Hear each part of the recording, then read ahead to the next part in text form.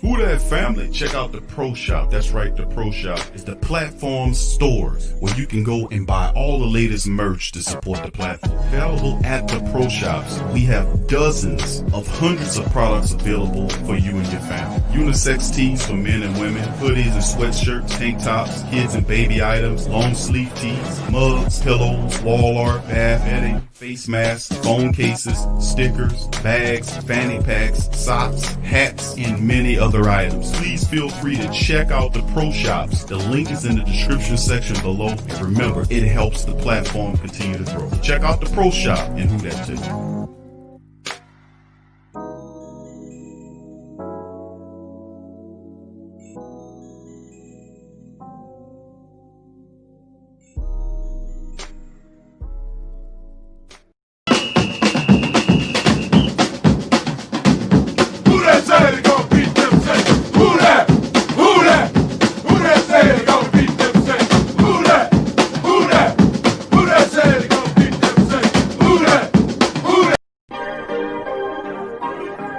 Yeah.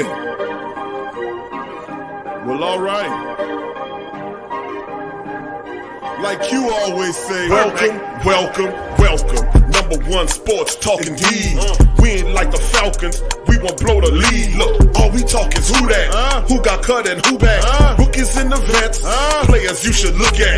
It's the sports coma, you don't wanna miss it.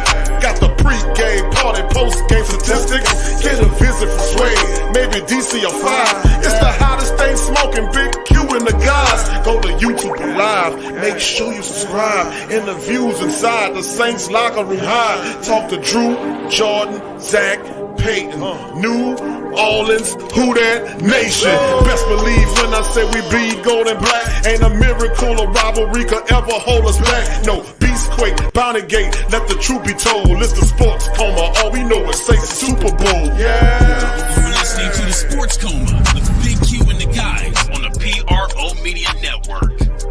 Who Dat? Who Dat to the black and gold family members? We in this thing, man. Sports Coma in the building. TSC Saints news, decisions, and more decisions. We in the building, man. What's happening to the great Saint think tank, the Who Dat Nation? We in live in full effect. Much love to all you guys out there on this Friday. And as you can see, we got my dog Blaxuede in the building. And like we always say, welcome. You're now rocking with the Sports Coma with Big Q and the guys, where we have intense, entertaining, educating, and enlightening sport talk from your favorite sports family. I'm Big Q. That man over there is Blaxuede. As you know why. How y'all doing? What night to see y'all. I ain't seen y'all since when this was Sunday. When you was pissing him off on Sunday. Good to be back. You ain't seen him since you was pissing him off on Sunday. Hey, we was all pissed off Sunday. I'm still pissed off, but you know what? Glad to see the family. Glad to see the fam, man. Big ups to the family members, man. Thank y'all for chiming in on this installment of the Coma. We in the building. Much love to you, Tori. Who that to you? First in the chat. Much love, fam. Big ups to you. David Kemp, who that to you? Says, who that fam? NBC Sports is closing the door, so that means Brees coming back. Well, I told y'all, I said, man, Brees is going to come back if Brady comes back. And if Brady happens to win the Super Bowl, he's going to ride off into the sunset. Because he done did it all. He done did it all now. He done went to the AFC, went dominated that. Then he came to the EFC and NFC. We beat him 2 times, but then he'll go to the Super Bowl and win it after beating Drew Brees, possibly Aaron Rodgers, and possibly Patrick Mahomes. Oh, then what? That's his legacy. He can ride off into the sunset. Then yes, Drew will retire. But if Brady decides to come back next year, be prepared to see old broken up Drew right back in the saddle again. You heard me doing it one more time. There go Blaxuede, man, letting y'all all know the inside baseball. And yes, you are right. Your ears are not deceiving you. Blaxuede just said all that stuff he just said to the chagrin of insiders like Adam Schefter and Jay Glazer, who both said that Drew Brees is going to retire. But Suede is a member of he's an official card-carrying member inside the building, and this is stuff that he's getting from inside the building. And Jay Glazer and Adam Schefter don't have nothing on Suede when it comes down to Saints inside talk. That's right. That's right. That's right. You All know right. what I'm saying? That's right. It's a pandemic going on, so I have inside news. All right. There you All right. All right. All right. So big ups to the family members. Thank y'all for chiming in. Tramal, who that he says, why Payton rubbing his hands like the bird, man? He about to make some decisions. Oh, Cooler, who that to you? Good to see you in the chat as well. Big ups to your family. Morgan, who that to you? Good to see you in the chat. Much love. Appreciate you being here. All right. Gundam. What's up, Gundam? Who that to you, bro? Gundam. Good to see you in the chat as well. Big ups to you and Yearn. All right, who else we got chiming in this thing, man? Much love, brother Jerry. What's up, brother Jerry? Paul Jr., aka the OG, is in the building. What's up, brother Jerry? Simply Tasha, What what's up, up, fam? Jerry? What's up, Simply Tasha? Who that, fam? Good to see you in the chat as well. Much love. My dog Kai the Great in the building. What's up, Kai? Who that to you, fam? Good to see you in the chat as well. Who else we got chiming in this thing? You know, I always want to give a shout outs to the Who Dat Nation. All right. What's up, Idris? Who that to your family? Good to see you in the chat. Brian, what's up, Brian? Who that to your fam? Good to see you in the chat as well. Big ups and who that to your fam. Sat Scott, who that to you? What's up, fam? Big ups to you. Troy Thompson, who that to you? What's up, Troy? Who that to you as well? All right, Lori, what's up, Lori, baby? Who that to you? Good to see you in the chat. Donovan, brother Donovan, what's happening, bro? Good to see you in the chat, brother Donovan. Who that to you, fam? DLP, 404 lady, what's happening, 404 lady? DLP, what's up, fam? Good to see you in the chat as well. Smallville, what's up, fam? Who that to you? Welcome to the show. All right, Space Ghost is in the building. Who that to you, fam? Good to see you as well. Much love. All right, Ramsey, what's up, Ramsey? Who that is? Scoop, there it is. Yep, there he is over there. That's the man. All right. Springo! Who that to you, Marco? What's up, fam? Good to see you in the chat, bro. Who that?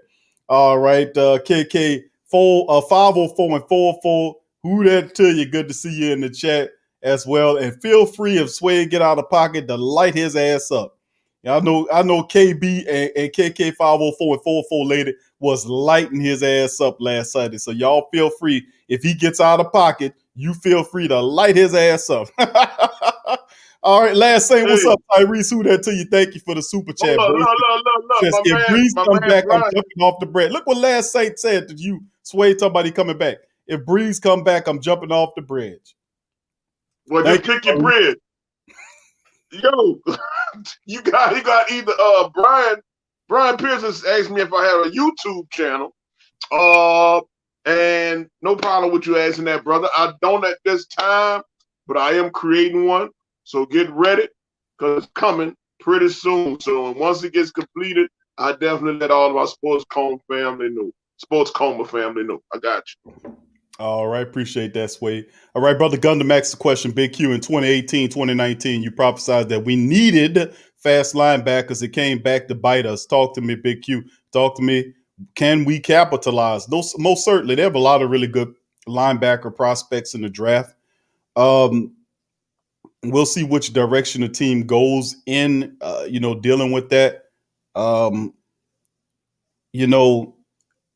I've been thinking about that because the way to operate that type of scheme, because I've been telling people the Saints are going to morph away from the 4-3, the 43 defense, and start using the modified nickel. That is the base defenses for a lot of teams, because the majority of the time your opposition is going to be running a 3 wide receiver look. You're going to need 3 defensive backs on the field of play, not to mention the tight ends are becoming more and more athletic. So you're going to need not only cornerbacks that can cover running backs out the backfield, as well as speedy wide receivers and big wide receivers. So you're going to need cornerbacks or defensive backs with size that can be able to do that. Now, as far as the linebackers, your linebackers are going to also look like that. And it just so happens this is a pretty interesting crop of linebackers, and truth be told, a very interesting crop of safeties as well, that some of them play like linebackers but have the speed of the defensive backs. I would caution the Saints to look in that realm, because we need that versatility. Now you got a guy like Chauncey Gardner-Johnson, who's a good template for that. He's a guy that can go back there and play the safety and knock you out. Smart enough to cover the field, smart enough to recognize things. Then he can come and play to the close to the line of scrimmage and play the nickel position. He also can blitz when you need him to blitz. He's not as scared to go in there and tackle people. He's a really good open field tackle. So the template should be Chauncey Gardner-Johnson. If you could find another one, I'm pretty sure they are. They're some very versatile safety. So ain't no doubt about it, bro. Speed is the key in the defense. So you're going not only because the truth be told, we have Caden Ellis who's pretty fast. The issue with Caden Ellis is that and Zach Bond, these are very fast linebackers. The key to it is learning the defense and where they're supposed to be. So athleticism and speed is not the issue so far as the linebackers with the Saints. Like I said, this is the most athletic crop of linebackers that the Saints have ever had, is learning the scheme so they can be where they need to be. Thank you for that question, my brother. Appreciate you. I'll tell you what, what you think about Quan Alexander? You think Quan Alexander will return next year? I actually do think Quan Alexander does return. I actually do, because I think that he'll return with a cheap prove-it deal, a 1-year prove-it deal after the injuries. And he that would be a pretty good acquisition to have. And it's okay. Q, what about Zach Bond? Well, listen, you got Zach Bond. He'll still be able to develop that, but you're still going to need depth. You're going to need 3 linebackers, 3 athletic linebackers, even though you're going to spend most of the time in a modified nickel. What if DeMario gets bumped up? What if Quan, who wins the job and then gets bumped up again? Then what you're going to do? You don't want to have another Alex Anzalone type of situation. You want to make sure you have at least 2 really good ones in which we can have that. We sign him back and he's totally healthy. But we also have to look in the realm of Zach Bond and getting that guy ready to Caden Ellis's and getting those guys up to speed. So if something happened to any of those guys, we got guys that's feasible enough to come in. Also, we have to have the versatility to be able to employ Zach Bond as a pass rusher if we need him to. Didn't see enough of that this year, letting him get in there and try to rush the pass. So we didn't do that nearly enough because we were deep at the position. So thank you for asking that question. Thank you, Gunda, for your question as well. Lori, who that to you? And the rest of the family. What's up, Kenyatta Lavender, who that to you? Big ups to your fam. Good to see you in the chat as well. Smallville said the Saints will not allow Brees back in the building. No way, no how. Thank you, Smallville. Appreciate you there. Taylor, what's up, Taylor? Who that to you, baby? Who that? Good to see you in the chat. Much love to you and Yearn. All right. Big ups to my dog, Troy Swag fan. Who that to you? Yearn. That's right, Yearn. You and Yearn. You and Yearn. All right. My heart is yearning for your love. You and Yearn. Oh, I ain't gonna go there. Okay, that's enough. All right, let's Jose, what's up, Jose? Big ups to you, fam. Good to see you. Uncle Paulie's in the building. Who that to Uncle Paulie and Jose? Big ups to you, fam. Thank y'all for being here. All right, much love to you, fam. All right. Cameron, who that to you? Good to see you in the chat as well. Big ups to you. Brother Donovan, appreciate the super chat. My friend, he says, forget the rest of the playoffs. I'm focused on our offseason moves. That's right, brother. What playoffs? They got playoffs? It's over with. Done deal. Thank you, brother Don. That sets the mindset moving forward, in my opinion, bro. I thank you for that super chat. Right, exactly. All right, exactly. Cameron said, did the Saints did really good this year, and I hope the Saints win the Super Bowl. We'll win the Super Bowl next year. Well, this year, I get what you're saying. And when this playoff season is over with, which is already over now, and the official season start, which it has started for us, keeps going. We'll get it later on. We got to, bro. We got to keep shooting. We got to keep shooting, bro. You can't. You got to reload, keep firing, bro. If you don't, you ain't gonna end up well. All right. Let's keep it going. I'm gonna get the rest of these family members in the building. Then we're gonna move on. Eric, who that to you? Good to see you in the chat as well. Big ups to you, Ramsey. Once again, Ramsey, what do you think about the Saints if we look at Matt Stafford or Jacoby Brissett? Jacoby Brissett's not a bad pick. Matthew Stafford, I like him in the Saints offense. He got the big arm. He's improved his intermediate and short passing.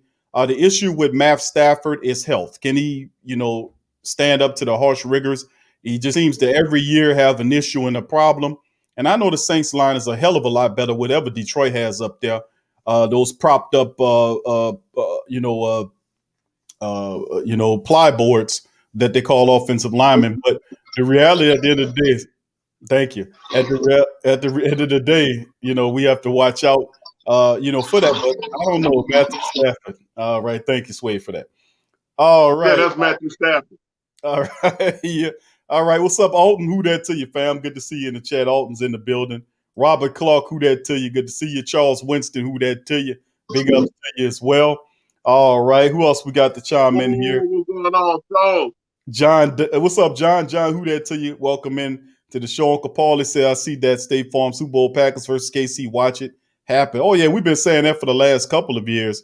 Matter of fact, I remember when Sway called me and said, man, they're trying to do a State Farm Super Bowl. He said that last year. Trying to add it again. And they tried to get it last year. It didn't work out. But this year they're aiming for it again.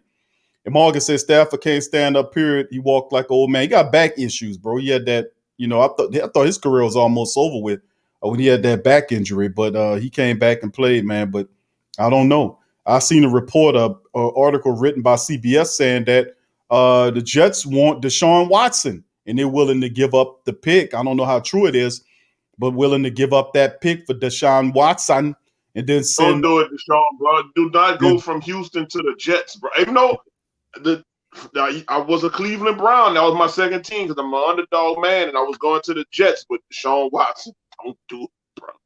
Do not do it. This is what it said, though, Sway. It's it was from CBS that said that the Jets would get Deshaun Watson, give the Houston Texans whatever they wanted for Watson. Watson would end up in whatever. That boy said whatever. Yeah, what they want. They want three first-round draft picks and maybe a player or two to help impact the team. They want that high pick, so they could be able to possibly land a quarterback because there's several really good quarterbacks that's in there. Maybe I'll say maybe 2 or 3 top 15 quarterbacks. Maybe 4. I would say go as far as 4 guys. That's actually pretty good. How about us giving? We could give them. We'll give them Drew Brees for number 2 and Sam Darnold. How about that? The number 3 and Sam Darnold. How about that? Well, that's you called it because that's what the report was basically saying. That I don't know how you think. Yeah, you basically called it. The report was saying that what would happen was the Houston Texans would send Deshaun Watson to the Jets. The Jets would get that pick. I mean, the Texans would get that pick for Deshaun Watson. They would take whoever they need, and then the Jets would. I mean, then the Jets would trade Sam Darnold to the Saints for that first round pick, for the 28th overall pick. So the Jets would end up with Deshaun Watson. The Texans would get their old pick. The Jets are currently sitting on right now. They would get their pick, so they'll pick high in the draft to get another quarterback, and Sam Darnold would end up with the New Orleans Saints. Now, I don't know how y'all feel about that, but that was something I seen from CBS. A lot of moving and shaking parts at that. A lot of people might not be happy about Sam Darnold from CBS Sports. Okay. Y'all can feel free to look at that as well. But anyway, big ups to the rest. How do you feel about Sam Darnold? How do you feel about Sam Darnold anyway? It's kind of hard to say pronounce it. Sam Darnold's talented, bro. Talented quarterback, big talented quarterback. Injuries is the problem with Sam Darnold. But then again, we don't need him. Well, that's because he was getting hit because that offensive line wasn't shit. It's just hard to envision some of them guys because if you put a quarterback that has some skill in the building, he's a big quarterback, 6'4", about 225, 30 pounds, got a strong arm, accuracy. But see, you got to understand, Sean Payton gets a guy like that, and he starts working on him. If you could take Taysom Hill, who doesn't have any real quarterback experience as a professional, who's 30, who's going to be 31 years of age, and really his first start happened this year when he played 4 games, and he could take a guy with enough time, he could take Jameis Winston and make him something. If Jameis is really willing. That's the thing. I don't trust. For some strange reason, I don't trust Jameis. I don't trust Jameis as being a leader and a quarterback and trusting him in close games. I could be wrong. It's just something in my spirit is saying, man, that dude. I saw this dude eat W's with his fingers. Like that, I just can't see it. I can't see it. So I would thrown off, bro. But he's still a good dude, though, bro. He done proved himself. You're a bit thrown off. I give you that. I don't know nobody eat W's and all that. He is definitely thrown off. We know that. Jameis ain't got all the. He definitely, if you talking about a 12-pack, he missing a few cans, no doubt about it. But he's proven to be a good dude. He's proven to be a good dude. He's been in the best shape of his career. He's dialed in, and he wants to prove that he can still play in this game. It's up to the Saints, man, because there are going to be teams that's going to offer Jameis Winston some money, Sway, for him. That they did it last year. A lot of people don't realize there were several other teams that was trying to get Jameis, and Jameis chose the Saints because of a conversation with Teddy Bridgewater saying you need to go to New Orleans. But there are other teams that's still interested in Jameis Winston at this point. Well, his franchise days are behind him, no doubt about it. But a lot of people see him and Teddy Bridgewater as bridge quarterbacks. No pun intended on Teddy Bridgewater, but they're seeing him as bridge quarterbacks, simply somebody that's holding the baton until the franchise quarterback gets there or is ready to play. So that's cool. That's how it is. I mean, when you get to a certain age, he's 27, bro. And so we'll see. But big ups to the rest of the Drew. How old was Drew when he came here? When Drew first stepped in the building, I forget. He was about 27 older, wasn't he? Had to be. I believe he was in his late 20s when he got here. All right. So, I mean, hey, depending on the work ethic and the leadership of that individual, and their skill level, it's possible that can end up being a franchise quarterback, but I do understand the bridge part. Lavelle said 28. Thank you, Lavelle. All right. Appreciate that. John says, Big Q, why do you think Eric Bieniemy has not gotten offered a head coaching job after all the openings? A lot of people thinking Eric Bieniemy is a bit over. They're calling him what to call it? Overrated. That's what they're saying, that he's overrated. That it's more of the system than him. So I mean, we'll see, man, because you got guys that like this guy from the Indiana Colts. He got a position. And the only thing Bieniemy could keep doing is winning. Now they still got an open job. The Texans are still open, looking for a head coach, and Bieniemy. And another thing that's hurting it too is the fact that a lot of these people don't want to wait until the playoffs are over with, because Bieniemy is still active, and they don't really want to wait on that, So I mean, and that's part of it. But a lot of these people, it could be several things. It could be the price that he's looking for, but a lot of people are, and I've seen some hit pieces on Bieniemy calling him overrated, and they stated some pretty interesting things about the man. I think he's a talented offensive coordinator, in my opinion. The way he put that offense together with Mahomes boys and all them, it's a very good offense. And very good offense to rival what Sean Payton is doing in New Orleans. That is a very good, and he had no connections with Sean Payton. This is an Andy Reid guy running that style of attack, wide open and stuff flying. Very exciting and very difficult to stop offense.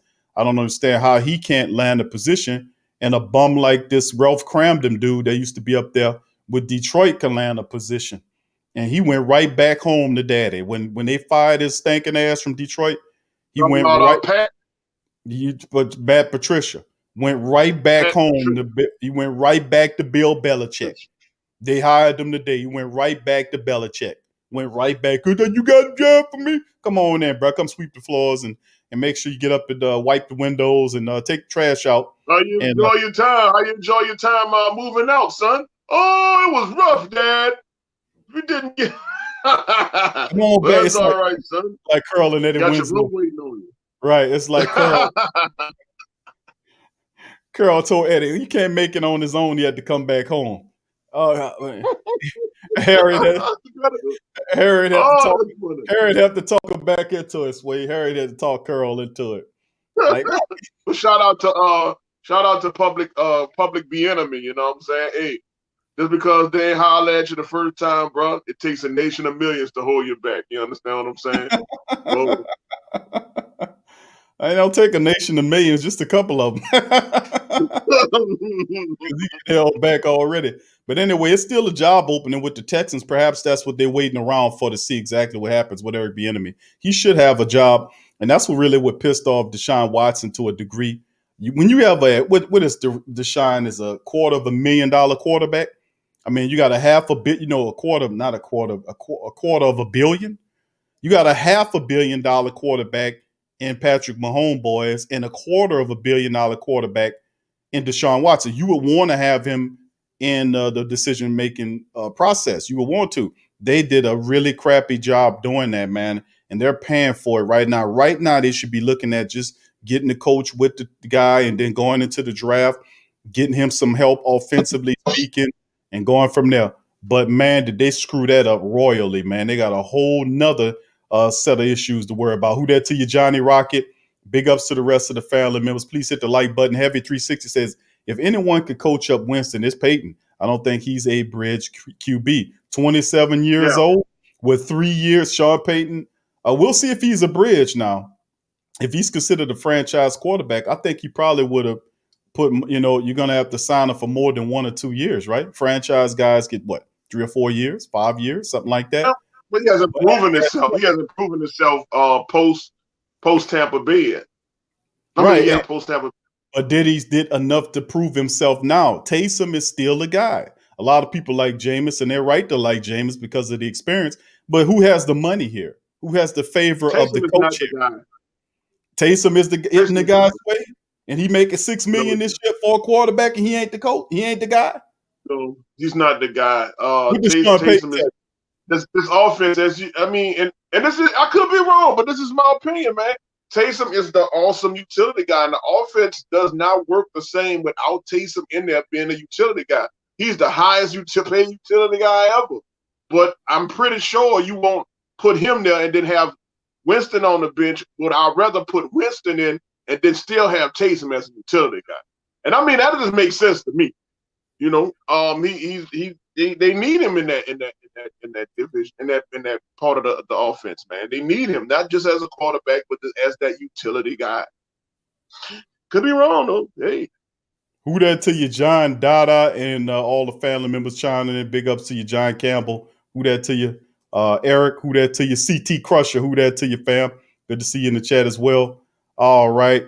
John said, I see an article about us looking at Deshaun Watson. There's several different articles out there trying to make the point to go and get Watson, even though we're talking 3 first-round draft picks, according to the insiders, that they would like to have for Deshaun Watson. So that's a bit much to ask for. Plus, they want players as well. So, I mean, I'm not poo-pooing it. Anything could happen in this crazy offseason. It's not poo-pooing it. But they have a lot of desperation that's going to be happening, man, because Payton with 3 years left to go on his contract. We'll see. David says, what people don't know is Kurt Warner and Payton Manning had threw a lot of interceptions the first 2 years under Bruce Arians. That's true, too, bro. That is true. The True Hurts says, what up, Q and Sway? Big ups to you, True Hurts. Appreciate you in the building. All right. We need our draft pick, says Tramal. Tramal, I won't give it up. Dada, what's up, fam? He says, Watson, you know what? You believe that? No. Well, listen, it's not. Listen, I'm telling you, it won't work, man. I've been saying it. It's not going to work, but I'm not going to poo-poo it because it's a desperate offseason. You got Coach Payton with 3 more years left on the contract. The best team that he ever had was a team that just lost in the playoffs last week. Deepest team ever as a Saint team in the history of all Saints team. This was the deepest, most balanced team that we ever had. And the farthest we could take it to was the divisional round of the playoffs. We ultimately ended with a double-digit loss to a team that we beat twice by double digits. There you go. So that's the punchline right there. All right. John said, a bit much. That's not, it's going to be a neighborhood to borrow some sugar. You take the whole day. He says, bit much. That's going to the neighborhood. All right. Thank you, John. Julian, who that T says, mighty Iron Man. I'll let you be missed. All right. Thank you, fam. All right. So let's get into it, fam. I appreciate y'all stopping by. Please hit the like button. There's over 60 of us in here tonight. Please stomp upon the like button as you're coming in. If you're not a subscriber, please do me this service and hit the subscribe button. Join the Great Saint Think Tank and join the Black and Gold Who Dat Nation in this joint. So before I'm gonna share a few articles with the family members right quick, and then after that we're gonna then move into covering. We're gonna open up the chat. So just a few articles. I'm not gonna throw too many at you guys. Just a few of the articles for today that we'll go over, and then I'll open up the chat for you guys, questions And that's what this show is pretty much about. It's about you guys' questions and what you guys want to know. So big ups to you. Ramsey, who that says, hey, Q, do you think they restructure Quan's deal and bring Armstead back? I think Armstead's got to be a subject of restructuring. He's got to be. He got to be. I mean, and I've said it prior to the year when Drew goes, his blind side offensive tackle go with him. And Armstead's making a lot of money and he deserves it. But I could see a restructuring definitely has to occur with him to stay. Quan Alexander, no doubt about it. They're not going to pay him $14 million because his contract jumped from $540,000 to $14 million. There's no way the Saints is going to pay that. And this man just got hurt again. So he'll have a cheap 1 year prove it deal, with the black and gold. If they want him, right. A cheap deal will help. One thing I do know that Payton always makes sure he has a good offensive line. And that's every year. He's going to make sure that's the first thing he's going to take care of. He's going to make sure everybody's straight, or if he has to go get somebody else, he's going to bring them in. But the offensive line is going to be taken care of. So will he bring Armstead back? I definitely agree. And along with anybody else that he feels free. Now the question is, who did you say? Andrews Pete was the vending machine. Q, the big vending machine. Was that the guy? Oh, I don't know if I called him a vending machine. I remember calling Zach Streif that. Oh, Zach Streif. Okay. And I call it. Sometime I called Nick Easton the vending machine. He played like it. James Hurst played like a vending machine at first, and he played a little bit better. But go ahead, bro. No, I'm just saying. He's going to just. One thing I'm not worried about is the offensive line at all, especially dealing with Payton. That's the last position I'll be worried about, because I'm pretty sure he's aware that without that, everything fails. Running game, passing game, everything. So we'll be fine with that. Thank you, Suede. And Super Lion 2003, who that to you, bro? Thank you for chiming in. Much love. Says, what's good, Big Q? Long time sub, first time comment. Right after we lost to Philadelphia, Coach Payton had an interview with Steve Weish, and he told a lot about why he loves Jameis. Appreciate you for that, bro. Dropping that knowledge. And that's true. But like I always say, right around this time, going right before the actual season start, I don't trust Sean Payton when he start talking about quarterbacks. I'm sorry, I don't. Because he be lying. He be lying. He be lying. Because he had the game. It was the Teddy Bridgewater situation. He told Teddy he was the heir apparent to Drew. Teddy signed the contract, came back the next year. It was supposed to be Teddy's team. Then he alienated Teddy at the end of the season. Didn't even call him. He's told him, he said, this is Taysom's team. And then when he said that, then went back and asked Drew Brees to come back for one more year because Taysom wasn't ready in his opinion. That's what he said. So, and then after he did that, then he went back to Teddy Bridgewater and tried to renegotiate a contract to bring Teddy Bridgewater back to New Orleans before he ultimately decided to go to Carolina. Put one in the chat if you remember that. That's why over the last couple of years that I don't listen to Sean Payton when it comes down to quarterbacks. You can't trust him, man. You can't. He's telling this guy he's the parent, then no, he's his guy. And then while this guy is Steve Young and he's their apparent, hold on for a second. I'm going to hold you back this year. Let me ask Drew Brees to come back. And while I'm asking Drew to come back, let me go over here and ask Teddy Bridgewater to sign. I mean, come on, bro. What you doing all that for, bro? What you doing all that for? It's you got too busy. And then when finally Teddy rebuffed him and went to Carolina, then he brought Jameis Winston. I'm looking at him bringing an older quarterback in here. Somebody that won't like Fitzpatrick. Somebody older, like in that mold of a Fitzpatrick type of dude. Somebody that wouldn't pose a threat to Taysom Hill. You see what I'm saying? Somebody he don't have to look over his shoulder for. He's just a reliable veteran there to pick up in case of injury. But Sean Payton most certainly didn't do that. He went and got Jameis, and Jameis is the wrong dude to have over the shoulder of a Taysom Hill. Let me tell you something. He's still very much young enough to help you out for a 2 or 3 year span. He's still a guy that has a lot of experience, and he can do everything that he's not as athletic as Taysom, but he can make all of the throws. So, let me tell you. You know these NFL players get when they're comfortable, bro. They feel comfortable and they don't play up to their potential.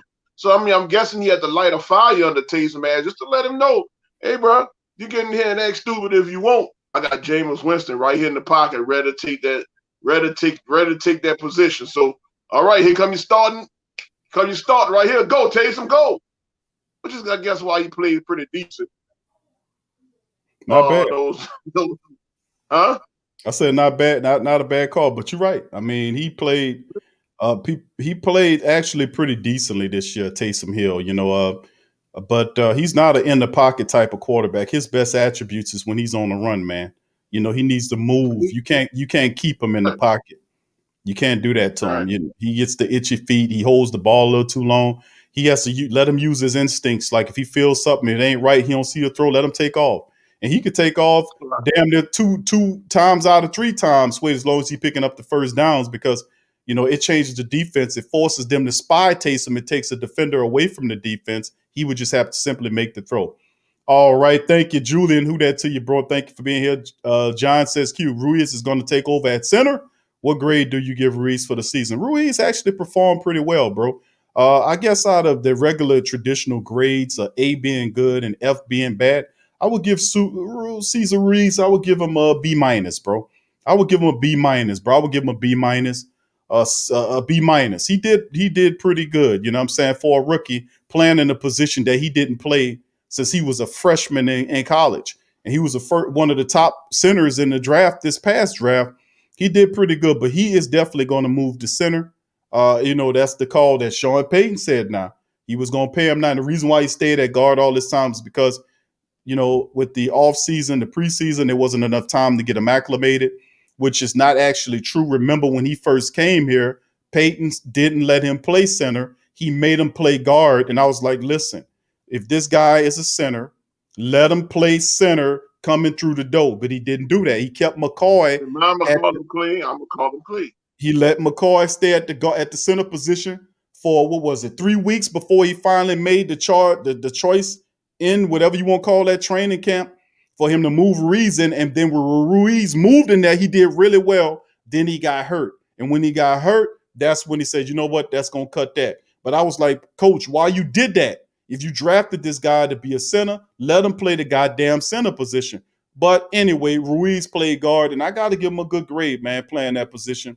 Now that he has experience at the guard position, it can help him out in the long range. It'll help him get a lot stronger from the position, playing that guard, because he definitely had to get his weight up and get his feet together. And then when he shifts back to center, McCoy goes to guard. McCoy going to become an all-pro at the guard position, and Ruiz is going to be pretty good. So I agree with you there. You're going to definitely switch that out. Plus, my thought process is you're going to have a new quarterback there. I don't have the same connections inside the building as Suede does. Suede is telling y'all that Drew Brees is coming back, despite what Schefter or Jay Glazer. No. Don't just say I say he coming back. You have to say the whole thing. Well, I don't have to. You will. Go ahead. You tell him. All right, I'll tell you. Drew Brees, if Tom Brady wins the Super Bowl, if he wins the Super Bowl and he rides off into the sunset, then Drew Brees will also ride into the sunset. But if Tom Brady returns to Tampa Bay or any other team, expect to see Drew Brees in some pads. And it may not be with the Saints. It may be with the Saints. But expect him in some pads to play. All right. Tom Brady returns. You can have the rings, Tom, but you can't have all the records, brother. And that's just how you feel about it. I ain't come all this way plus 20 plus years, has it been? 20 plus years, and then let you have the records too, and then just retire. He might not have nothing to say about it, bro. I don't know if you've seen a list of the injuries that he's dealing with right now. I know he has the return. He has the. You said that he was healthy. Yeah, and he had the foot. I know he had the wife say he had the foot, and I know he has the punctured lung and the ribs. But hey, bro.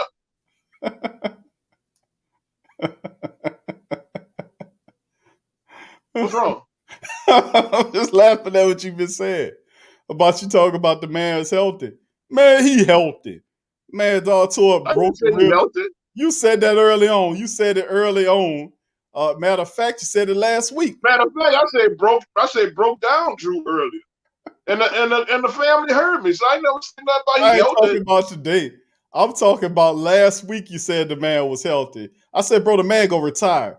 Why? Why you think he gonna retire? Because he all busted up. Man, he all right. He healthy. I'm like, well, all I know is he's not retiring. All I know, he ain't retiring after Tom Brady. He's not retiring if Tom Brady comes back. I'm telling you. All right, we're gonna hold you to it now, Sway. We're gonna hold you to it now, bro. We're gonna hold you to it now. All right, Ice Cream Man. Take a picture. Take a picture. Write it down. I don't need to. I got it all recorded. You already recorded, sir. Ice Cream Man, what's up, bro? Ice Cream Man 504 says, where do I go? You cover the Pels. Who you got? Yeah, it's called the Pelican Post Game Report, and it's located in the description section below. Also, Tough Tiger Talk and Ring Kings Boxing. Man, we do quite the spiel. We do over 50 to 60 shows per week. Hey, the Pelicans are punchline by themselves. But we covered on the Pelican Post Game Report, so that's check the section below for the link and just simply subscribe. All right, thanks for asking that, Ice Cream Man. All right.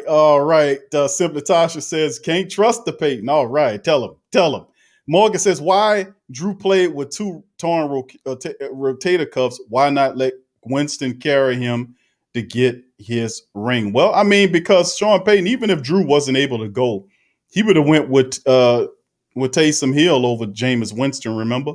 The only time that you've seen Jameis was in the game after he got body slammed in that San Francisco game, was it? And he got slammed on the ground. And what happened after that? They put Jameis Winston in for that, and you didn't see Jameis for the rest of until he threw that, maybe in small spot duty here or there to hand the ball off. But it was Taysom's team. Remember, Taysom is Steve Young. Remember, Taysom has $16 million this year. Remember, Taysom is the guy that Coach Payton went but to. You just said you don't trust what he said about quarterback. So why are you still saying Steve Young? I'm saying what he said about the quarterbacks because it's Sean Payton. I ain't saying what I said. I said what I said already. But I'm telling you what he said as well. Right. I said what I said. I said what I said. And I said what I said. But I'm going to tell you what he said. And Coach Payton said, he said that Taysom Hill is the guy. He's Steve Young. So if Taysom is Steve Young, who the hell is Jameis Winston? Jameis Winston. It's the fire. He's the fire. Hey, Sway, he ain't attached no Hall of Fame name to Jameis Winston. He said he liked him and all that, but he ain't call him no. So I'm saying he has a very high opinion of Taysom Hill. And a lot of people saying, Q, we don't have a quarterback. Yes, you do. In the eyes of Coach Payton, you do have a quarterback, and his name is Taysom Hill. $16 million shows you to the different. And really, two quarterbacks on the active roster right now. Jameis is officially a free agent. He's not restricted. He's not a restricted one. He doesn't have an attachment to the Saints now, and he can negotiate whoever he wants. Now, we could negotiate with him and ultimately bring him back. But guys under contract, that's QBs, are Taysom Hill with his $16 million for this year, and Trevor Siemian, who's a practice squad veteran. So with that being said, it is what it is. All right, big ups to the rest of the family members as well. Who that for life? Charles Fair, who that to you, fam? Thank y'all for being here as well. All right, a lot of family members gave Ruiz grades. Ice Cream Man 504 said C+. All right, Tramal says a C-. Charles says a B. All right, thank you, fam. Appreciate y'all with the grades. Tyrese says, you think the Saints gonna re-sign Marshawn Lattimore? I definitely think so, bro. Probably first it'll be Ramczyk, then ultimately they'll get a deal done with Laddie Daddy. I mean, it's just hard to find really good cover corners nowadays. So, I mean, I definitely think they'll get that done. But in order of importance, you got to lock up Ryan Ramczyk with a long-term deal. This guy next year is going to be your best offensive lineman because I think he's going to take the step ahead of Teron Armstead. It's time for it. Ramczyk is really good. So I'm thinking they're going to get him a deal with him done, and ultimately you'll see him move once Teron. If Tyron's restructured, that's fine. I'm looking like if they get him off it's just the team is not going to look the same. But if you go with the youth movement or the younger guys, Ramczyk is going to be the dude. And I see them move. I can see a scenario where they're moving from right to left, but he's going to get broke off. Probably going to be one of the top, if not the highest paid offensive lineman. I mean, tackle in the business, Teron Armstead. Definitely a restructuring for Andrews Pete, no doubt about it. They're definitely going to do that as well. All right, Swade, you want to chime in on that? Nope. All right, 360 said Hill's fumbling problem is the reason I can't trust him at QB. All right, thank you, bro. All right, big ups to the rest of y'all as well. All right, Julian says, if you're a true Saints fan, don't even disrespect the legend Drew Brees. That has brought us so much to this franchise and the community. Julian says, don't Go ahead on, player. Go ahead on, player. Go ahead on. Thank you, Julian. All right, Brees is and a then he come dinosaur. behind with this right here. I guess Tramal wasn't listening to what Julian said. Or either he just didn't give a damn. Because Julian said it well. He said it well, but Tramal comes in with the Brees is a dinosaur in today's game. So Tramal heard him. He just didn't give a damn what the man said. Lavelle says, I wouldn't be surprised if Drew used the excuse of being hurt to come back to finish healthy. All right. Okay. Does that classify as disrespect, Swade? Was that last comment by Lavelle? Let's see. Hold on. What you say that again? He says, I would be surprised if Drew used the excuse of being hurt to come back and to get to finish healthy. No, man, it's not disrespectful, man. All right, good. You got to disrespect. Disrespect is coming real soon. Just keep clicking. All right. All right, Julie says, don't disrespect Brees if y'all ain't real Saints people. All right, thank you, Julian. All right, Charles says Brees has all season to heal up if he can get arm strength. I can see him coming back. Thank you, Charles. Appreciate you. All right, let's see who else we got. KK50444 says, I'm a New Orleans Saints fan, and I can talk about Drew how I feel. Notice I had to work that neck in there because that's how she said it. If she sees how when she was typing, with the neck, and she did the spray can fingers too. She did the spray can fingers. I feel. Go ahead, read it, Sway. Read it. You got it. Read it, Sway. How she said it. Baby, I'm a New Orleans Saints fan. I can talk about Drew how I feel. You ain't finishing though, bro. oh, and ain't a thing you can do about it, baby. Drew is washed.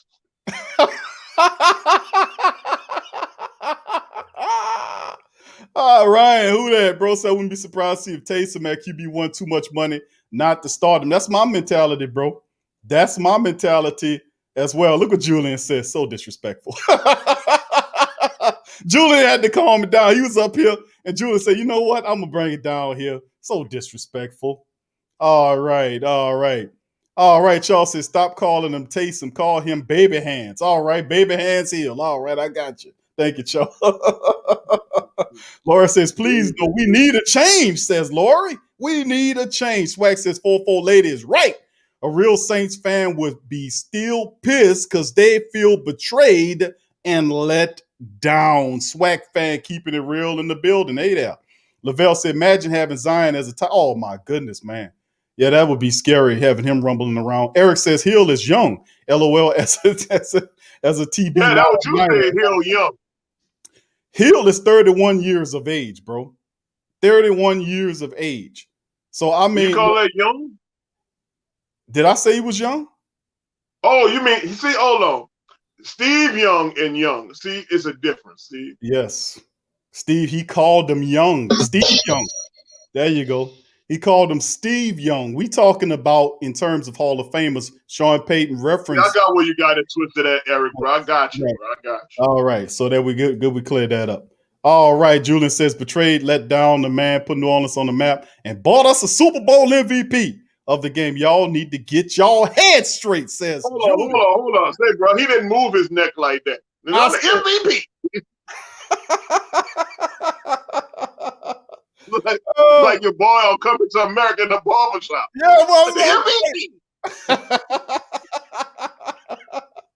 Don't do my man that. Talk about Arsenio. He bust Arsenio on him. All right, Torres says Big Q Payton said the only reason he started Taysom was because during the offseason he promised Taysom that if Brees get hurt, he would get the start. That's what he said in the interview. That's interesting, bro. You know, that's interesting that he kept a promise there. But it's also interesting that they paid him all that money. So I don't know too many $16 million utility men that they have in the NFL. They don't have very many of them, but he is getting a chunk of change. I'm saying money speaks, but I appreciate that, Tori. Appreciate that. I remember that, bro. Thank you for that. All right, Idris says, question, Big Q and Sway, should we draft a cornerback or a linebacker? And also, if Jameis Winston is going to start and if he makes us lose a lot of games, should we give him a chance? Yes or no? I say give Jameis Winston a chance. If he wants to come back, give him a chance. Jameis has proven that he's gotten in shape. He's serious about the opportunity. He's proven he's gotten the respect of the family members and of the team. I say give him a chance.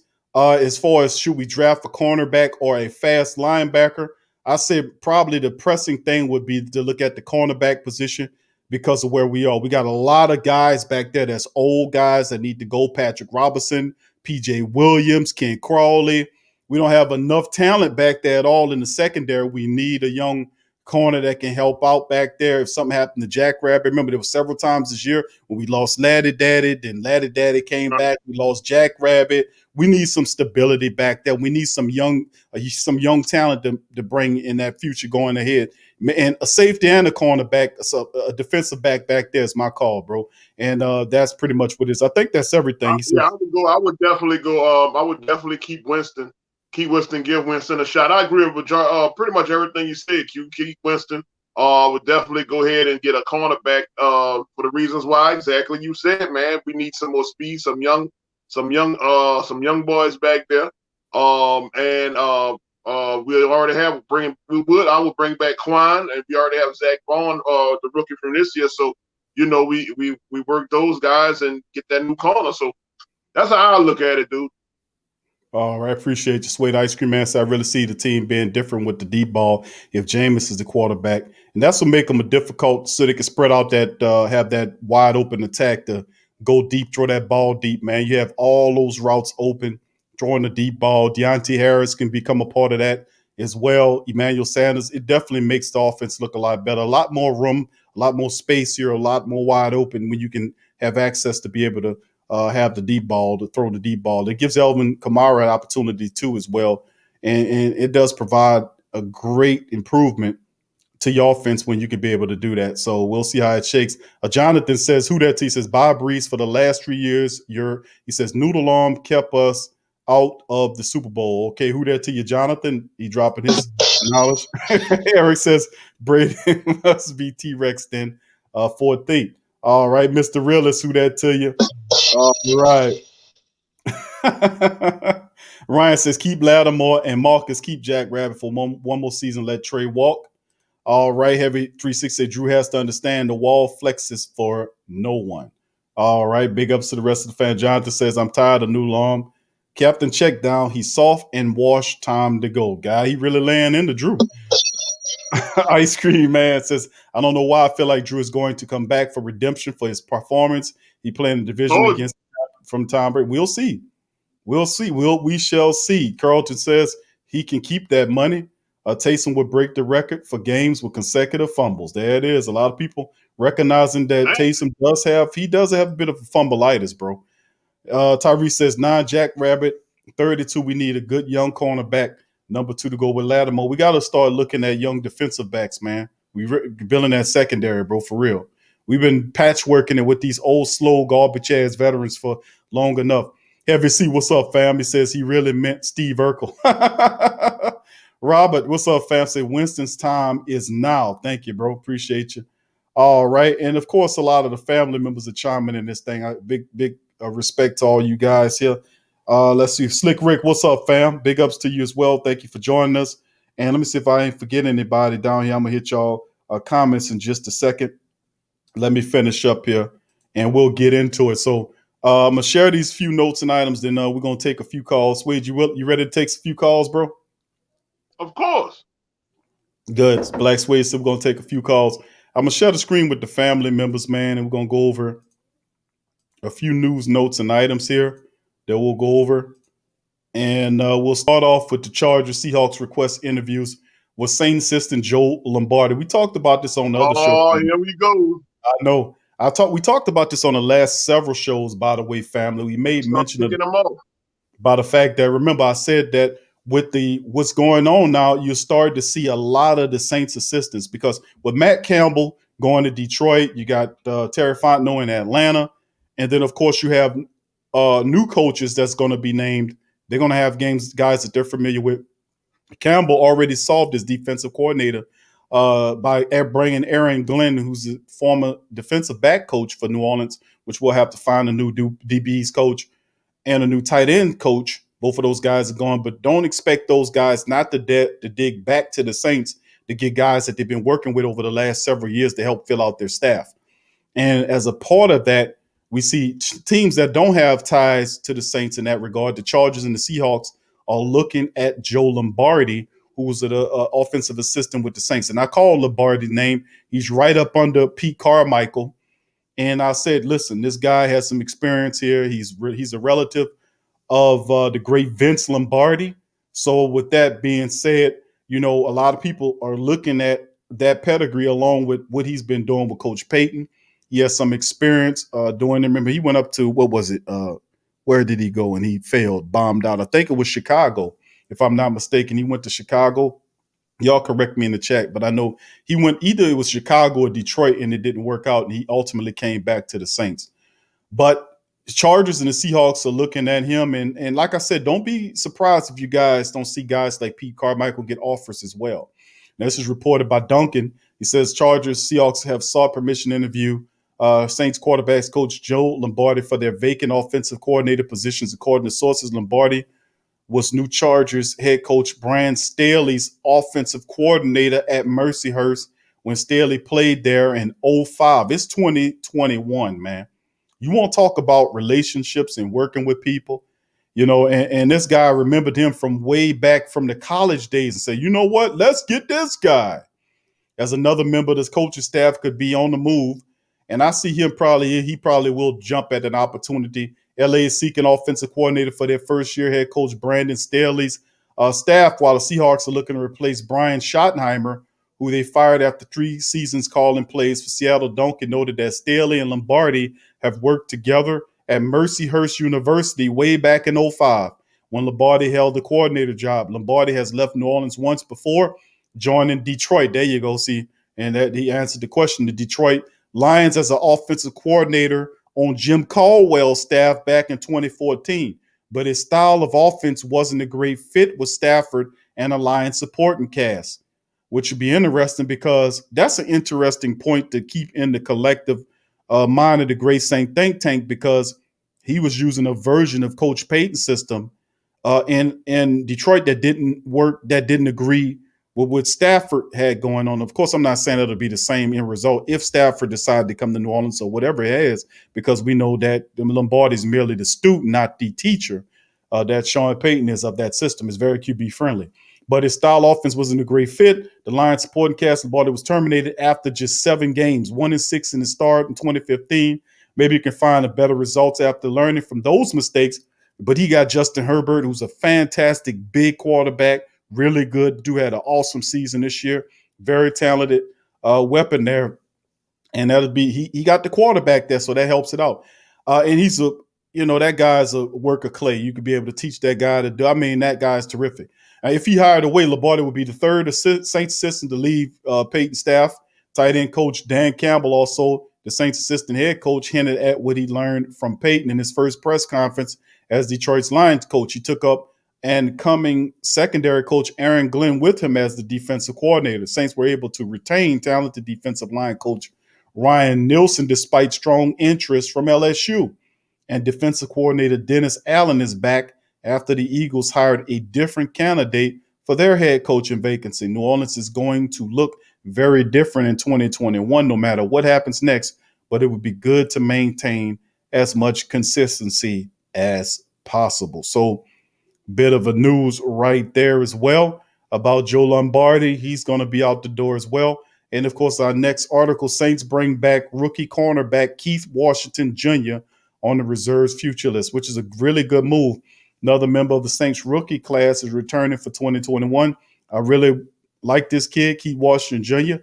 Agreed to a reserve future contract with the black and gold, meaning he'd be added to the 90-man offseason roster with a chance to compete in training camp 14 players, many of them former members of the Saints practice squad, also signed reserve future contracts. Initially signed as an undrafted free agent out of West Virginia, Washington impressed last summer, so much so that Underhill charted him with 6 interceptions in just 3 weeks of practice. But the great depth the Saints enjoyed at the cornerback pushed him down to the practice squad. Now, you hear the big pile of manure that guy just spewed on right quick, where he spent the entire 2020 season except for a stint on the C-19 reserve list. He should get a chance at 2021. Veteran backup Patrick Robinson is a possible salary cap casualty. Number 2, Janoris Jenkins, though he played well enough to justify bringing him back at the right price. Right now, the Saints cornerbacks under contract for 2021, all added that in the final year of his contract. Jack Rabbit Jenkins, Patrick Robinson, Patrick Robinson. Then you got Washington and Pale Grant Haley. That's a pretty strong group, but look for the Saints to add more competition as the offseason. They should, and the Saints should get quite a few draft picks back that they should use to help out in the secondary, like I said, because, you're going to have to do something with the safety spot, whether that's move Chauncey Gardner-Johnson where Marcus Williams was. And, of course, you're going to have to find somebody there, man, to play the nickel position if you do that. So either way, the Saints have to look in their collective talents in the draft or undrafted wise to bring some young talented cornerbacks. This guy should have seen the field, in my opinion, over a guy like Ken Crawley, but they just didn't have any confidence in him to do it. But next year it'll be a different story altogether. So with that being said, we'll bounce back to the main screen there.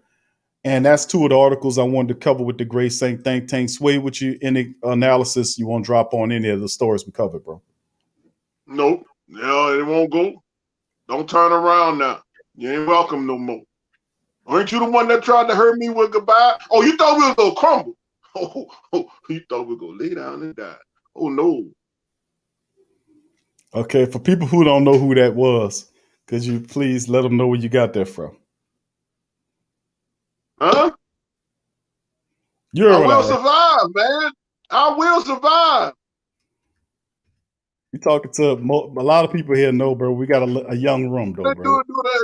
Huh? They don't know. Oh, well, I mean, yeah. I said what I said. I mean, it is what it is, and they going. Sound like you got that. I just know. You know what? I mean, I definitely knew. It's not a surprise to me that I knew that they. We were dominating. We were dominating where we were. No, we didn't have a Super Bowl, but still, year after year, we were dominating. So it was inevitable that they were going to come and start picking people off of our team just to see what the hell are we doing. I need some insiders. And so it's just what it is. It has to be real humbling for Atlanta. It has to be real humbling for Atlanta to come down and get one of our people, dude. Like, that's a whole lot of crow's pie you gotta eat. I don't see Sean Payton ever going to Atlanta. Nothing. Maybe that one linebacker, what his name was, that was it, man. He ended up being a pile of dookie. Curtis Lofton. That was about it. But anything else, man, we don't need nothing from Atlanta. But they seem to want everything from us. But I mean, hey, it is what it is.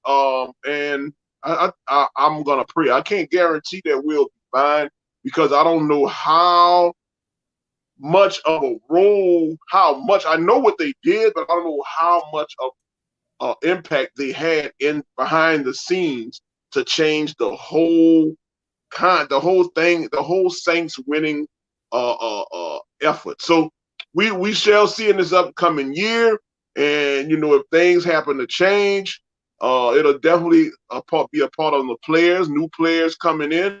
But it'll definitely we'll always think about those that are left from the office, that they made that much of an impact on the Saints and that it changed the whole winning program.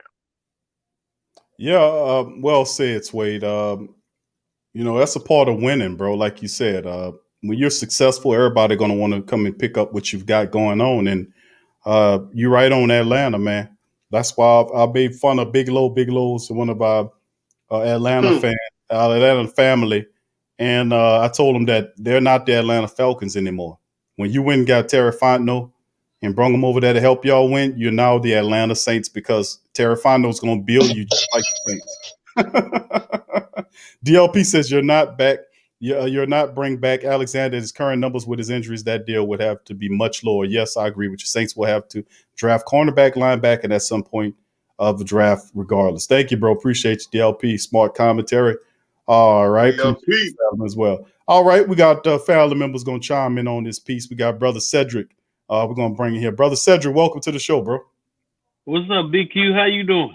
Doing good, my friend. How you doing, bro? I'm doing wonderful. I want to talk about the quarterback situation that we got going on.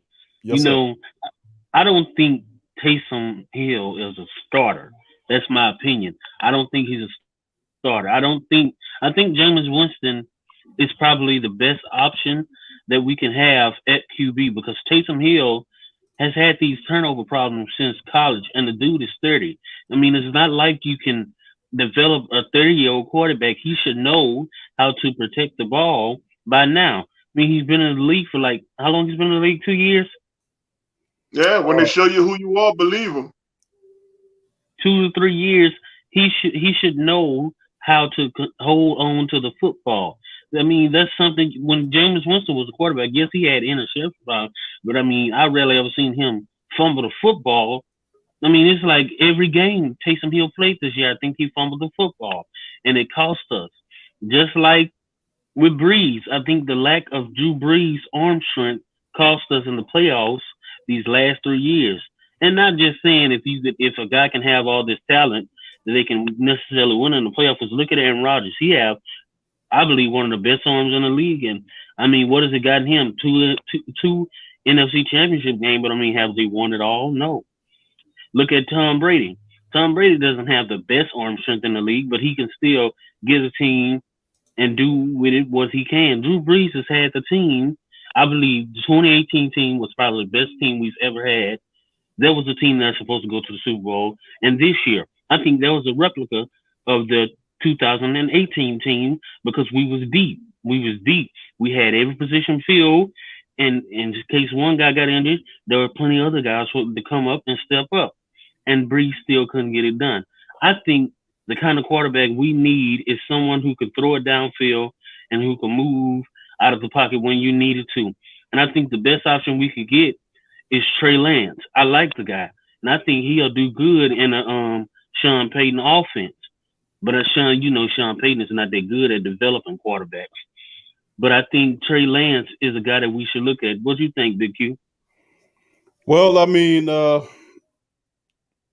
he is Sean Payton likes to work with guys that have some matter of experience NFL wise. As you can see, the only other quarterbacks that I actually seen him like draft pick quarterbacks he tried to develop was guys like Grayson. Remember Grayson? Yeah, that didn't turn out well. That didn't turn out well at all. It wasn't a good move. So I think, for interest of his patience and his he has 3 years left on his contract. Trey Lance is there. I've been watching Trey Lance, and he is a hell of a quarterback, man. And to be honest with you, they got 5 really talented quarterbacks that's coming out of this draft. So I wouldn't be surprised to see if 5 quarterbacks go in the top 15, man. You got guys like, of course, the kid out of Clemson is a special commodity. Yeah, he's special. And then, of course, guys like Trey Lance. And then you got Mac Jones. You got guys like the kid out of BYU.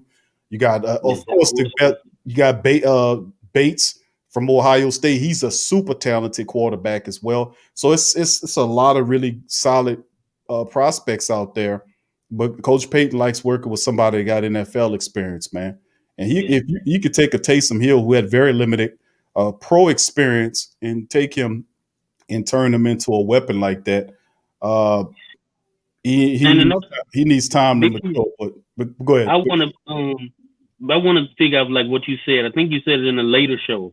I mean, yeah, you said it in a later show. If Sean Payton thinks a guy is a guy, he's going to go with it because he's going to want to prove the media wrong. And I think you hit the nail on the coffin when you said that earlier in a later show. I think you said it like, if Sean Payton thinks Taysom Hill is the guy, he's not going to go out there and get another guy because he want to prove to everybody that, hey, look what I can do to Taysom Hill. I can make him a Super Bowl champion or a starter. And I don't think that he's going to draft a quarterback. I don't think I think he's going to try to give Jameis a shot, but I think ultimately he's going to want to go with Taysom Hill because that's who he think is the guy. And my honest opinion, I don't think Taysom is the guy. Taysom has had these same problems everywhere he goes, turning over the ball. And I know because I'm a BYU fan, and he's had these same problems since college and high school, turning over the football. And I mean, it's like if you're 30 years old and you're still turning it over, what more can someone do to teach you, hey, don't turn the ball over? And he did it in crucial moments. Right. Big moments. It's not like it was a small moment that he did it in. Like if it was 1st and 10. He did it when it was 3rd down and when we needed a big play, like in the Bears game. He had Deontay Harris wide open downfield. Wide open. He waited too long to throw the ball. He just it's like he freezes up, and the offensive line can only have so long to protect you, and that's the same problem with Brees. But Brees was a lot quicker, and it's like you can't keep doing the same thing over and over and over again. But I trust Sean Payton because Sean Payton is the best coach in Saints history. In my opinion, he's probably one of the best coach in the NFC. I think he's better than Carroll. I think he's better than any of them other dudes that's in the NFC. He's the best coach in the NFC. And that's just that's not my opinion. I think that's a fact. If you look at it over the past few years, Sean Payton has showed that he's the best coach in the NFC. No matter what these other teams are. Now, I don't think he's beaten Sean McVay since he entered the league. I don't think he's been beating him at all. But yeah, I know I'm kind of all over the place, but that's just what I wanted to come up here and talk about. I don't want to hold it up, for a long time. No, it's fine. I appreciate you dropping that. And I agree, with what you were saying. I think a lot of the stuff with Taysom, a lot of people can't believe that Sean Payton has him in high regard. Anytime he called him Steve Young. He gave him the $16 million that he's playing under right now. And he really has a high opinion of Taysom Hill. I mean, for real. A lot of us don't respect that, but Coach Payton, and like DC said, he's petty enough to try to show you that I can win with Taysom Hill. I mean, he was 3-1 with Taysom as the quarterback. Excuse me, this past season, which was actually a pretty good record if you think about it. But I do say, and I'm gonna let Sway chime in here, but I think I don't see the drafting of a quarterback, and you got a lot of quarterbacks there. Yeah, I don't see that either. I think we can just stop saying draft this person, because Sean Payton, he rarely ever drafts a quarterback, especially with the first pick. Right, and I just don't see that. Maybe one later on, like he did with the guy out of Mississippi State, but he using them as a utility option. But the reality is, Sean Payton really loves Taysom Hill. He does. He thinks the world of Taysom Hill. We might not think too much about Taysom, but behind Sean Payton and Tyrese have the same mentality toward Taysom Hill. They see him as a guy that solves the QB issue. He's incredibly athletically gifted, very limited in terms of quarterback play. But with this system, Payton's saying I could turn this guy into something special. He was 3-1 as a starter. Now this is his old coming into this thing.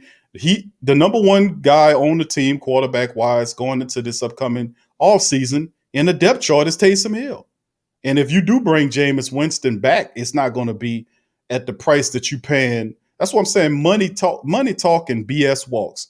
That's what I'm saying. Sean Payton called him Steve Young. I thought that he should have said he was Steve Young-like. I don't see him as Steve Young. I think he's Steve Young, like he has the athletic quality. The next Steve Young. That's exactly what he said. But that to me, I think that's a bit far. But that's his opinion that he has of Taysom. So if he sees him as the next Steve Young, why would we be looking at another guy? I mean, who wants to get rid of the only other guy that I would, put over Steve Young is Joe Montana. So who would Sean Payton see as Joe Montana? You don't see nobody. Taysom Hill is Sean Payton, Steve Young. He gave him all that money. He's the number one quarterback going into this offseason. And, of course, you can side Jameis to try to unseat him. But Sean Payton is looking at Taysom as the man. That's just his bottom line. And if you ask me, I think he promised Taysom that. I think he promised, hey, after Drew gone, I'm going to tell you this, after Drew gone, you go be the next QB of the Saints. You will. And I think he's fooling us with this Jameis Winston talk. I don't think he sees Jameis as the future QB of the New Orleans Saints because he don't have the same, affection as he does for Taysom as he does for Jameis.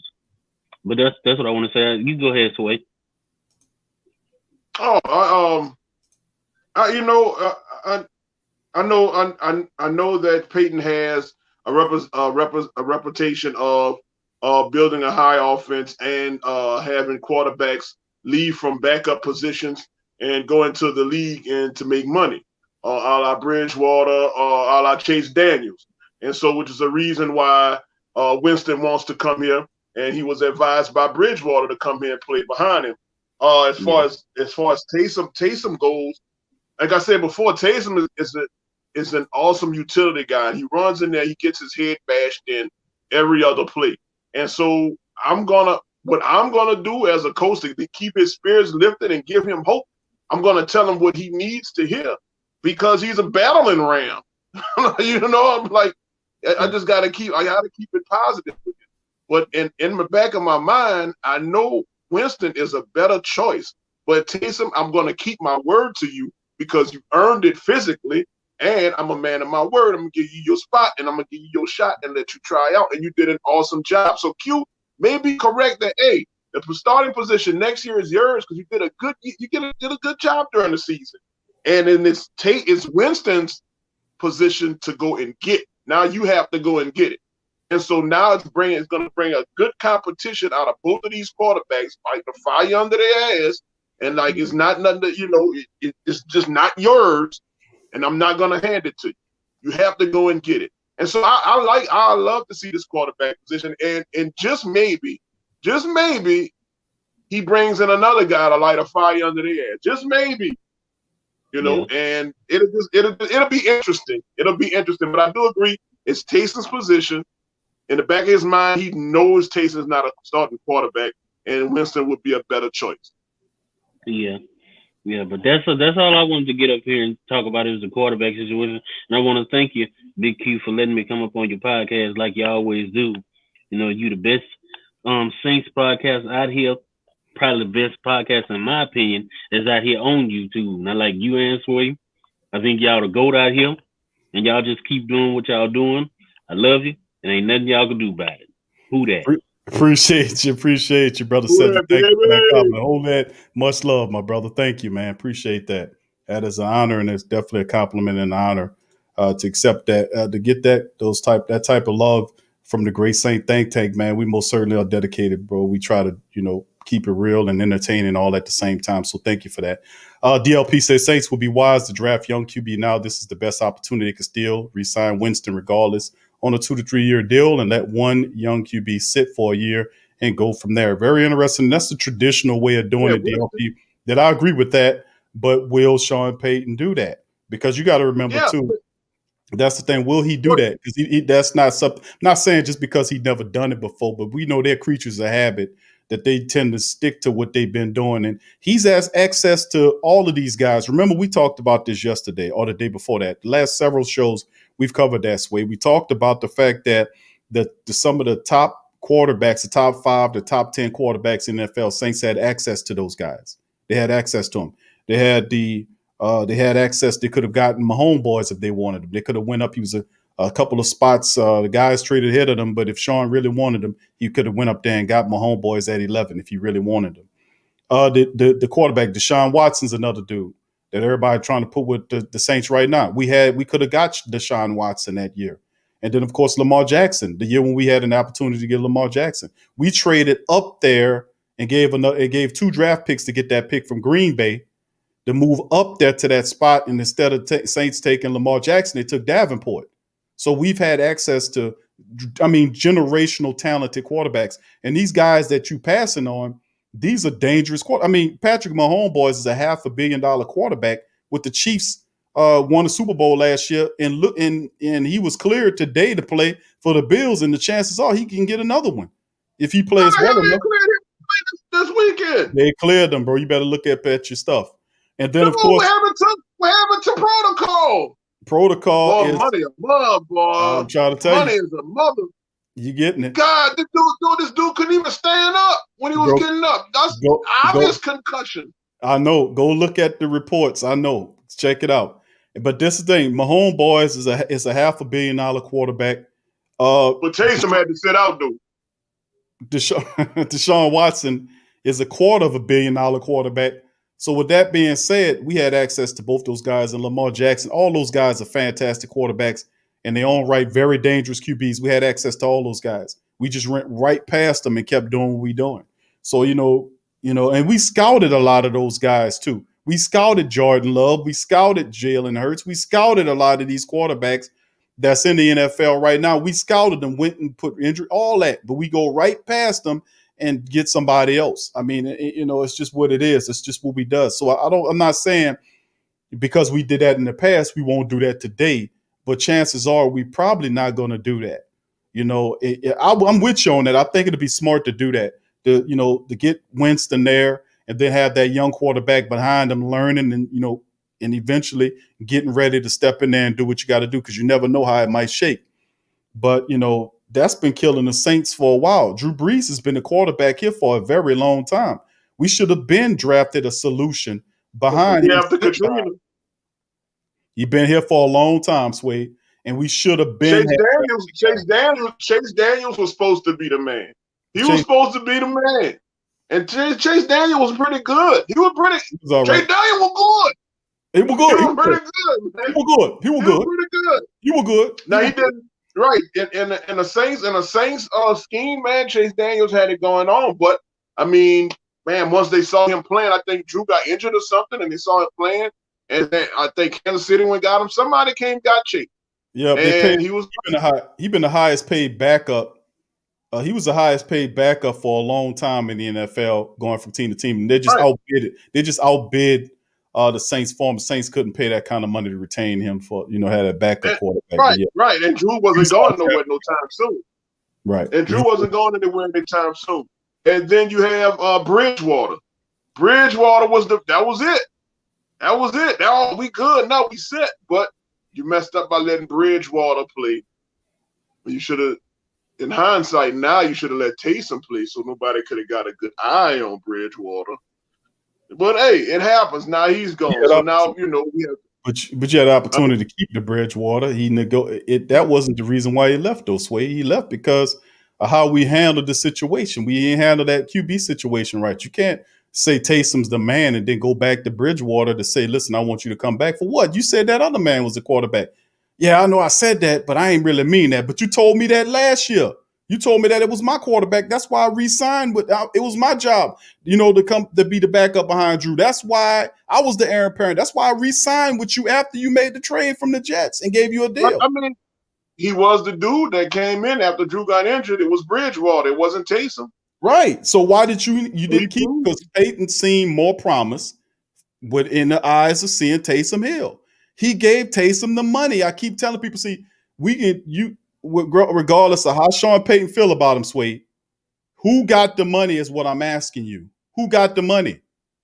Taysom got the money. He got Taysom got the money. Taysom got the money because of being the number one utility guy ever. No, absolutely and not. He is the reason. He is a big factor in how our offense works. Not in Sean Payton's eyes, he sees him as a quarterback. He played him as a quarterback. He paying him. You ain't gonna pay a guy $16 million Sway to be a wide receiver, running back, and all this kind of stuff. And he did. I don't know why not. He gave him the money to appease him this year. The year before that, he appeased them, and then he using them as a quarterback. Now he gave him the money. You ain't gonna pay a man $16 million to be a utility man. You got to be a fool if you're doing that. I'll give you $16 million. I'll give you $16 million to play tight end, receiver, running back, and quarterback. And why not? I paid a wide receiver $100, so I'll give you $16 to play four positions. You can't sit up here and say any wide receiver they gave $100 million. Mike Thomas was balling on people, man. He was doing all kind of fantastical stuff. Mike Thomas hold on, Sway. He was a top 3, top 5 wide receiver in the NFL to earn his numbers. I'm not hating on. I'm not hating on Thomas. No, you gave him wide receiver. You trying to martyr that man's accomplishment. You don't give $100 million to just any wide receiver, Sway. I'm not hating. Look, I'm not hating on Slant Man. Slant Man is he's an awesome possession receiver. He is, and I'm not gonna hate on his money. You've been hating. Once again, you said he shouldn't have got the money. once again, Michael Thomas, he's not breaking away from anybody. He's not breaking away from anybody. He's the 2021 Eric Martin. He's a good catcher. He could catch. If you throw it to him, 9 times out of 10, he gonna catch it. He a 2020 Eric Martin. That's what you call that, man? That's right. He's not breaking away. He's not burning nobody, but he's a That's not his game. He's gonna catch it. That's not his game. His game ain't to burn you up. That's not Mike Thomas' game. You knew okay, that. So I'm saying, when you throw it to him, he gonna catch it. He gonna run the slant. You gonna throw it. He gonna catch it. He's right. Am I correct? Is that what Eric Martin did? Is that what Eric Martin did? I'm not gonna sit here and. Is that what Eric Martin did? You gonna call the man Eric Martin, bro? Come on, Eric Martin. I'm not shaming him. Eric Martin was cold. Eric Martin was slow as hell, boy. Slow as hell. He catch everything, but he was like he was running on a treadmill, bro. He wasn't going nowhere. And Michael Thomas is with the Justice League. What? No, okay. Michael Thomas ain't burning nobody. Have you ever seen Michael Thomas burn somebody? That's not his game, Sway, but I got what you're saying. Okay. I got you hating on that, man. Jameis says, do you keep Emmanuel Sanders? That's be a tough decision there, bro, because I think Emmanuel Sanders could be in trouble, bro, because you got all those other young wide receivers. See, what I'm saying about Swade saying what he's saying about Mike Thomas. Swade was hating on Mike when he got his money. So that's the part about it. He ain't gonna tell you. But see, I remember all that. But who that to the rest of the family members? Let's go to the next call. We got Last Saint in the building.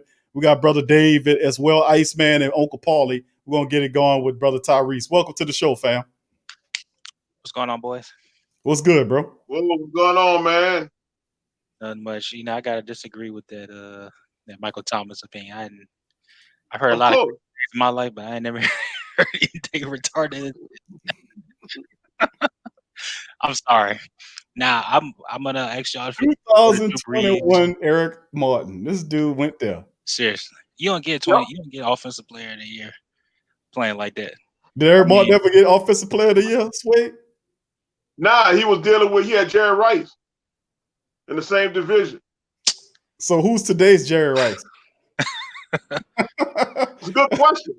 That's a good question. Yeah, it's a good question. I answer it. I don't know. I mean, I can't tell you offhand, but I can tell you offhand that I think you don't know Eric Thomas.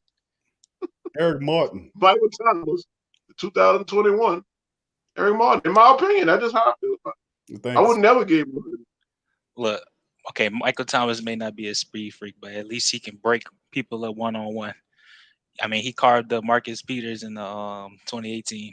I mean, in the playoffs, he couldn't really do nothing with a broken hand, especially if you're the only wide receiver. That's why you signed Emmanuel Sanders to get you a number 2.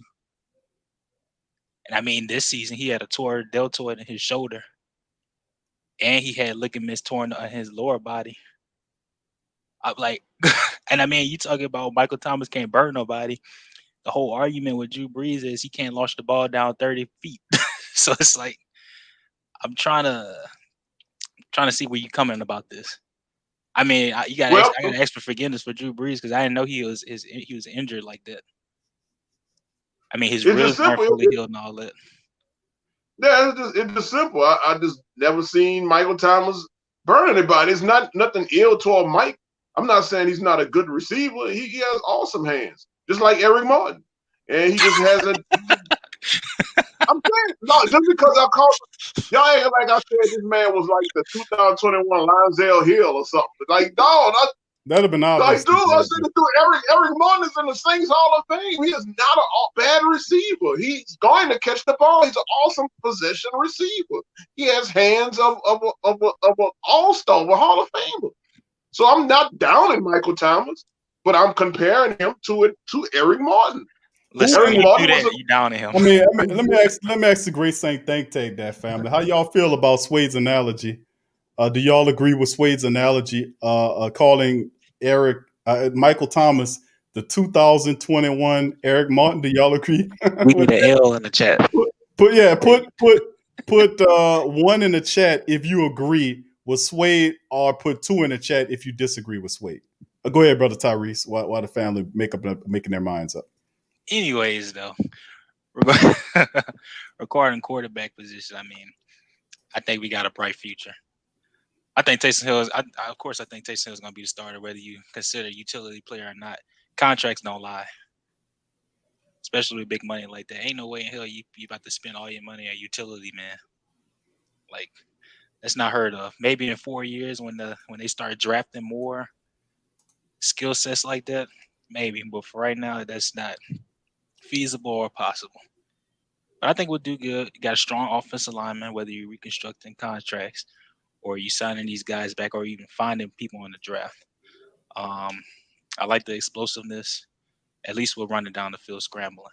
And I mean, y'all need to chill out with all this Taysom Hill slander. I mean, this is pretty much his rookie season. All right, y'all don't care if it sounds like excuses or whatnot, but that's exactly what it is. This is basically his rookie season. I know he was coming I with know it. photographic memory. I know he know all the other skill positions, but come on, get this man some slack. Seriously, I mean, you running the ball as a quarterback. He probably thought he was a running back. I don't know. I got the crystal ball. Don't forget that. Y'all must have forgotten. Nah, they ain't forgot, brother Tyrese. I knew you was gonna remind their ass if they did. Oh yeah, you better. But hey, man, listen. We got this got some time to be figured out, man. To be honest with you, because the reality is, like I said, if you really want to know what time it is, follow the money. That's how it always go. And that's the reality is who has the money. And of course, we still have some time here because they're going to definitely, it's possibility they could restructure Taysom's contract, and make it feasible. I think a lot of people are up for restructuring outright releases. The Saints are sitting at that 100 million. They're saying over 100 million. I think that cap, hopefully that cap goes up a little bit more so we could be able to not be so far underneath. But man, still in all, we got quite the cutting job to do. So, and quite a few moves to make to kind of be feasible financially speaking, so we can continue to add to the team. Well, more draft picks, undrafted guys, cheap veterans to help out as well. Of course, you got to fill the spots that we'll lose from the coaches, the assistant coaches for our coordinators. So quite the few to see. But Taysom Hill, man, it's got to be considered the top guy going into it until they do sign Taysom. Remember, I mean, Jameis. They still have to sign Jameis to an agreement. That's not a foregone conclusion that will happen. There is a possibility that he doesn't sign here. There could be. What if, somebody gets into the bidding war with Jameis? How far do the Saints go on competing with that? He made $1 million for you because he had a dumb agent who gave the Saints a sweetheart deal for this entire year. That's not going to happen next year. He fired that guy. He got an agent that's going to get him. Yeah, because he may go to Detroit. You never know, bro. That's what I'm saying. You never know what could happen here, man. There's several, and then that report came out as well that there's a lot of rumors. There's a lot of stuff going on right now that's saying there's several teams interested in Jameis Winston as a quarterback. And if that's the case, then the Saints gonna have some competition in signing them back. The issue is we don't have a lot of cap revenue to do that because we up against the C-19 cap that's unlike any other cap from the past. So we'll see how it all shakes, man. But as far as what it is, whether we draft a guy or keep Jameis, we'll see how it all shakes. Hopefully we can bring Jameis back because I would love to see him compete with Taysom for the position. And the Saints also get another guy behind them guys who can be more of a long distance guy, a long answer to we'll see how it all shakes in the end, man, because a series of things could happen that we not even account for. It's too many variables at this point to be able to factor all that in because it's so many uncertainties right now. So as we get closer and closer to it, you'll start seeing it a lot easier. But Tyrese, thank you for chiming in, bro. We got several other family members behind you. Appreciate you dropping knowledge and waking family members up about Taysom again, bro. You better. And Sway, when is your channel coming? I'd like to see it. Oh, I'm gonna let you know, man. Soon as I get it together, bro, it's gonna be a whole bunch of foolishness, man. Having a good time on it. I'm gonna definitely let the family know. Y'all will be the first. All right, I got you, brother. All right, and I just say this, man. When Taysom Hill go 13-3, I don't want to hear nothing. I'm out of here. All right, The true Saints fan right there. All right, appreciate you, Tyrese. All right, bro. And we're gonna move on to the next family members. We got brother David. Iceman and Uncle Paulie there. So we're going to get to Brother David. Welcome to the show, Brother David. What's up, guys? How you doing, brother? Oh, what's going on, sir? Good, man. AKA Dow Cam, Okay. Yeah, I thought. Okay, go ahead, bro. How you doing, bro? Good, man. Good. I'm just gonna chime in a little bit. I ain't gonna keep y'all long, but man, Sway, I'm gonna have to agree with you on something that you said. That and Q, I understand you said that by us giving the contract that we gave Taysom Hill, that Sean Payton looking at him as a quarterback. Bro, I'm sorry. Hold on. I'm sorry, bro. I don't. You had to take a deep breath. You said, I gotta agree with Sway. I gotta agree with Sway on this one, Q. All right. Yeah, because I like Sway said, I mean, of course he gonna tell Taysom anything, and guess what? If you think about it, Sean Payton held up to his bargain by allowing Taysom to play those games. Yep. So he didn't say you was gonna be our permanent starter or whatever like that. He said, I promise I'll give you the opportunity. He gave him the opportunity. He held up to his bargain. But you will not be the starter of this offense. No, sir. No way. Now, another thing too, I feel like we really should consider in getting a quarterback in this first round if we can. The Saints had not drafted a first-round pick quarterback since 1971, which is Archie Manning. The Saints has not drafted a quarterback in the first round since 1971. Archie Manning was the last quarterback that we drafted in the first round. Right. Let that simmer for a minute. I know. It's time. Wow. Listen, we need to definitely get us a quarterback in this draft, especially if we have multiple picks. And of course, at the same time, it'll be less money because they'll be on a rookie deal. And I feel like right now, by Drew Brees, this possibly being his last year, I feel like the playbook is going to open more because Sean had to cater to plays that will allow Drew Brees to flourish, and that's keeping the ball like 20 yards and under. Now you can go from when we're talking about receivers, just think about something for a minute. So my prediction is if we get I'm gonna just say for instance we signed on Jameis for like another year or whatever. I think our leading receiver is going to be Harris because at that point he can burn corners and the ball will be going deep consistently. You know what I'm saying? We got somebody to throw the ball down the field. We couldn't really do that. These guys be going down if I was one of them receivers, I'd be like, you know what? I don't even know why I'm running down this field. I know they ain't gonna throw the ball. I'm just gonna run though. I mean, they ain't gonna throw it. But yeah, I definitely think we should get a quarterback in the draft. I don't think Taysom Hill is gonna be our starter. He just like Sway says, he's a gadget guy. And I mean, you got to give him the money because he does a lot. He plays like multiple positions. So yeah, I mean, it was cool they gave him that contract, but not to be no starter, man. Backup, yeah, not a starter. I don't see it. Well, let me ask you this, Delcom, bro. That's great points, bro. But let me ask you this: $16 million, bro. I mean, he kept his promise. He did more than kept his promise.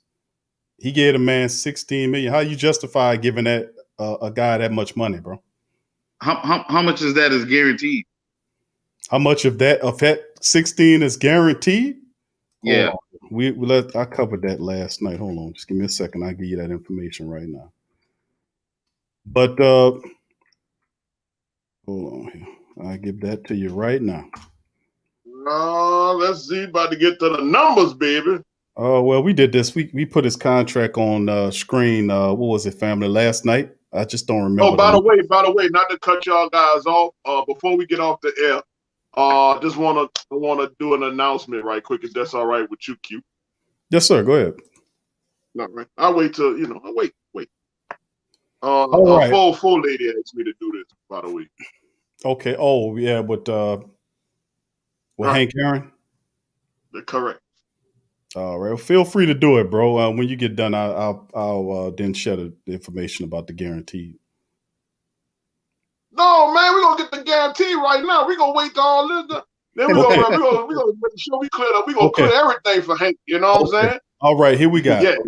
Now, according to Sport Track, excuse me, he had an $8 million signing bonus that was broken 2 years, which was 2020 and 2021. That's $4 million. He has $16 million of it's guaranteed, according to Sport Track. So you had an average annual of 16.3 in 2021. His base salary is 10.7, roster bonus of 1.4, and then the cap hit of 6.1. Dead cap is 11.1. So out of this, the contract that Taysom signed, according to what we got from Sport Track, like I said, 8 million signing bonus split 2 years, 16 million guaranteed. How many years? 2 years. 16 guaranteed. 16 guaranteed. So and remember the way Mickey did it. Now Delcom, the way Mickey did it was pretty swift. How he did it, he broke up his 8 million signing bonus in 2 years, 4 in 2020, and then 4 in 2021. And then if you look at it, the way he did it is the base salary last year was $841,000. It jumps to 10.7, and that's his base salary. Then you had then what they're saying is, and they have the cap hit and all that, but all together, 16 million of it is guaranteed.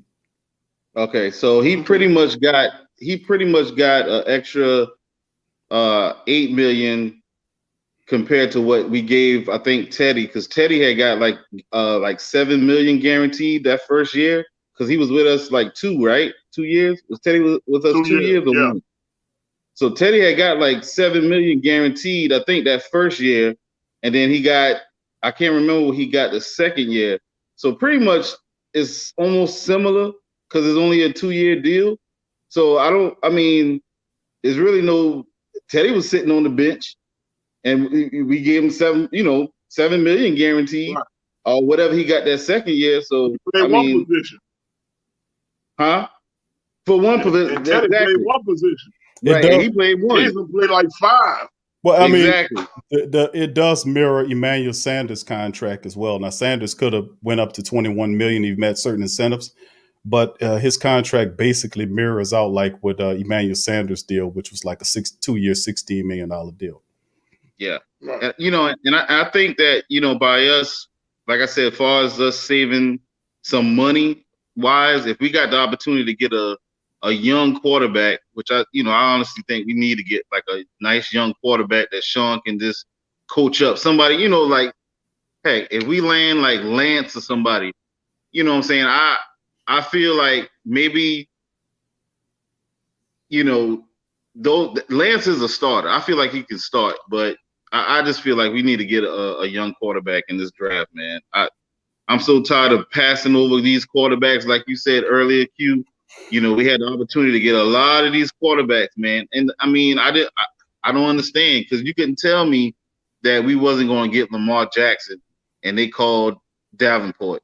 I was so upset, man. I was so upset when that, I turned the TV off. I didn't even want to, I said, I'm done. I can't do it, So hopefully we can get a quarterback in the draft, because I don't see any of these other quarterbacks they keep throwing out there. Like Deshaun Watson, that's not going to happen. Matthew Stafford, that ain't going to happen. So our only option is to see if Winston would come back under, some kind of a contract that we can work with him with, and just give him a chance to, which I think he will, because I think he really wants to be with the Saints. So I think he probably would give us I don't know, maybe a year, just to see what it does, and if he does well, then we just son. Yeah, like a nice little Winston deal. Yeah. So that's all I got, man. Because I just want the Saints fans to understand that we're gonna be all right, because now that Brees is gonna be gone, I keep saying this all the time. Sean Payton to me is a better play caller when Brees is out of that game, because for him, how Teddy played, and even how Taysom played. I mean, you can just open up the playbook more when you got a quarterback that can toss the ball down the field. So I think we're gonna be all right, man. Honestly, we're gonna be right back in the playoffs. I honestly think we're gonna be back in the playoffs, man. So that's all I got, guys. Man, appreciate y'all guys letting me on the show. You guys take care, man. Who that? Have a good one, brother. Have a good one, man. Who that? Who that to Delcom, bro? Big ups to you, bro. Good to see you. Appreciate your analysis on that, bro. Thank you. Big ups to the rest of the family members chiming in on this pieces too. Brother Willman says trade Taysom and some picks to the Texans for Watson. That's how you fix it. Thank you, Brother Willman. Who that to you? Let's see yourselves. Anthony says Arch coming to the Saints in Payton's 25th year with the team. Arch Manning, yeah, he making it happen now. DLP says it all depends between the cap and free agency. It might force them to draft high. They need a package picks to move up more than likely. Thank you, family. Appreciate that as well. All right, family. Kenny, what's up, Kenny? Who that to you? Says we should have been coaching up a young QB. So the family members are definitely traditionalists because that's the tried and proven method of how to do it. You got a veteran there. If then, of course, you have a guy behind him that's learning the position while he sits, and ultimately when it's time for the veteran to move on, you put that young guy in it. Drew has been one of those type of situations where we just, you know what? Drew all that like time. I said, every time, I'm sorry to interrupt you, every time we have the air for Drew, they get a glimpse of him and another team picks him up. Like, and I may be wrong on this one. How many times did you see Aaron Rodgers come in for Brett Favre? Or how many times did you see Brady come in for Bledsoe? Well, only one time, wasn't it, when he got hurt? Wasn't that the only time? I can't remember. My point is saying that is, huh? I don't remember any time when I've having them come in for those guys, right? Right. Well, my whole point is they never got a good look at the heirs to go in and swoop them up and take them from them. It was those two instances where Chase Daniels was snatched and Bridgewater was snatched because you got to see how good they really were. And so as soon as they were available, they were gone. And so I guess that's just our luck of the draw with that. But we did have at least two ready. But hey, that's how the calls with them. We're overcoming like this. Yeah, like we always do. We got no choice, bro. It's either fight or die, right? All right, let's bring in Iceman. We got Iceman and Brother Paulie holding on in the green room. Bring Iceman. Iceman, what's going on, fam? Yo, can you hear me? I can hear you loud and clear, Iceman. How you feeling, bro? Oh, man. In the back. My bad. Hey, man. Hey, man, I'm feeling good, man. How y'all doing today? Doing good, bro. Feeling great, brother. Feeling great. Hey, man. Good night, Tasha. Have a good one. Oh, okay. Yeah, feeling great. How you feeling tonight, brother? Man, I thought this was gonna be one of them things like as we get further and further away from what I'm saying, what happened, I would cool down, but I don't know, man. I'm still pretty upset about all that, bro. You know what I'm saying? It's all good though. I ain't overly upset or nothing, but you know what I'm saying? I enjoy what y'all was talking about with the quarterback situation. Right. Yeah. Yeah, the whole thing with Drew Brees, I don't know, like some people want him back, some people don't. I don't know how I really feel about it, because it took a lot for me to warm up to the idea of having him back last year after what happened in the Vikings game. But I think after this one, after this time, I think it's over, man. You know what I'm saying? I don't think it would be in their best interest. Like, I think we've seen as much as we can. I think we got as much as we can get out of Drew. For real. Like, I know that may sound like harsh, but I really do feel like I feel like we got as much as we could out of him. Like, you know what I'm saying? And I noticed that, like, in the Who Dat Nation, it's a lot of traditionalists, and we like to stick to, what made us. This dude gave us a lot of memories and stuff, but sometimes you got to go you just gotta let go sometimes, man. And it sucks. It hurts that he had to make an exit on such a sour note, because we all knew what the season meant to everybody. So, and that's another thing. Like for me, I think what's going on is like I'm starting to understand the totality of the moment, and it's starting to set in like what everything meant. Like, and I don't know if I should temper my expectations for next season because I don't know who the quarterback is going to be. So I really don't know what to expect. This is kind of uncharted territory because I don't remember in the last 15 years where we ever had to look for a new quarterback. So this is something different. Honestly, I'm ready for it. It's refreshing. It's refreshing to look forward to the next season and try to see who's the quarterback going to be. So that's new and refreshing and different. But as far as Drew coming back, I don't really think that that's what's up. I think we need to pass on that. It has nothing to do with him. Like Q always said, when this dude retire or even before he retire, we're gonna have a street named after him and all of that, statue and all of that. We're gonna make sure that he get his credit. But I don't think that he needs to try to make any type of secret comebacks or none of that. Let's not yeah, like let's not keep that up. Like let's just dead that all right now. It's a wrap, As for Sean Payton, I do got some questions. And I'll direct this to you, Blaxuede, and Big Q. So I was doing some thinking about like this game and stuff. So I wanted to know, do y'all think Sean Payton is still hungry? And like what's the real issue, Q? Because I've been racking my brain about this. Like I've been trying to formulate.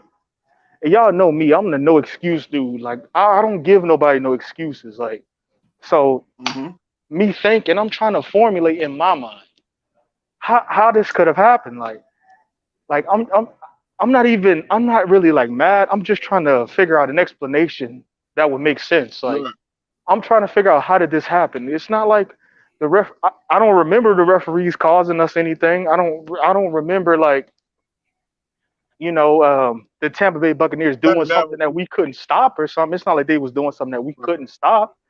I'm just trying to figure out, like, after the last 3 years of disappointment, how could we even be caught napping like that? Like I don't know. Like after all the team had been through, it's just nothing. It doesn't make sense how they could come out and just shoot themselves in the foot after the last 3 years of disappointment that happened to you. I'm just like mind boggled, like, and maybe y'all could answer that for me.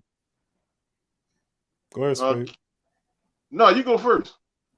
You go first. I'm gonna drop the bomb. Go ahead and drop the bomb now. No, you go ahead on because I'm gonna explain myself. Go ahead, sir. You first. Well, let's see here. I have no answer for that, Iceman, brother, to be totally honest. When it comes to the playoffs and the New Orleans Saints, especially in the past 15 years, it hasn't been a pretty sight, and that's even started with 2006 against the Chicago Bears. A lot of people have had their opinions about why not running enough. Definitely it's been turnovers. But I really can't call it. Even and like I said the night when they lost, even our Super Bowl win, we wasn't supposed to win that. If it wasn't for Tracy Porter's interception at the last Brett Favre drive, it was real close. And even with the Super Bowl win, we had to do an onside kick. So it's always close with us in the postseason. Why? I don't know why they play it close and then whip people ass in the regular season, sir. I really wish I had the answers. But as one caller said the other day, you don't have all the answers, Swade. But I can't explain it. I don't know if we play more reserve. Do we play more reserve in the postseason? Are we scared? I don't know. I don't know what it could be, but I definitely know. I don't know, man. I don't know. There's a lot of turnovers. I mean, we blame Jared Cook for this one. Some people blame Drew Brees for this one, with the turnovers. I definitely wouldn't blame Payton for this one. I don't think he called a horrible game. I think, I don't know, man. Q, what you think? Um, well, I think it's a number of things, but to kind of shorten it, bro, and go on, not to go on some long ass spiel, I think a lot of it's turned to the fact that the focus we wasn't there. Our focus wasn't there. You can't play half a game, especially in the playoffs. Got to play full game. We have to have that focus. We have to have that discipline. I think that's a major part of it. Disciplined teams don't play like that. We don't go in there, especially uh, you turn the ball over 4 times in your own building and lose to a team by 10, the same team you destroyed twice in the regular season. That makes no sense at all. The Saints they didn't play a full game. They came in there half sleep. They were they just wasn't ready, man. They wasn't ready. It wasn't disciplined. And you got a guy like Cook. He fumbled the ball. He's supposed to protect the ball running across the middle. They know that. They know that. Cook's been in the game long enough. He understands. And when you're running across the field, most certainly in a playoff game, you got to protect the ball. You can't. You got defenders all around you, and you holding the ball like a loaf of bread. The guy pokes it out. Saints marching to score on that drive, and when that happened, that destroyed all the momentum of the game. Now you turn the ball over. One turnover here, you can recoup from that. But when you turn the ball over 4 times, 1 fumble, 3 interceptions, 4 times. 4 times, and then you get nothing from Tampa Bay. You don't get anything. You had 1 sack in the game. And of course, the way I look at the game is how I look at the game. So I explain it as such. I've seen a lot of people at fault, especially the turnovers didn't help, and then of course it put the defense in a bad position, which they had to defend. But still, in all, the defense still not supposed to give up. Right on the short field, still in all, you're a top 4 defense in the NFL. You still not supposed to still allow them to get 3 touchdowns on you. I mean, if your offense makes a mistake, you still got to hold the fort. You can't. You got to have their back. If they struggling and fumbling, you can't let them get 3. You can't let them get 3 touchdowns in that scenario. You got to at least hold them to 1, or possibly 2. But you can't give them 21 points on that side of the field. You can't do it. Maybe if we was a shitty defense and we was ranked in the 20s, I'd expect that. But no, you're a top 4 defense. You can't let that happen. We allowed them to run for 127 on us. Even though we stopped their garbage wide receivers, we still gave up big catches to the guys underneath. Leonard Fournette averaged 8.8 yards per catch. Cameron Brate averaged over 6 yards per catch on that side of the field. You can't do that, man. And, and like I was saying about him, like the home field advantage is a bit overrated, man, because that's a neutral field. I mean, that's a neutral field. Whoever Especially comes now. Well, I mean, right, but even then, Sway, with the crowd helps out, but without the crowd, it's even more so, But that you turn it when you got to possess the ball, man. You got to control the ball, control the clock, and we just didn't do what was necessary for a full game to come away with it, and that's why we lost by double digits to a team that made absolutely no sense. You cannot blame. You can't blame the referees. You can't blame anybody but the team. And listen, this was the deep. And then what cuts me quick is the fact that this was the deepest team the Saints ever put together. The deepest team. I mean, you were supposed to have solved problems from the year past with Jenkins and Emmanuel Sanders. And the farthest we could take this thing was one more game into the divisional round to lose to a team that we dominated in the regular season. That makes no sense. But like I said, you got to come out. We're sitting at home with our NFC South title. Right. All 4 of them. And people told me, say, Q, hey, Sean Payton got 40-something wins in 4 years or whatever it is. And I'm sitting up here saying, with that too. Right. And I'm like, who gives a damn about that? What good is having that many wins if none of it ends in the Super Bowl? I'm like, see, that's why I be saying, telling people, it's not just about, that's only a part of the process.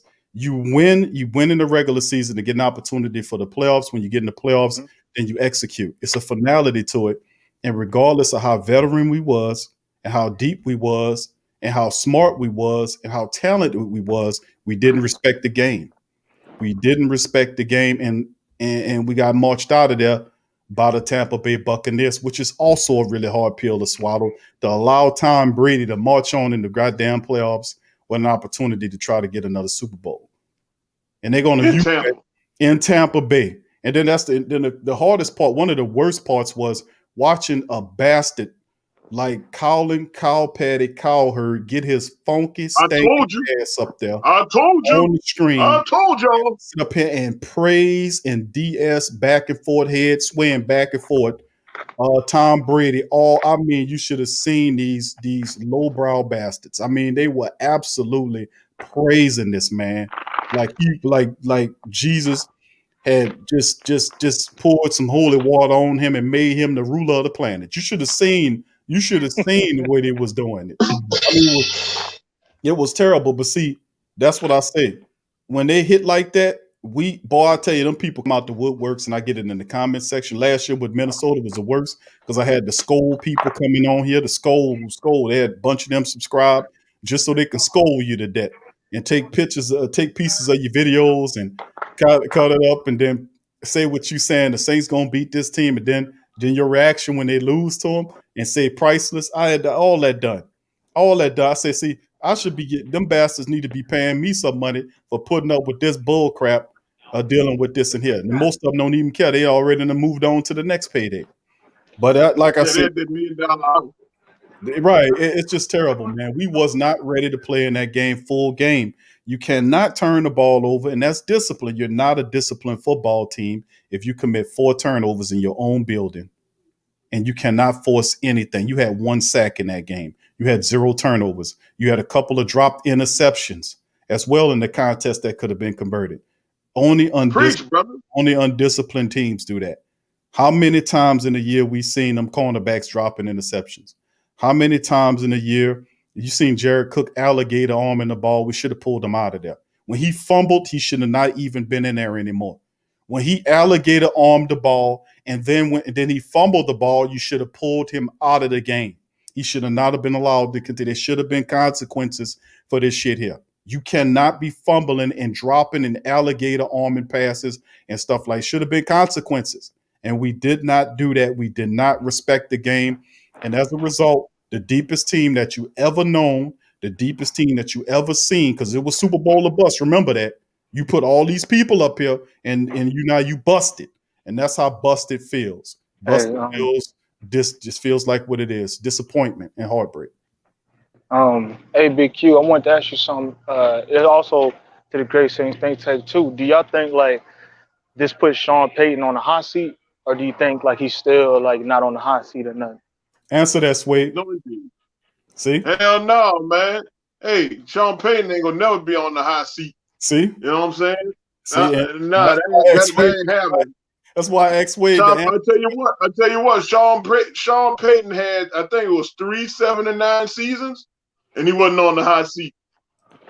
So he just won the NFC division. Swade, that's preference that you talking about the time when he was coming off the bounty gate, right? Yeah, it was like 3 7-9 seasons, right? Right. That's off him coming off the bounty gate, right? All right, so 3 7-9 seasons coming off the bounty gate. I know you want to add that to it. He just dominated the NFC South, which means nothing right now. For 4 years straight. Hell no, Payton ain't on the hot seat. Payton is gonna have to have at least 5 losing seasons in a row before they consider getting Payton up out of here. See what I'm saying? And see, Swade speaks for a lot of people because a lot of people sound just like Swade. I'm glad people are hearing that, how that sounds.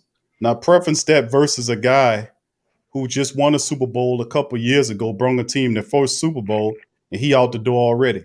It's a different degree of what we willing, of patience and what we willing to deal with.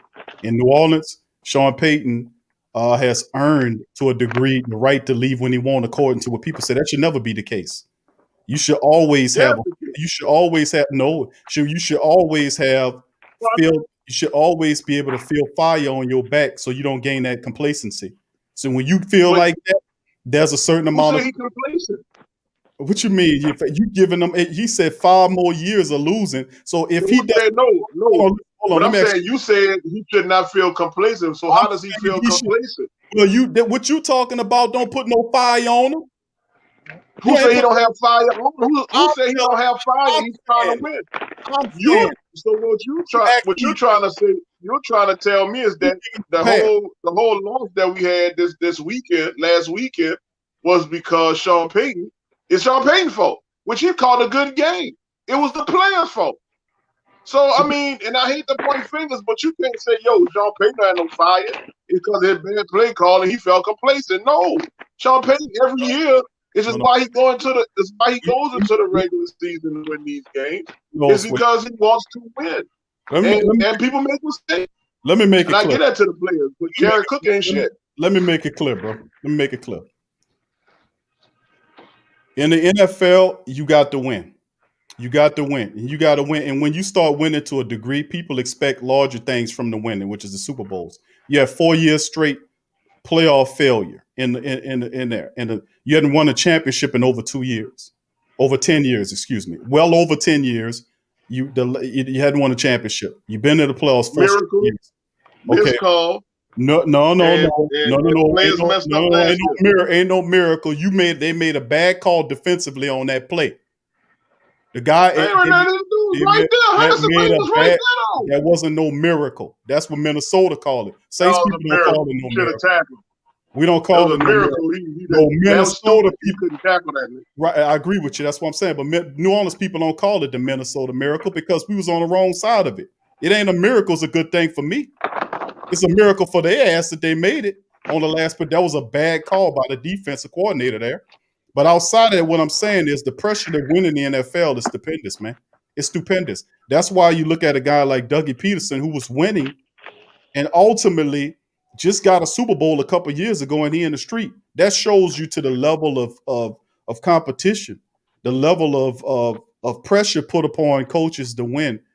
In this city here, it's been 10 years since Sean Payton when they be able to take the team to the big dance. 4 straight years of playoff failures, and you can blame the referees. You can blame whoever you want to. At the end of the day, there is no excuse for what happened in this matchup where the Saints had a loaded, slam-packed, jam-packed team, and the team was unprepared, obviously, to play a full game if they go in their own building, have 4 turnovers, and exit with a disrespectful, hideous loss to Tampa Bay. It's just ridiculous. It's ridiculous. So a lot of people chimed them as the regular season champs, and you look at the playoff record the Saints have. We've been quite mediocre in the playoffs. You know, it's a different level of degree we got to take this thing up to. So it's definitely. And Swade says he have to have 5 years straight of losing seasons before somebody even utters the word to get him up out of here.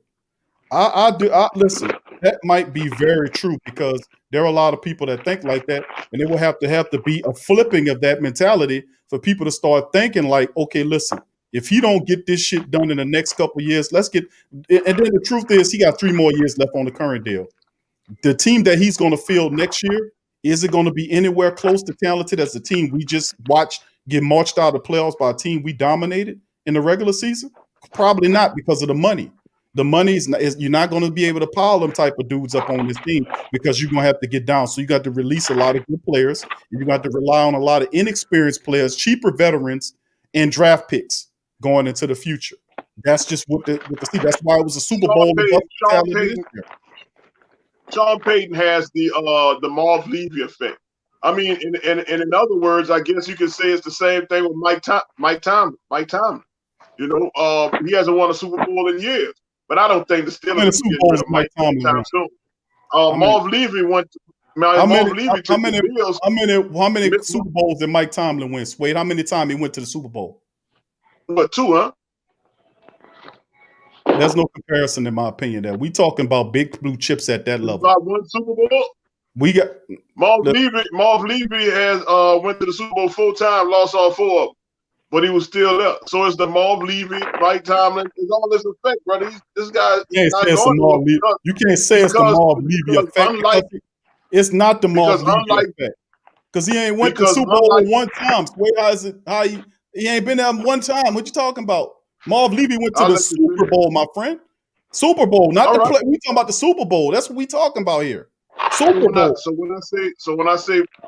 when I say Marv Levy effect, I mean that he went to the Super Bowl, Payton went to the playoffs.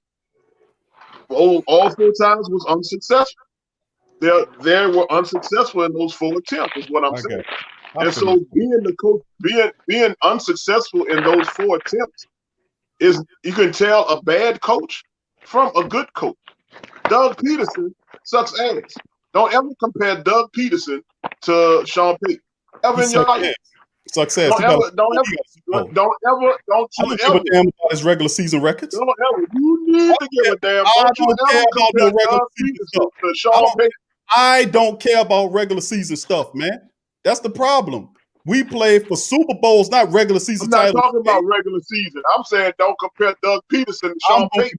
I'm going to compare. And I'm telling you that Sean Payton is a good coach and that he deserves to get a shot. Peterson was a good coach I'm for trying to be Philadelphia. fussing like this with you on the phone, Iceman.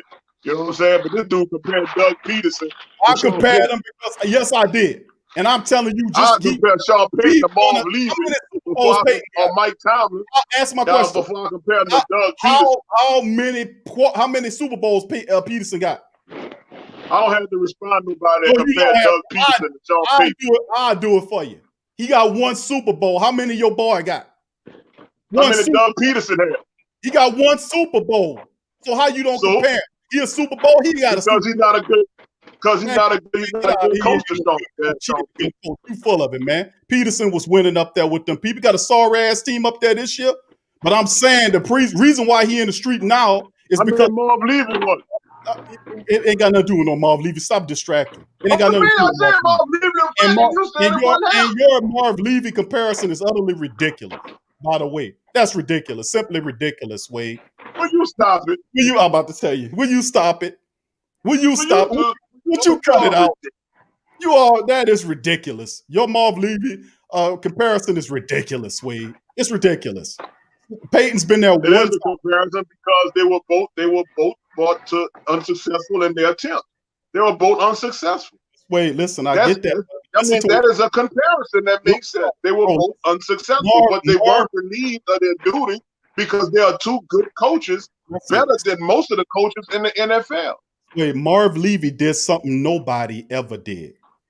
He took a team to the Super Bowl. So did Sean Payton. He won the NFC South 4 years straight. We talk about Super Bowls. Wait, that's the problem.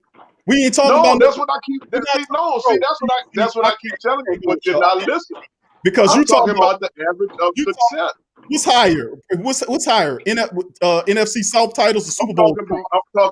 I'm talking about success. Whether it was Super Bowl or whether it was playoffs, those 2 were unsuccessful in what they did. He made it to the playoffs 4. He made Super Bowl 4. Bad comparison, sir. But they were both unsuccessful. I disagree. Marv Levy went to the Super Bowl 4 straight times in a row.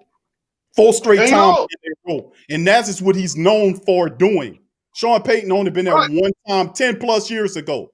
You can't compare it. But you know what he did more? Know what he did? But you know what he did that Marv Levy didn't do? Did you know what he did that Marv Levy didn't do?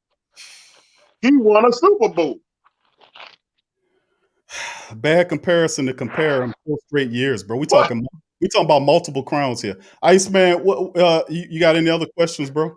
Yeah, no, I was just gonna say, like, man, I don't know. Like, I think we need to start reevaluating that. Like, the whole 1 Super Bowl thing. Like, I hear what you're saying, Sway. And trust me, like, I understand. Like, he brought a Super Bowl to the city. Like, I understand where you're coming from, and he legitimized the Saints. I feel you on that. I feel where you're coming from with that. But, like, are we gonna reevaluate that, or are we gonna keep living on nostalgia, bro? Iceman, let me answer that for you, bro. We're gonna keep living off the nostalgia. Sway will never get rid of Sean Payton. He'll never get rid of Drew Brees. Sway's a traditionalist. He's gonna lean on and keep those guys. Sway's a Who Dat harder. He's gonna hold on. He's gonna hold on to Brees and Payton like they porcelain figurines. That's what he's gonna do. Man. He ain't gonna never let them go. He ain't gonna never let them coach. That's just what. And then Sway is not and he's going to advocate for Sean Payton till the day he died. Even if people say, "Man, we need to play for Super Bowls," Sway, and then as your team falling through the floor, Sway is going to look past the coach and say it's the players. But you can't blame Payton for Jerry Cook dropping the ball, even though Payton was the one that signed Jerry Cook on the team that was watching him dropping and fumbling pass. Didn't pull him off the field. He ain't gonna say that much, but he will say that much about the players. But he will not put any punishment on Sean Payton's head. He will treat Sean Payton just like Colin Padley, Kyle Hurd treats Tom Brady, and Skip Skeletor Bayless treats Tom Brady. Sway will not put 1 ounce of blame on the head of the head coach. He will blame the players. He will blame the media. He would blame the referees, but not one time will you ever hear him put any true criticism upon the coach's head. All he would say, he's not perfect, and he'll stop right there. So, with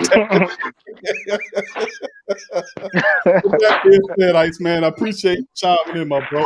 And I'm honored. Appreciate you, bro. Who that to? All right, who that to y'all too? Thanks for taking my call, man. No problem, bro. Appreciate you. Who that? All right, we're gonna bring on here Uncle Paulie. Welcome to the show. Uncle Paulie. What's going on, man? Y'all debating better than Trump and Biden did, man. I tell you, boy, I should have put some money on this. Yeah, Sway Trump. Sway Trump. That's Donald Trump. That's Donald Trump over there. That was certainly a great debate. A great debate. That's Donald Trump. But y'all talking about the coaches, and I'm gonna hop in on that. I'm just sitting here. I got the NFL's 100 year century football book almanac, and I'm just sitting here looking at the legendary coaches like Vince Lombardi and Tom Brady, and Tom Landry, excuse me, and the Bill Walshes and all that. Even Mike Ditka now when he was coaching for the Bears and Buddy Ryan, and I noticed something about all these guys. They would cut players that fell asleep in a team meeting. They would cut players that wouldn't give their full attention to practice. They all had the little intricacies of what it takes to win and to consistently win. And you know what? I know Sean Payton, he won a Super Bowl and all that, but Sean Payton is seriously lacking that. You've been saying it for the past 3 years. There's no accountability in their locker room, and that's why this team is not going to win another Super Bowl, until something changes. What y'all think?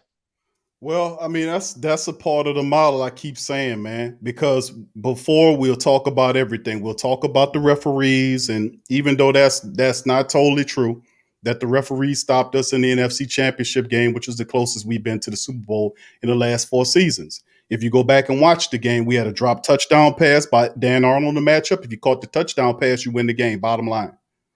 There were several plays on 3rd and 1 that we did not convert. We couldn't get 1 yard to get a new set of downs. Sean Payton came out and blamed himself and said that he was too conservative in that call, in that matchup. And then ultimately down the line, it just wasn't that call, but the referees was definitely against you. But you had several opportunities to win that game straight up without needing the funky, stinking, rotten referees' help. But at the end of the day, we'll say that the referee did it and we'll absolve the blame where it belongs with the head coach. Well, then let's segue to currently. You built the team together. You put Malcolm Jenkins, Emmanuel Sanders, and all this talent here. And what happens? What happens? Sway says he don't know what happens, but it's not Sean Payton's fault. It's not Sean Payton's fault. Well, that brings me to this, Q and Sway. Vince Lombardi said something I'll never forget. He said, winning is a habit, but also, unfortunately, so is losing. And Sean Payton from his tenure, from the time he's been in New Orleans to now, I've continuously seen him, especially with his playoffs performances, continue to slide to that scale of being a loser. And what I'm saying about being a loser, I ain't talking about stats and I ain't talking about schematics. I'm talking about having a killer winning attitude Uncle when Paulie, it counts. hold on, my brother. Sean Payton won 49 games in 4 years. That's a winning coach. What you do in the playoff? I'm talking about playoff now. Regular season now. Don't get me wrong. But you can't get to the playoffs if you don't win the 49 games, though. It's just been too many breakdowns in the playoff. To me, you see the conversation about you taking it up to the playoffs because you understand that it's about playoffs, and that's only a step in the process.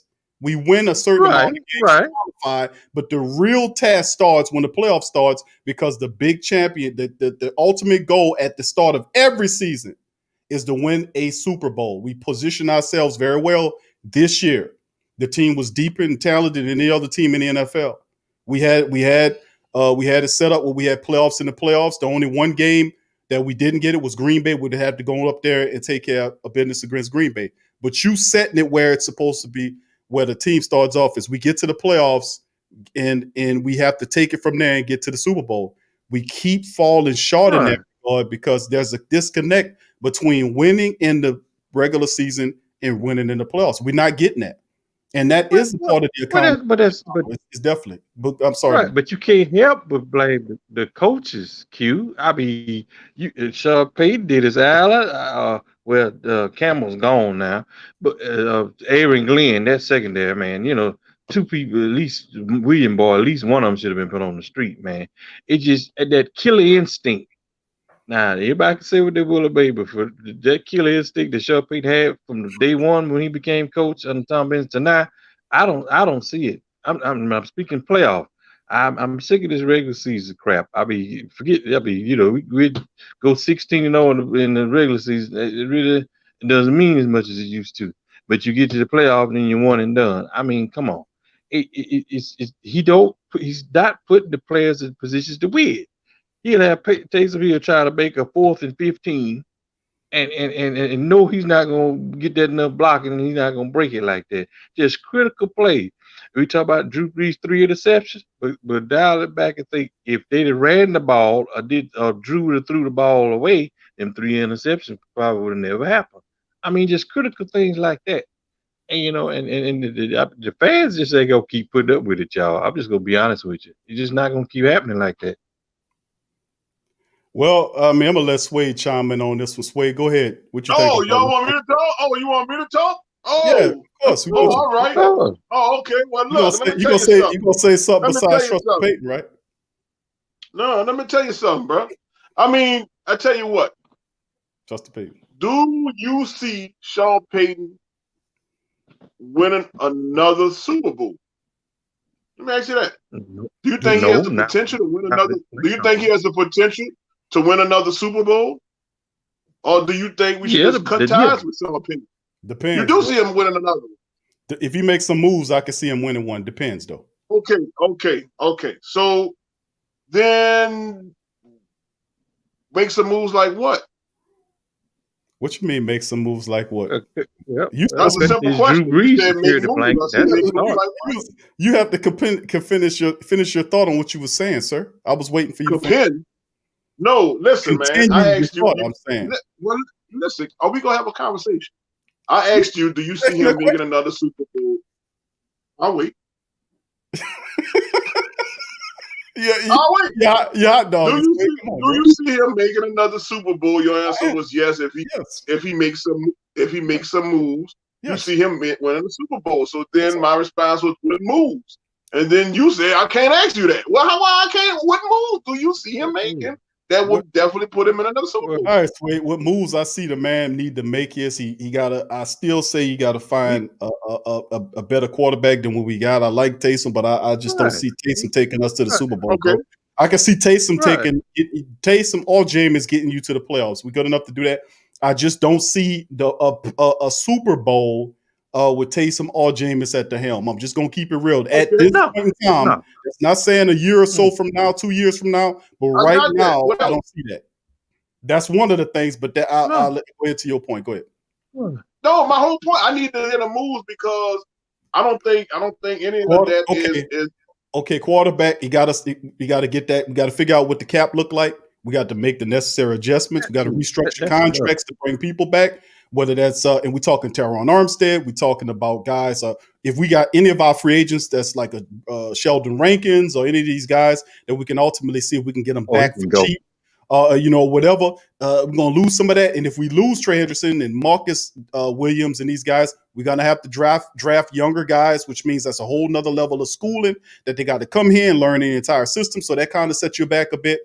And it's just that then after all that sway, it's the psychological stuff.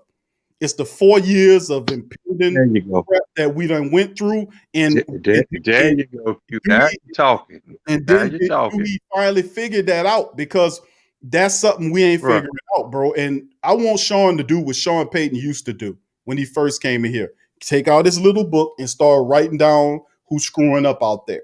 When he's too busy I need him to trust his offensive coordinator. I need him to stop being an offensive coordinator, because he's not no head coach. He out there. He needs to be a head coach and turn over his waffles house ass menu place sheet. Yeah, turn got bacon grease on it and all that. Turn that shit over to Pete Carmichael, his longtime assistant. Sway been with him for 10 plus years. Let him call the plays so there be accountability, and let Coach Payton oversee the entire team and get around there and start penalizing these guys for dropping interceptions, penalize these guys for missing blocks, penalize these guys for dropping passes, and do all of the stuff that the coach that he used to do to have that accountability model, which he's not doing right now. Now, I'm not mad about Party Payton, the guy that likes to dance in the interviews and stuff, with the team at the end. I ain't mad at that guy, but you got to be the guy that still be able to discipline them guys by taking, reps away from them. They don't do what they're supposed to do. If they skip their ass out and go to the club when they know they ain't supposed to do and endanger the entire running back room, he don't need to play the next game. You don't have to wait for the team to do that. You see what I'm saying? Accountability. And suspending. There you go. And suspend them for a game. And if you do that to your star, that sets a precedent. Damn, he did that to what's his face. That means I better not out of line. You see what I'm saying? That's the kind of talk I'm talking about. Bro, it makes you there you go. When you don't have business. Yeah, that's the problem, Q, and that's why this team ain't going nowhere till Sean Payton get a hold on himself and his player. It's too much club saint. Too much club saint, bro. He got to go back to what he was when he won that Super Bowl. He was the disciplinarian guy that was fussing at guys. That was mean-looking guys when they came, getting in guys' face and whether they were offensive players, defensive players, special teams players. He was that guy that get in your face and keep you in line. This guy is a little older. He's a little bit too distracted by the offensive side of things. Because he give that up, Coach Payton. Give that up and let Carmichael do that. That's his job anyway. And you schooled Carmichael as well as anybody. If anybody has an idea how to run a Sean Payton style offense, it's goddamn Pete Carmichael, bro. Exactly. He's been there for years. You got to turn that over to him. That's all I got to say, bro. You take it away. Sway, can you hear me? Yeah, I'm here. Honestly, tell me something. Now, even you, that was just talk turkey. Even if you were the coach, Jerry Cook would have committed them 2 turnovers. Even if any coach in his weight and goal would have benched him the rest of the game. I don't care if Troutman couldn't have come in there and did nothing. At least put Hill in there, but Cook would have had to been benched. Now, come on now, just tell me the truth. Even you would have benched him for that. No, I've been mad. I've been mad at Jared Cook. That's the name I've been screaming for the whole game. He the reason we lost.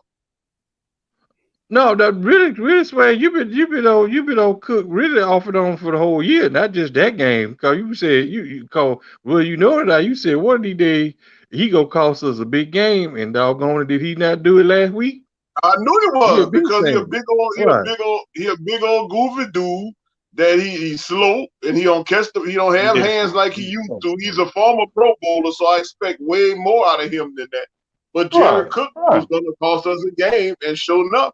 That's what he did. Wait, you said it the whole year. Yeah, I know what I'll be talking about. Specifically, that he was going to screw up one game and cost us. Not somebody else doing something with him, but him. And it was just so embarrassing. Now, should he have been benched after that? Yep. I'd have doggone put him on the side. It's over for you, player. They called Troutman up in there. You know, They but put I him mean, in hey, there. I mean, swear, even if it was for a handful of plays, at least do something, man. Show dude like, look, man, it's not cool you doing this. This is a playoff game, bro. This ain't no red. This ain't preseason. Come on, man. But like I said, go right back to what Q said. Sean Payton is not getting in these guys. He ain't putting their foot to that rump no more, man. And that's why they just whatever. And you know what? You know, Sway Q, y'all know sooner or later that gets a coach run out of town. I'm just gonna tell you now. That's why I was saying the example. We talk about Elvin they ain't Kamara. running Payton out of town. Listen to this way. This is the thing we talking about Elvin Kamara, and that was a really good example of accountability. All right, Yes, sir. And that happened before the regular season got started when they got in that little deal when he was saying that he was getting epidermal. Remember you and DC was on the show. We was talking about how stupid that was and how much of a lie and that was bullshit.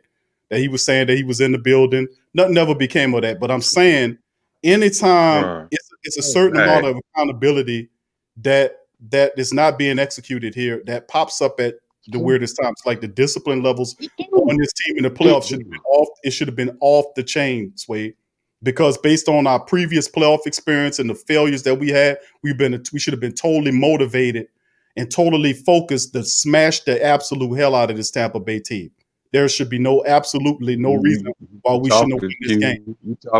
You say that I can remember one play during that game where Eric McCoy, our center, excuse my friend, how the hell do you fall starting you the center? Doggone, you sitting there on the ball. How you gonna flinch and cost the team 5 yards when we trying to drive and get a touchdown? Come on, man. Right. I think Q is reaching. He's reaching for a fault in Payton some kind of way. He's trying to say this dude here. This dude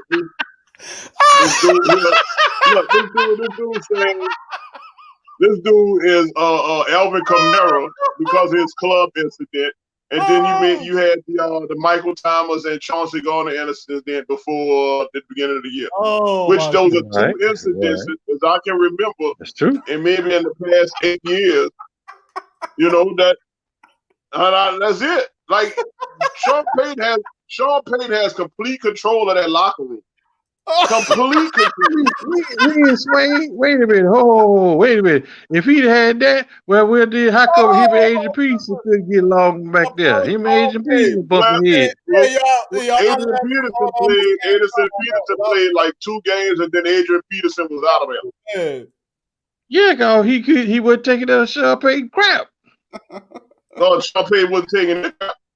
You get out of here. It's my team. You used to cuss Sean Payton out back then. I'm just saying. I don't remember too much foolishness coming out the Saints organization as far as discipline.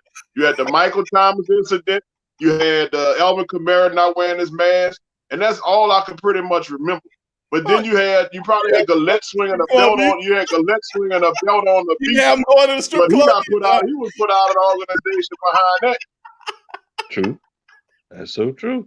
Oh, you know what I'm saying? So he didn't go to the strip club, did he? Yeah, especially Atlanta. He did better just stay at home in New Orleans. Atlanta, you really trying to get yourself in trouble. That just going to show you. Hold on. The whole point is that he hasn't had any problems in his whole. He hasn't had too many problems in his tenure as New Orleans Saints head coach. So the Saints not putting his foot in their butt is like crazy, dude. You're gonna take one instance from Alvin Kamara, and then you might take one from Michael Thomas, Chauncey Gardner, and then you're just gonna just forget the rest of his years in the that's why Sean Payton is so much of a disciplinarian that everybody fears his discipline that Kamara, after the Minnesota Vikings game, takes off to a strip club. He knows that was deadly wrong. He endangered all his teammates doing that. What was what I'm saying?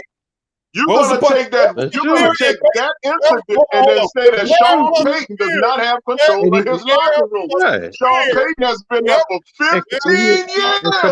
Kamara got that too, y'all.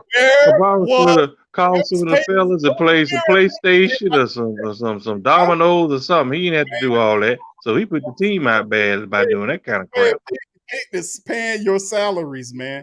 Payton is paying Suede's salaries. No. No. He's been Yeah. there. I'm telling you, he's been there for 15 years. You name Corona, Alvin Kamara, and wear a mask and endangered it. That's all you can name after 15 years? Wait, listen. Wait. And you gonna tell me the man don't discipline? He has no control in his locker room? Sway says he's a disciplinarian. He's a big No, I disciplinarian. didn't say that. No. I didn't say that. You said that he wasn't. I'm saying he has control in his locker room. You're telling me. Some big got his telling me excuses about who he disciplines. Wait, I ain't got live. You can't be that way. He's sneaking out to the club during the C19, bro. He endangered. Again, one incident. He got control of his Google incidences the Saints organization and tell me if this coach does not have control of his organization. Google it. Google it. Don't take my word. That was just like the young kid that was playing for the Bengals last year. You know, they had filmed him with the little girlfriend. The coach fired him the very next week. He got cut. They filmed a young kid. He was sneaking his girlfriend back in the Bengals facilities, and the coach cut him the very next week. No, you can't do that. And he was a high draft pick. He was a young kid that played for the Bengals last year. They had film of him sneaking his girlfriend into the facility. Something he know he wasn't supposed to do. Coach found out about it. He got cut the very next week. Yeah, he got him off the team. It was two of them. Oh, okay. It was two guys. He got him off the team. Did. Mm-hmm. Oh, okay. See, you can't do that, y'all. All I can say is that Sway said I was reaching on that. I was reaching on that incident about Alvin Kamara. But you know, no, you got a home call. Like I said, Alvin Kamara could have stayed in the room, could have played some cards, could have played some PlayStation with the balls and been cool. He decided to go do some crazy men like that. And it's a blessing he didn't get caught up. Could have been a drug run, could have got shot up for this. Q Sweat, our old people say sometimes you get in trouble because you was somewhere you didn't have no business. You can get hurt. Wrong place, wrong time. That ain't wise, So now that we're gonna continue talking about Alvin Kamara not wearing a mask and going to the strip club. We done with it. Q telling me Sean Payton don't have any control of his locker room, and he only could name that one incident. He got burger. He only got one incident in the past 15 years.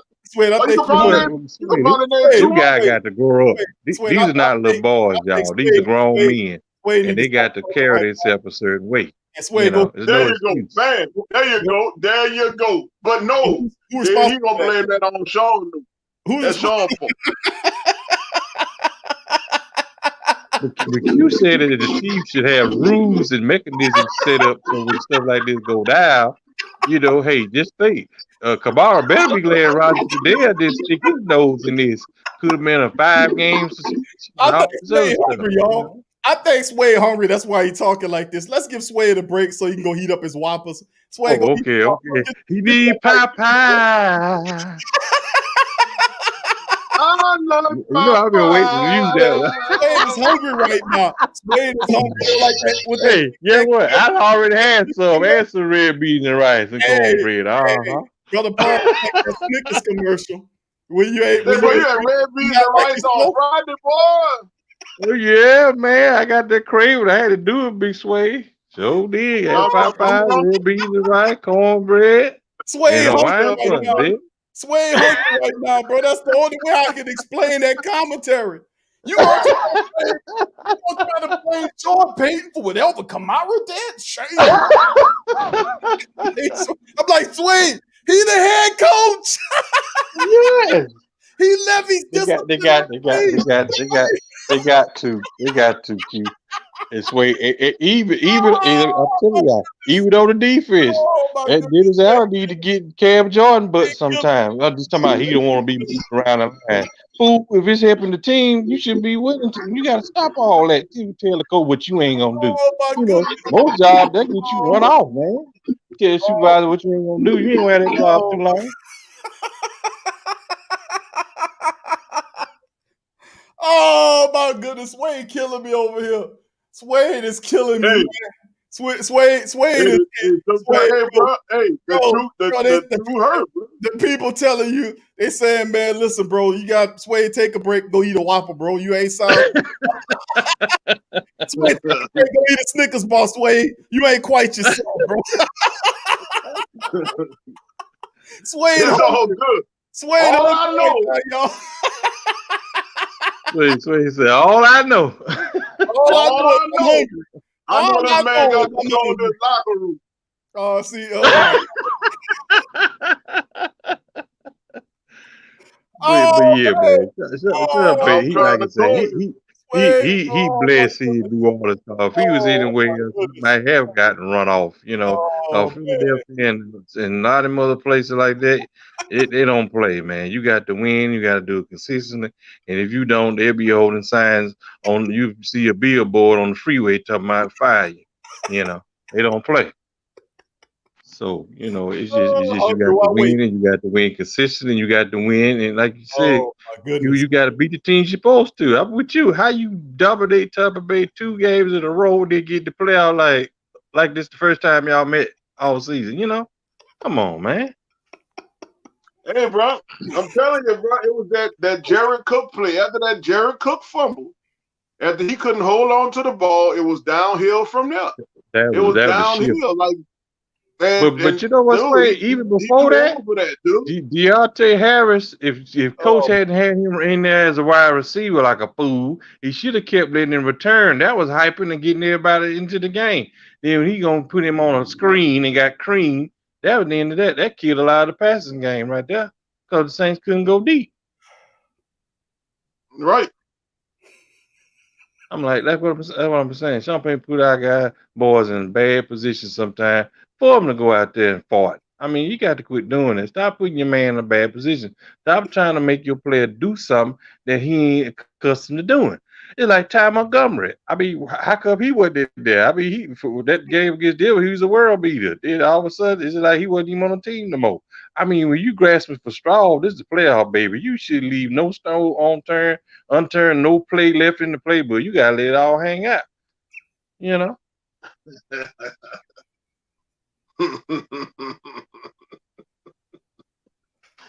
mean, this dude over here dying, dog. You got to do it, man. You got to do it. What you laughing at, dog? You, bro. You killing me, bro. You hungry, bro. That explains it all, bro. You hungry. You hungry, Swade. You got to go get you a Whopper, bro. Wow, that was you trying to say, Swade. You ain't talking right. You ain't talking like right, that. You ain't talking what like you mean? Bro. Listen.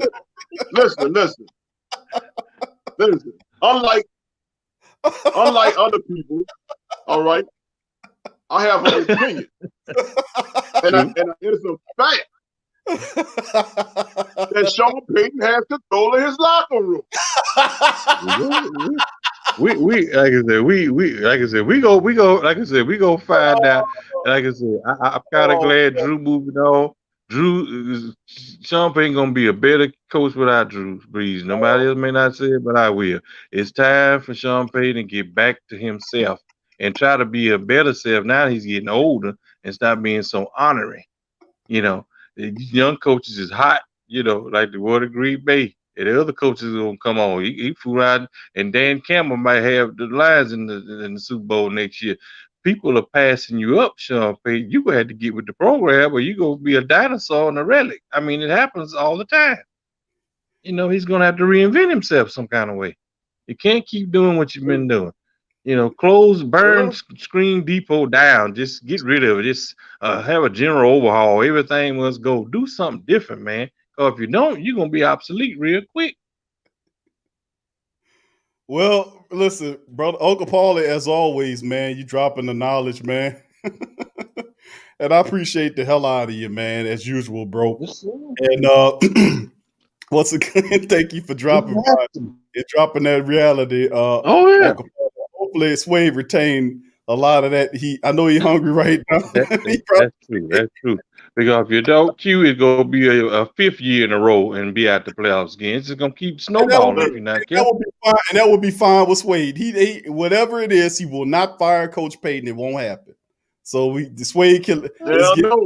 See? Well, no, I ain't fired Coach Payton. Well, you never I know. don't see a reason to fire him. Mickey Loomis might get the boot. You just never know, man. It might take somebody above him to get out to wake him up. You just never know. I wouldn't fire Sean Payton. Like I told you, you gotta have at least like Sway. five can I tell you unsuccessful seasons. Can I tell you something? Losing seasons before becoming the consideration of getting rid of Sean Payton. Wait, can I say that's what it is? Can I say something to you, Sway? What? Boku burgers. That's Buku. Buku burgers. Oh, y'all killing me, bro. Sooner or later, Gail Benson gonna get tired. That's all I'm gonna say. Sooner or later, she's gonna get tired.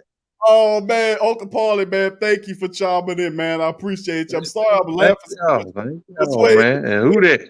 You done broke the show.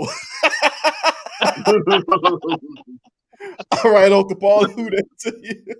All right, we got Straight Booming and then Rob coming next. Straight Booming, welcome to the show, bro. What's up? Straight Booming. Man, what's happening with y'all, man? What's happening? What's going on? Man. Look, hey, Sway. I agree with you on this time. It wasn't Sean's fault. But man, hey, you gonna have to go ahead and get some of this heat too, man. Because look, it's a what have you done for me lately attitude, bro. Like I said, I'm not holding on to no Super Bowl from 2009, bro. And homeboy been getting a little bit too lax, dog. Like I said, when they start bringing them young coaches from like 2-3 years ago, like Sean McVay in here, and he done snuck some of his homeboys through the gate. That's when you start seeing Sean Payton start getting serious. They need to put that fire under his ass. He got too much control of what's going on, bro. And they need to snatch some of that power back. Because that's the only reason why things are going the way that it's going, bro.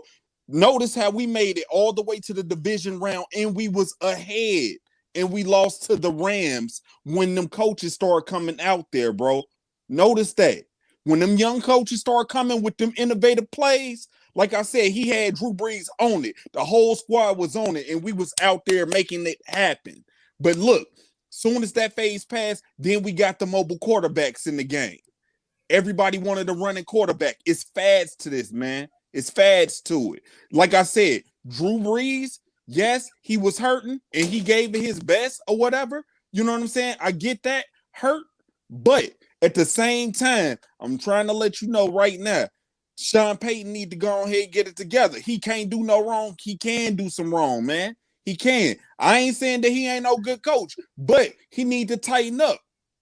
The team ain't the only one that need to be disciplined. He need to stop throwing them fits, get his stuff together, and go ahead and pull us through. Because, yes, we do need a quarterback. I don't see Taysom Hill always being the main quarterback. We do need someone who not only has the youth on their side, but also has the maturity or the experience to know what they're doing. Like a Aaron Rodgers. You know what I'm saying?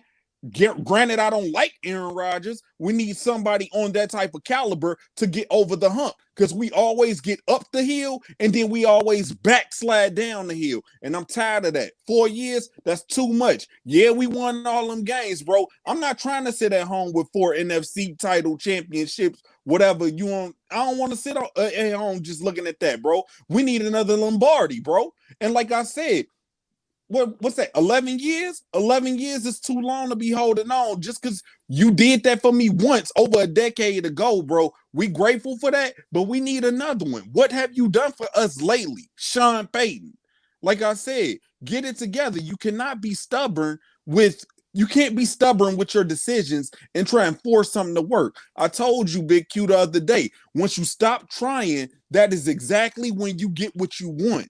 He is going to try and force Taysom Hill on us, and he's going to ruin that dude. Taysom Hill is a man of a whole lot of positions, and he play a lot of things, and he's great. Like I said, I liked it when I found out that Taysom Hill was working on his quarterback arm. I applauded it. But at the same time, you cannot sit up there and force something on someone and then see it don't work out. You're not going to get the results that you want. That's like telling me you going to diet, but then you keep on trying to eat hamburgers and say you're going to lose weight. I'm not trying to even come at you. I ain't even trying to come at you, bro. But what I'm trying to say. It will either be burgers or chicken, either way. Either way, man. What do you say? A Whopper for every pocket. Go ahead, make your point. But look, what I'm trying to say is a Whopper for every pocket. But look, my pockets is deep too. But look, what I'm trying to say is you cannot force that, bro. He cannot force it. Whether we do, I don't know who he think is gonna be the quarterback. But if I got excited when I seen Jameis bomb that throw down the field, man. When Jameis Winston bombed that throw, boy, I jumped up and I hit the ceiling. I was serious. But at the same time, you cannot sit up there and force someone to do something that they're not originally built for, man. It's not going to work. That's the rules of life, man. Like I said, somebody needs to threaten his job. That's the only way you act right. Someone needs to threaten Sean Payton's job. If not, like I said, he is a great coach when it comes to marking out plays or whatnot. But at the same time, someone needs to threaten Sean Payton to allow him to see, hey, we can go on. You're expendable, bro. That's the rules of life. You're expendable just like everybody else. And look, once you do that, I guarantee you he'll not only get his act together, but be the head coach. Let someone else do the job like they were hired to do. And on top of that, see how far we get. Man, hell, like I said, without Drew Brees the other day, I said this to you, Big Q, I would be surprised if we make it to the Super Bowl and win one without Drew Brees. It can happen. It can happen. We just cannot force Taysom Hill to be something that he's not ready to be. Taysom Hill be on the sidelines. They be catching him just like they be catching all the other quarterbacks looking stupid. Taysom Hill be sitting on the sideline frustrated, man. Tell me you ain't seen Taysom Hill sitting on the sideline frustrated. Did you see him, Sway? Frustrated for what? Oh boy, don't play dumb with me. Do not play dumb with me, Sway. Frustrated with what? You ain't never seen Taysom Hill sitting on the sideline frustrated that either he done fumbled the ball or he blew a throw? I know I've seen it. All players get on the sideline and be frustrated after that. Let me tell you something. You're right. But let me tell you something. The boy plays with a certain type of nervousness, man. He don't want to throw. He always want to run the ball. Like I said, he needs more practice. He needs more practice. He always want to run the ball.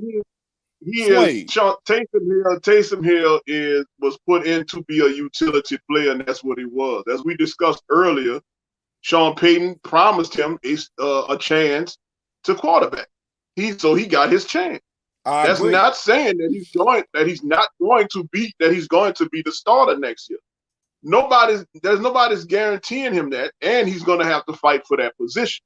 He put his foot in his mouth. He put his foot in his mouth. Sean Payton. He already said that the boy Steve Young, bro. Steve Young, okay. All right. What that mean? Stop gassing me, bro. Stop gassing. What does that mean? So what does that mean? Yo, so you think he's Steve Young. So I think he's Steve Young because the guy's a good runner. He has a hell of an arm. He has a ability as a runner. So he compared him to Steve Young, but he did not promise him that he was going to be a starter. He told him he was going to have an opportunity. You know what? See, it's all about what you say. You don't assume or don't make your own judgment about what's said. Look at what was said. That's all I'm telling you. The quarterback is in the future of this franchise. At quarterback, I don't want to misquote him. Is in the building. He didn't say Taysom Hill our future. He didn't say Jameis Winston was our future. But that's the only two quarterbacks in there. Who else was in the building, right? You know what I'm saying? Can I ask a question? Come on. No. Sway, Can I ask a question? Straight booming. Let me ask Suede this question. Did or did not Sean Payton said that Taysom is Drew's heir apparent? Did he not say that? Just asking the I don't question. remember him saying that. Nope, I don't remember. He did say Never heard that.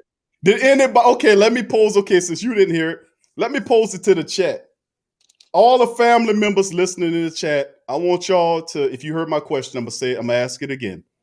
Did Sean Payton tell Taysom Hill or make the statement that Taysom was Drew's heir apparent?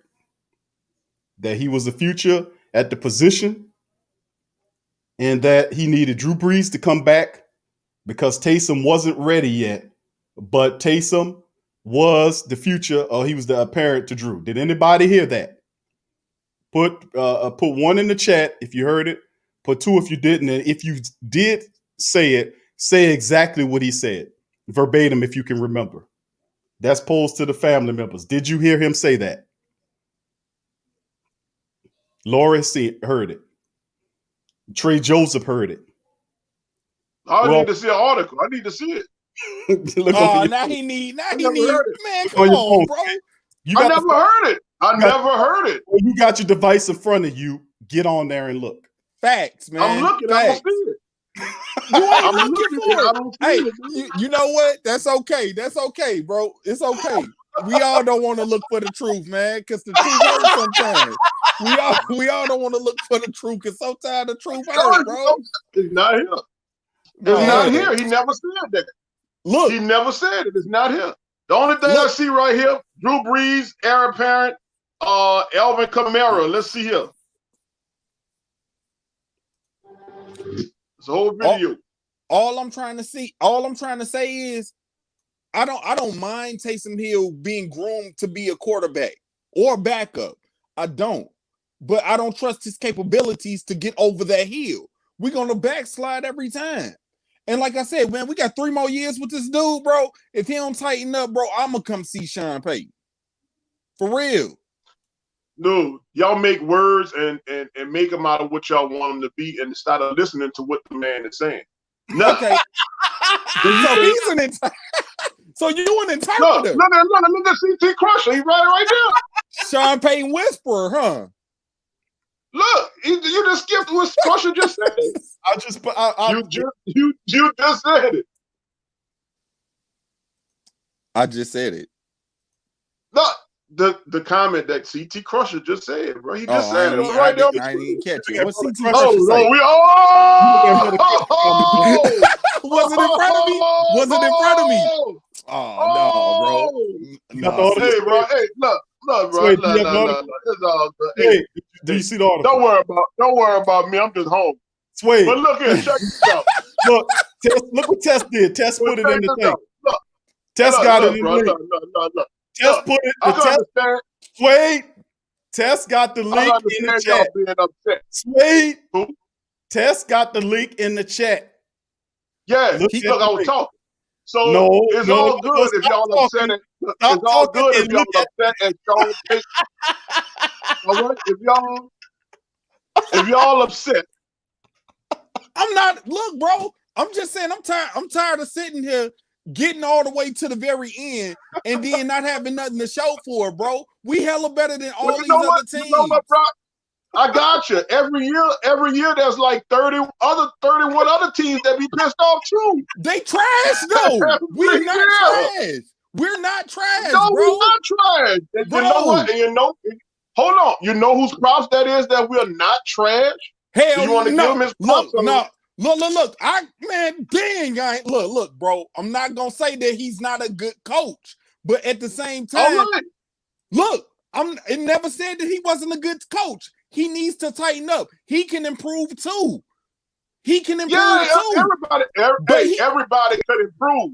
But what y'all do is hold on, brother. What y'all do is y'all get a loss, and it's a collective team loss. You can't just throw it in. Sean Payton to tighten up. Payton didn't call it. Hold on. He did not call an awesome a bad game, bro.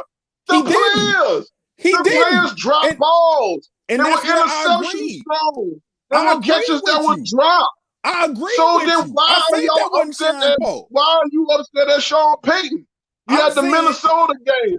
It wasn't a perfect call game, but that game could have definitely been won if the man would have simply made a tackle.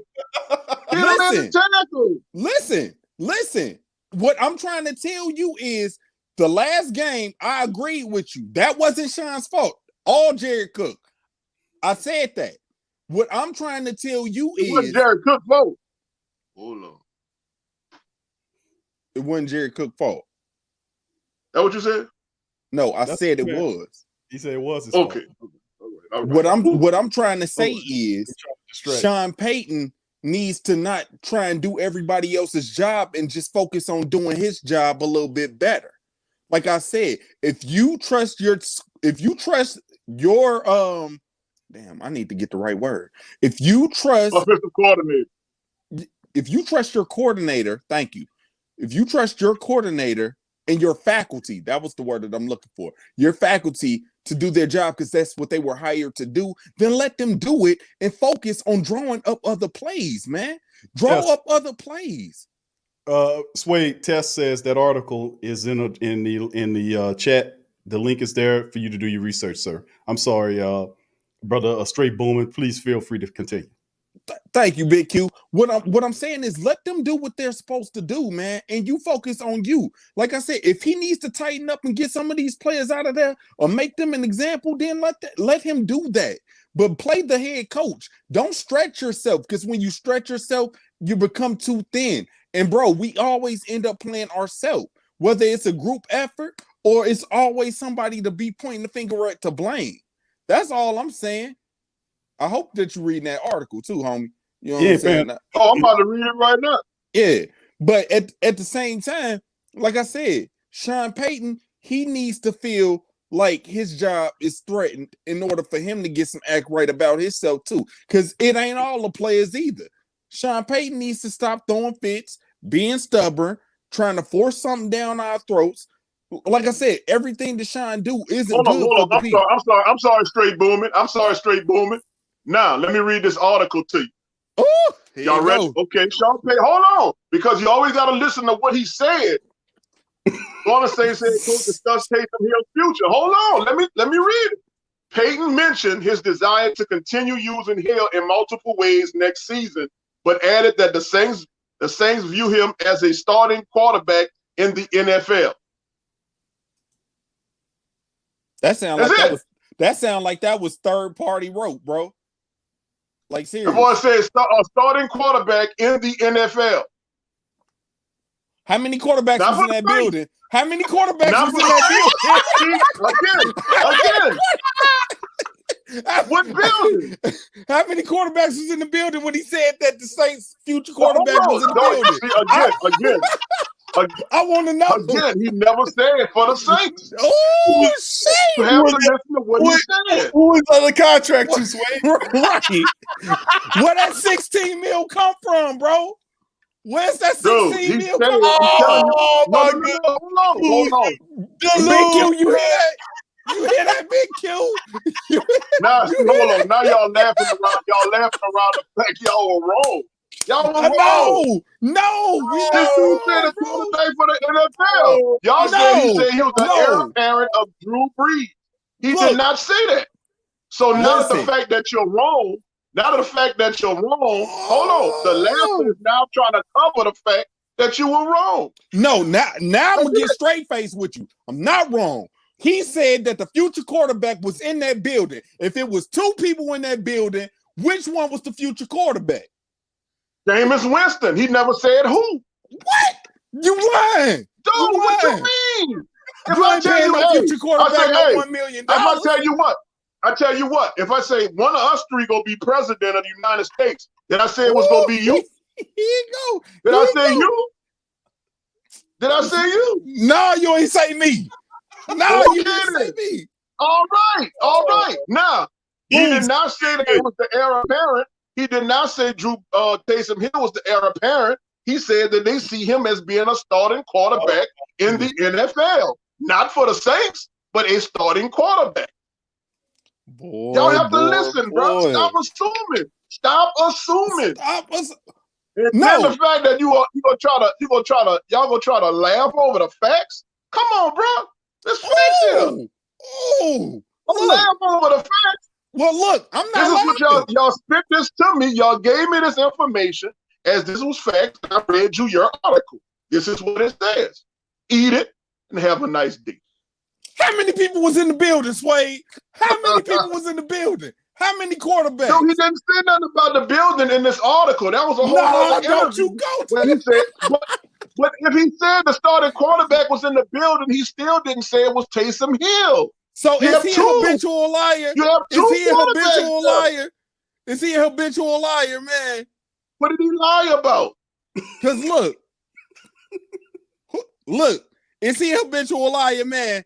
Because y'all gonna let Jameis did he walk out lie that about? door, and that boy is gonna continue to be a Swiss Army knife, and he gonna get that quarterback position to somebody else. I honestly think, yes, he's going to continue to be the best utility player in the NFL because our offense works better with Taysom Hill as a utility player. And then I would definitely put Jameis Winston at quarterback. I don't see what y'all missing. It's simple. It's simple. But I guarantee you, bro, if he let that man walk out that door, bro, like I said, if he let Jameis walk, bro, I'm going to be real upset. I'm going to be real upset if he let Jameis walk, man. I'm really going to be upset. I feel you. What if he was to let Jameis go and then bring Deshaun Watson in? Okay, hold on, Swade. I'm gonna share something with you, my brother, in just a second, okay? Because you just need just a little confusion going on here. That's all, my brother. Give me a second. Give me a second. I shall share something with you so to clear all this up momentarily. Okay. I'm gonna go ahead and keep going back and forth with him. Let me know when you're ready, because I'm gonna keep going back and forth with Swade on this one. All right, here we go. Give me just a second here. All right, this is from NBC Sports. Saints want to keep Taysom as Drew's heir apparent. This was posted January 27th of 2020, or 22 p.m. All right, and it says right here, Saints quarterback Drew Brees has not yet decided whether to retire. If he chooses to stay with the Saints, he will be welcomed back with open arms. But the Saints also believe that in Taysom Hill, they have their quarterback of the future already on the roster. Jay Glazer of Fox Sports reported today that the Saints coach Sean Payton believes that Taysom is ready to become the Saints franchise quarterback. Talk about it. As soon as Brees retires. It's here. It says the problem for the Saints is that they only have about $12 million in cap space for 2020, and that makes it financially difficult to afford to keep both Brees and Hill. They did it, though. With Hill set to become a restricted free agent, the Saints may put a first-round tender on him, in which they did, to wait to see whether some teams make him an offer, which they didn't. If that were to happen, the Saints would have to decide whether to match the offer or take the team's first-round draft pick. Let's highlight this part of the article reported by Jay Glazer of Fox. Please, let's highlight that so I can get to that one as well. Reported that. All right, so let's hold on. Let's read it. Let me read what he said. I'm reading it. How you gonna try to read? I'm reading. Jay Glazer of Fox. Jay Glazer of Fox Sports reported. What is it? Keep going. Of Fox Sports. What it says? Too small on the screen. And so why would you stop me from reading? Jay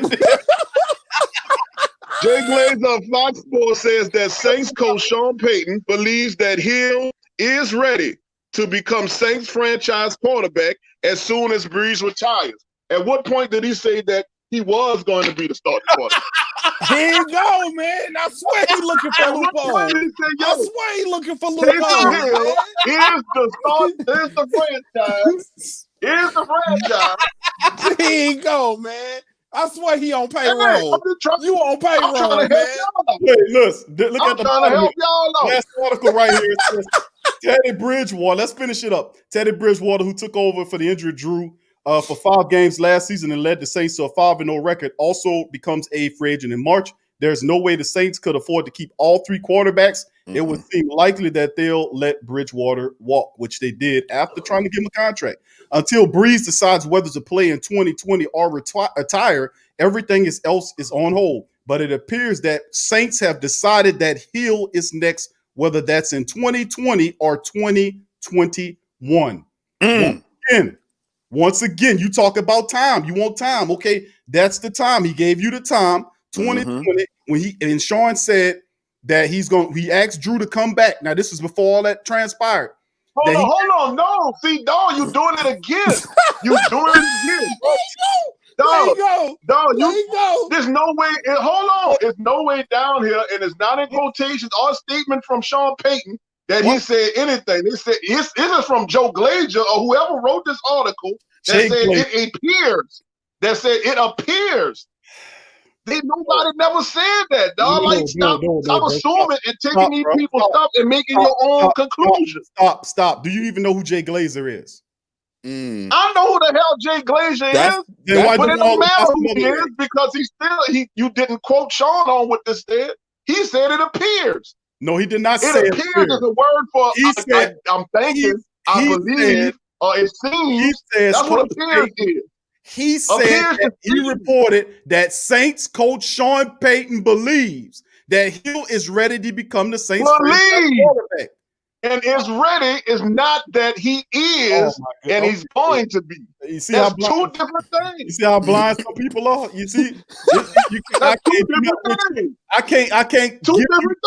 I can't give you No.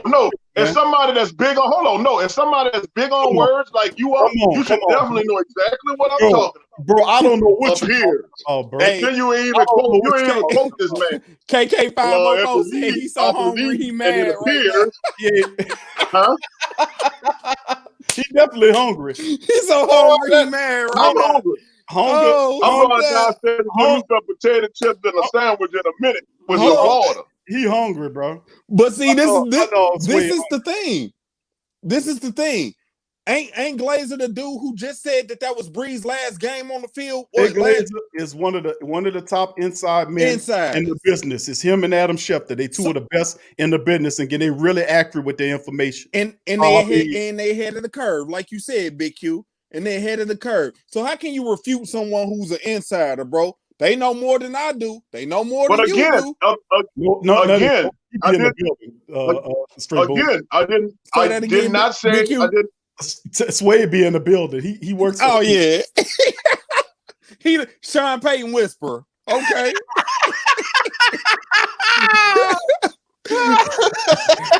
What you say, Sean? What do you say? Sean did not say that. He said he didn't tell you that. He didn't tell you that. You lying. You made me up. Like, goddamn, Slade, I just showed you 2 different articles. What it was saying, what more I need to get Sean to come and get it to tell you, Slade, listen, I believe I'm going to do it. You heard what Sean said? He said believe. He said believe. And it's Sean Payton telling you from his own mouth. Come on, man. Where you at, bro? Where you at, Slade? See what I'm saying? Or I tell you, delusional. Oh my goodness. Oh shoot, man. Hey, that's the hard head. All that noise. The man said it appears, it believes he's ready to be a starting quarterback in the NFL. Nobody said, yo, Taysom Hill is starting next year soon as Drew retires. Is a key word, not believe or appeal. You know what, Slade? You a hell of a PR agent. You a hell of a PR agent, man. I'm just saying, bro. Words are very important. Words are very important, especially in a news article, especially in society. You have to read the word. Look, not to your ass. He just sat up there and showed the whole article, bro. You read it until you couldn't see no more, bro. He said believe. He said believe. So y'all do not read. He said believe. God dang. Oh my God, bro. Look, all I'm saying is this, bro. You cannot force that man to be something that he's not ready to be. He needs to polish up. Taysom needs to polish up. Nobody forcing this guy to do nothing. You already Forcing him dropped to be what, 16 mil on this boy. Forcing him to be a utility guy? No, bro. Y'all done already threw him into the quarterback role. Look, we didn't throw him that. This man said he was gonna give him a shot. Then why didn't he? So he gave him a shot. He gave him a shot. He gave him a shot. You know what? I'm gonna say this to you then. Like I said, because some like I said, look, Taysom played ugly sometimes, bro. Taysom, he played, but he played ugly. He wasn't smooth out there like we used to, but he played ugly. We still dealt with it. His stats were still good, but at the same time, look, he needs to work on his stuff, man. More than usual. He needs to take this whole off season and work on being a quarterback. Like I said, you can't be special teams and then be a quarterback. You need to fully devote yourself to one thing, bro. You can't be out there doing both, running to both meetings. You can't do that. And that's what he was still doing. That's where I said what I said about Sean Payton. He needs to let the offensive coordinator do his job. If you're going to have Taysom Hill as the quarterback, allow that man to be only in the quarterback meetings. Don't have him in special team meetings if you're trying to devote him to being one thing. If he's the future, this is where he needs to be, in those quarterback meetings. Devote himself to that. Here we go with this again, dude. Who said that? See? Right, we just had this discussion that he did not officially say that this man was going to be the starting quarterback for next year. He did not officially say that. We just had this conversation, and then you came and told me again that he need to be in the quarterback meetings if that's what he gonna do. Well, I'll tell you what. In my opinion, he is not going to be the starting quarterback. He's going to be the utility guy. I hope that's what you're right. He's gonna do. I really hope that you're right. I really hope that you're right. I really hope that you're right, Sway. I know I'm right. Deshaun whispered that to you? Whispered that to you? Yep. And then when I go get some of my burgers, I'm gonna get a better vision, a better view. You know what I'm saying, of what's going on. I'm trying to tell you. See, look, Big Q, I can tell you what's going on. He get the flashlight and sit in the dark with it, and that's where you get all his visions from. I'm trying to. There you go with it. That's what he do. Wait, J-Rock said he gave him a shot in his ass. Oh no! All the nights, man. But look, all I'm trying to say is, man, when Drew Brees went down, like I said, that's where Taysom Hill came in, and he had to go ahead and do his thing. At that point, Taysom Hill should have only been in quarterback meetings. That's my opinion. He shouldn't have still had to go to special team meetings. He should have only devoted himself to the quarterback meetings. You know what I'm saying? If they knew that they weren't going to let Jameis play because they didn't want to go ahead and let other teams see what Jameis was made out of or whatever, that's fine. But the man needed to be devoted to that time when Drew Brees was out, only in the quarterback role. That's all I'm saying. So let me ask you this. I got you. You're absolutely correct. So since I'm the Sean Payton whisperer. Yeah. How the hell you know he wasn't just in the quarterback room during them time? What? Hold on. Say that one last time. No, because I'm gonna tell you something. How would you know that Taysom Hill was not dedicated or just in the quarterback room, which I would guess that he was, during the times that he was the starting quarterback while Brees was hurt? How you know he wasn't just in that room? One of them games, one of the commentators ended up saying that Taysom was ending up running back and forth between each meeting. That's how I knew that. They don't know nothing. You might as well depend on what Troy Aikman said then. I don't even like that nigga, man. Hold on, look. Exactly. So don't worry about what they talk about. I'm pretty sure. I'm just saying straight. I'm just saying, Mr. Bowman. I'm just saying, I'm pretty sure he was dedicated. I understand exactly what you're saying. Trust me, I do agree. If he will play quarterback, he's focused in that quarterback room, my man. I'm just guessing that he was in there because my trust to Payton. There. I'm pretty sure Payton would not have this man run into the wide receiver rooms and you the starting quarterback for the next 4 games, dog. I'm just guessing that's what he would do. But I could be wrong.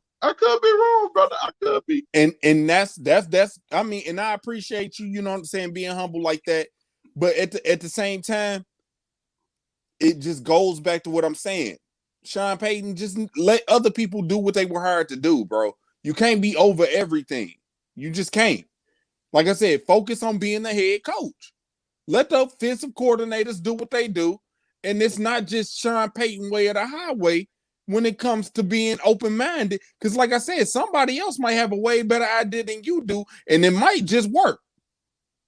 And like I said, you have to have that open-minded mentality to get further. Like I said, if you do something without trying, like I said, that's when you are likely to have most success. But when you try and force it, you really don't get that far. And it just seems like the past 4 years, we've been putting up big numbers on teams. But at the same time, we ain't got nothing to show for but NFC titles, bro. And we need more than that. Everybody knows it really goes down postseason. That's it. That's when the real games begin. That's when the real fun start. All of that, it don't matter that you take a few L's during the season. When it gets to a point where you can't take none at all, that's when it really matters. It's either you gonna get this dub or you gonna go ahead and get sent home. And we've been getting packed up ever since, man. We've been getting packed up. And I'm at the point where I'm not going to sit up there and hold. Thank you for giving us the opportunity to be put on the map with a Lombardi trophy. But it's time for us to get a new one, man. It's time for us to get a new one. We need another trophy on the wall, man. We need something to revitalize the Who Dat Nation, man. And Sean Payton, if you're not going to go ahead, if you're not going to be open-minded enough to go ahead and do what you need to do to get us over the hump and let us stop downsliding and backsliding down the hill, then, bro, go ahead, pack that up and go somewhere else, man. Let somebody else trust the Payton. Yeah, and I'm coming straight like that. I'm coming straight like that. I'm sorry, Sway. Violated now. Hey, I'm sorry, Sway. That's how I'm coming, bro. That's how I'm coming. Let's get rid of him. Because look, I've been there. I've been there during all of, like, bro, I've been there. When we was having bad seasons, I was still saying who that. Bro, do you know how bad the Seahawks fans treated me out here, bro? They was talking down. And I couldn't do nothing when the Beast Quake happened. I was here for it. I was here for it all. And then when we turned up the last 4 years, I was there for it all with that too. And I was talking cash, trash. I was in their face, and I ended up starting to tolerate the Seahawks fans up here. But at the same time, bro, hey, we gonna need more than that. We gonna need more than that. And bro, we shouldn't have never came home to a Tampa Bay team that looked like they had their game totally revamped. It was a 180, bro. They was playing harder than they ever played. And bro, the coaches was giving us the favorable calls. I don't understand. I don't understand. I understand. We got packed up. Need to catch the ball. They need to catch the goddamn ball. That's what they need to do. Big facts, man. Big facts, man. But we got packed up. We got packed up. Yeah. And now we looking at two bays playing each other, man. Like I said, Baywatch, exactly. Now, if you ask me who would I rather go on here get to win, I want both of them to go home. I ain't gonna lie to you. Somebody got to win. I give Aaron Rodgers it though. You know what I'm saying? I don't want bro to come in and take Tampa all the way and then try and win the Super Bowl at home for the fair. Bro, if he break history like that, bro, I might start watching football for a whole year, dog. I'm not playing. Tom Brady better not. But if Tom Brady do, yeah, bro, yeah, he'll ride off into the sunset after that. He have nothing else to do. I done came to the NFC. I beat Drew Brees. I beat Aaron Rodgers. I beat Patrick Mahomes, who I'm guessing is going to go to the Super Bowl. I beat Patrick Mahomes, and I won the Super Bowl in Tampa Bay in my hometown. Can I leave now? Thank y'all. Have a good one.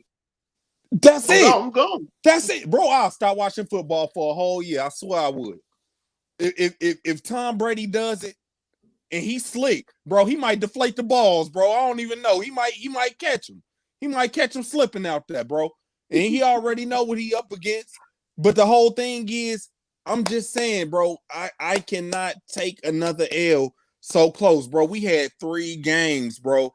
We only had to take one at home, take the other one away, and then handle business at the main stage, bro. And we couldn't make it to the main stage for the 4th year in a row.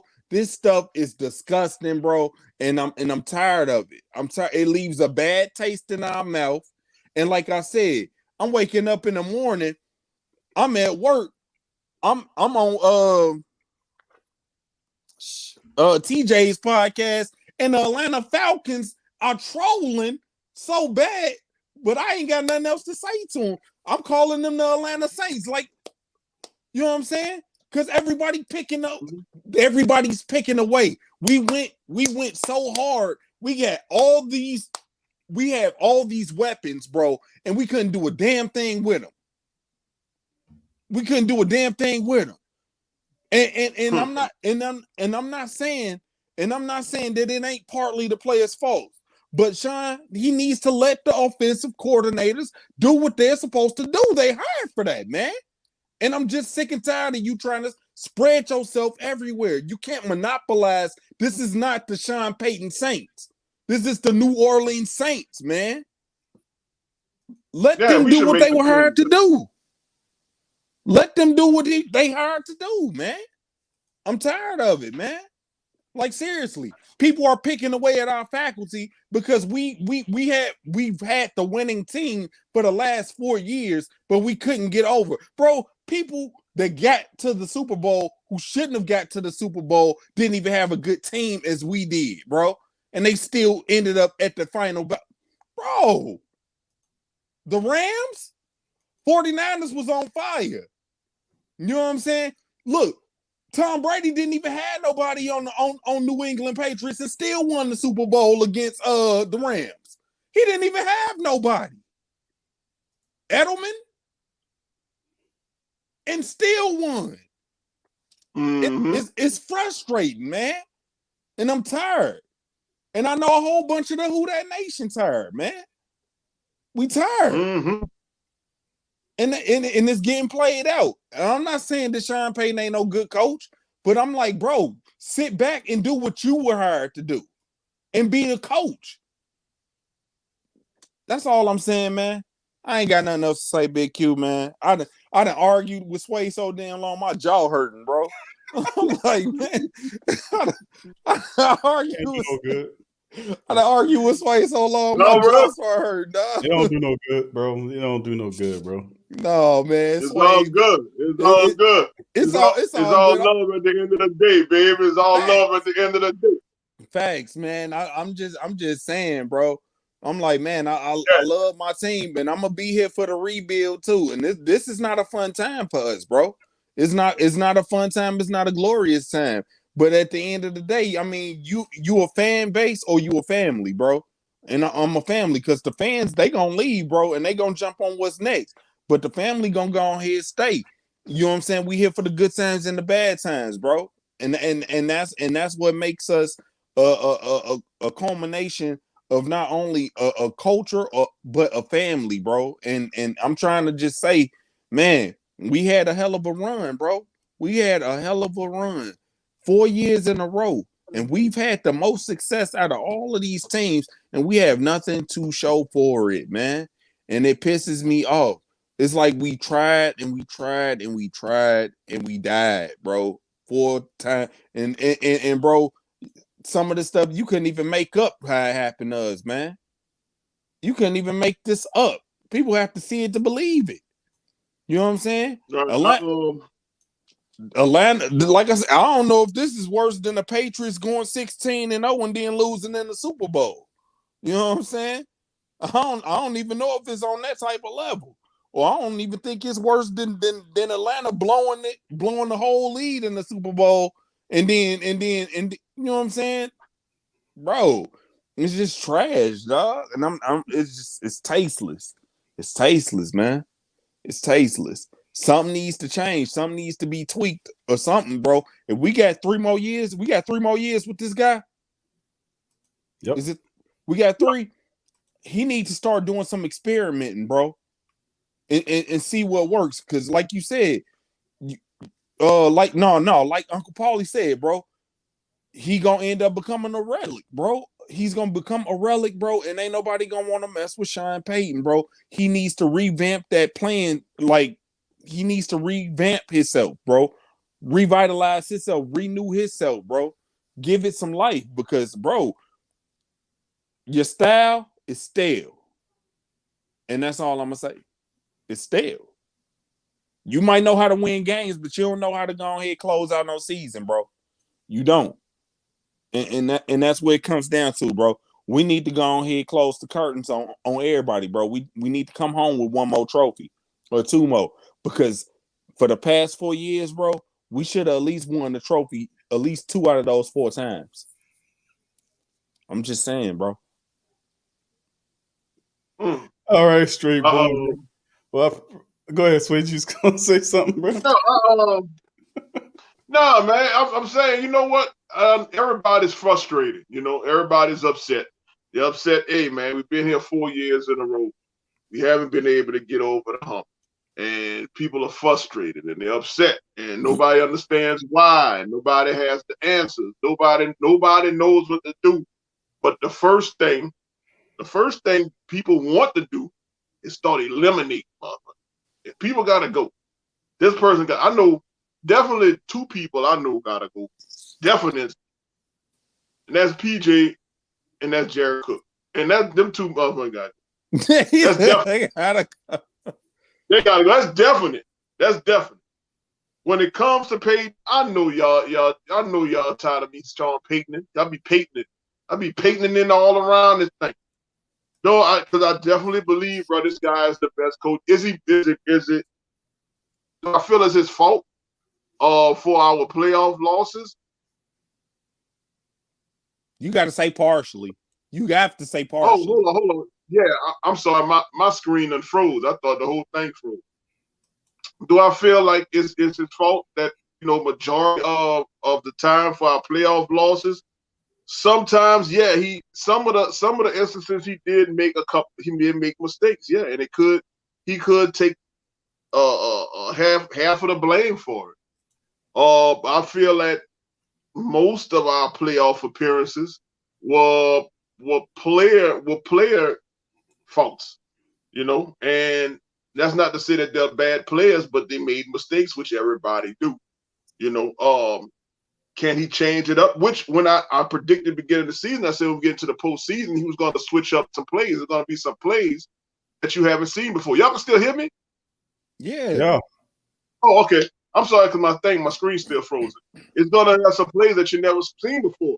And true enough, there were plays in that game, and I pointed to Q while they were playing. I said, you haven't seen that one before, have you? You haven't seen that one before, but somehow during those plays, the players either dropped it, or it was a missed throw, or some of them were successful. But I mean, you know, I definitely see it don't take me a whole day to recognize sunshine, that the sun is shining. No, this dude Payton is one of the like somebody said earlier, he's the best coach we have. Is he perfect now? No. Is he working to be close to perfection? Yeah.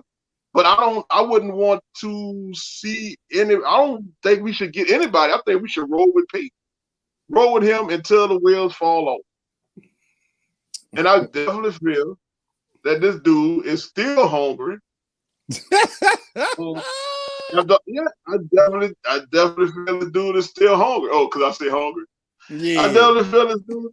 Yeah, I definitely feel this dude is still hungry, man, for a Super Bowl because he knows what his legacy is. he knows that, I done been to four playoff appearances and I lost all 4 with 1 Super Bowl. And I'm pretty sure that's not what he wants, for him or the team. So I think we should just calm down. I know we're upset. Trust me, I'm a safe. I done been through 4 groups. I've been through Aaron Brooks and Bobby Bill. Swade, I'm with you, bro. Swade, I'm 100% with you, cuz. Listen, we need to calm down. We need to do like we did last year and calm down. Then after that, we need to do like we did and calm down the year before that. Then the year before that. And then we used to just use the last 3 years of hurt and just use that as a reference point on how we should treat today. And just calm down and trust the Payton. Because at the end of the day, that's what he's telling you. We're not going to get rid of Payton. We're going to roll with him until the wheels fall off because you got a Super Bowl. Big, hey, you trolling. You trolling. You trolling. You trolling harder than hey, you gotta stop. Because I'm like, what? No, he sound like you on payroll. I knew that was coming. That's why I wouldn't pay more attention. I knew that was coming. What? I'm like, what? No, you trolling. You trolling, Big Q. Oh no. Oh no. No. Say it, bro. Listen, bro. Listen. All I can say, bro, is listen. I don't listen, man. Listen, all I can tell you, man, is that listen, all we can do is laugh at this point because the last 4 years was in playoff failure was one of the worst. I mean, it was absolutely the worst. As from Three Stooges would say, it'd be the worst. And man, I can't say nothing, but it's absolutely insane the last 4 years. I'm definitely not on the bandwagon to hold on to somebody because you won a Super Bowl, because I do understand, even though it's great, and listen, you can't take nothing away from Payton, what he's given this franchise. The Super Bowl and the victories in the regular season, that's going to always be with him.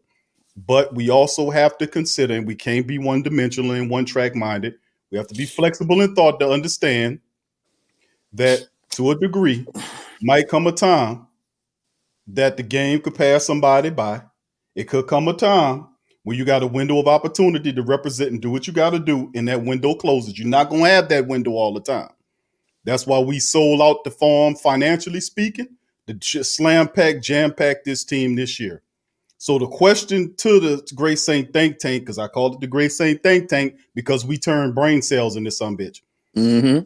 And the thing is, that's something we need to consider. We need to listen to that because having faith is cool. It does. But you having knowledge also helps with that faith till you put them together, you get a good mixture. So we don't have dumb faith here. We got smart faith and understand it. We look at the past and we look in the present now, and we got to understand. They got young coaches that's coming in the league and dusting Payton off, man. Come on. They got young. This Matt LaFleur guy done dusted Payton off. Man, listen, what you talking about? LaFleur that came. Who? There you go. 4 losses. He can't remember who coaches are that beat his squad. Mm-hmm. Who? Sean McVay. He's waiting no more your owl now. Sean McVay. He black owl now. He ain't black Suede no more. But Sean McVay ain't got no Super Bowl, do it? Oh No. my goodness, dog. Come on, man. Bro. But he went to Could you rationalize what I'm saying and stop getting to the Sean Brady worship? Stop doing this. You're not speaking on facts. You're not speaking on facts. What? You're speaking. You are speaking. You are speaking. What? Hey, listen, you are speaking in order to downplay Payton. This is your goal. No. The Rams sat up there and took our spot.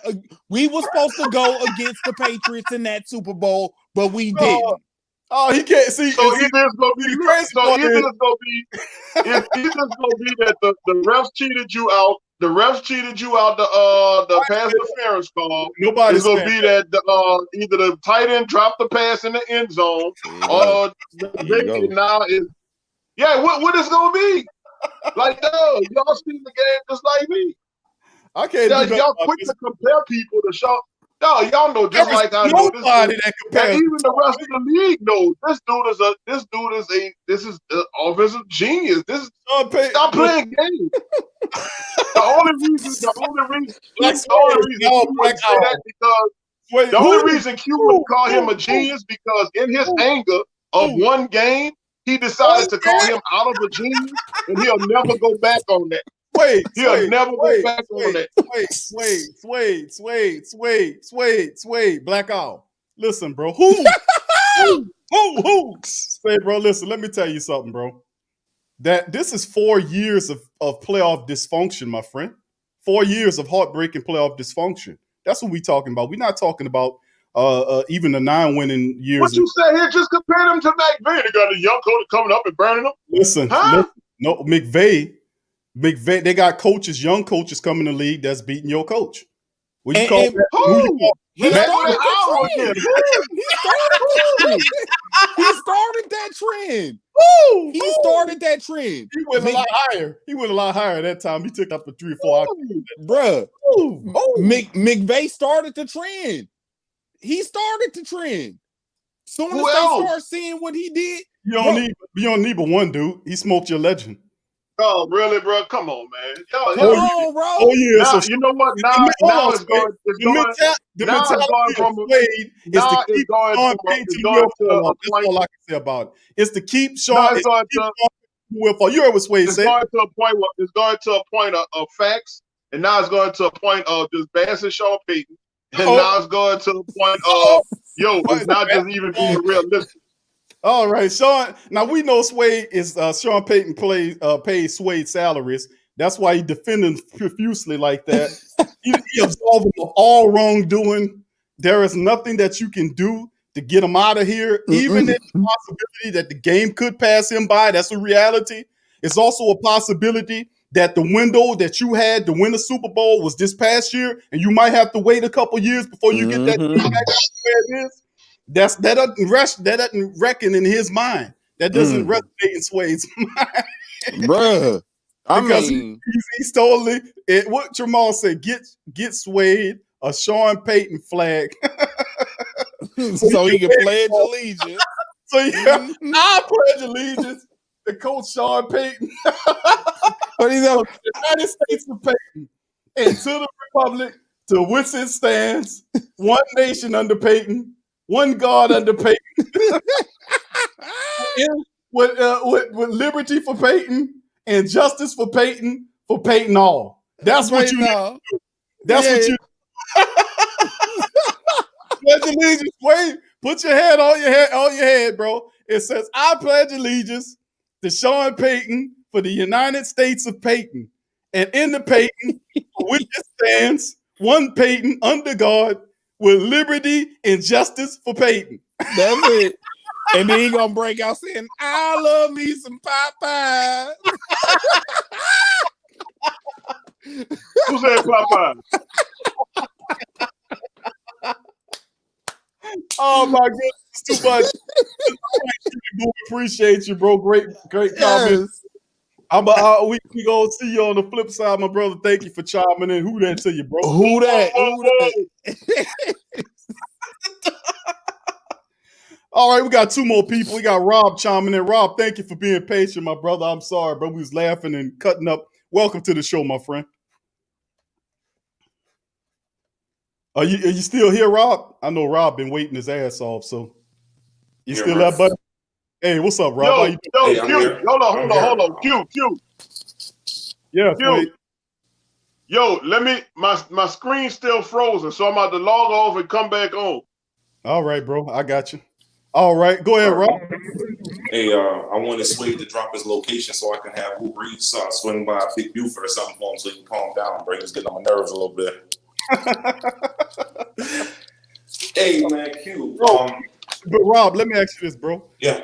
Do you see that as a plus or a minus? Because to me, bro, you got to be able to open up your mind to a degree, bro. Hold on, let me bring him in here. Yeah.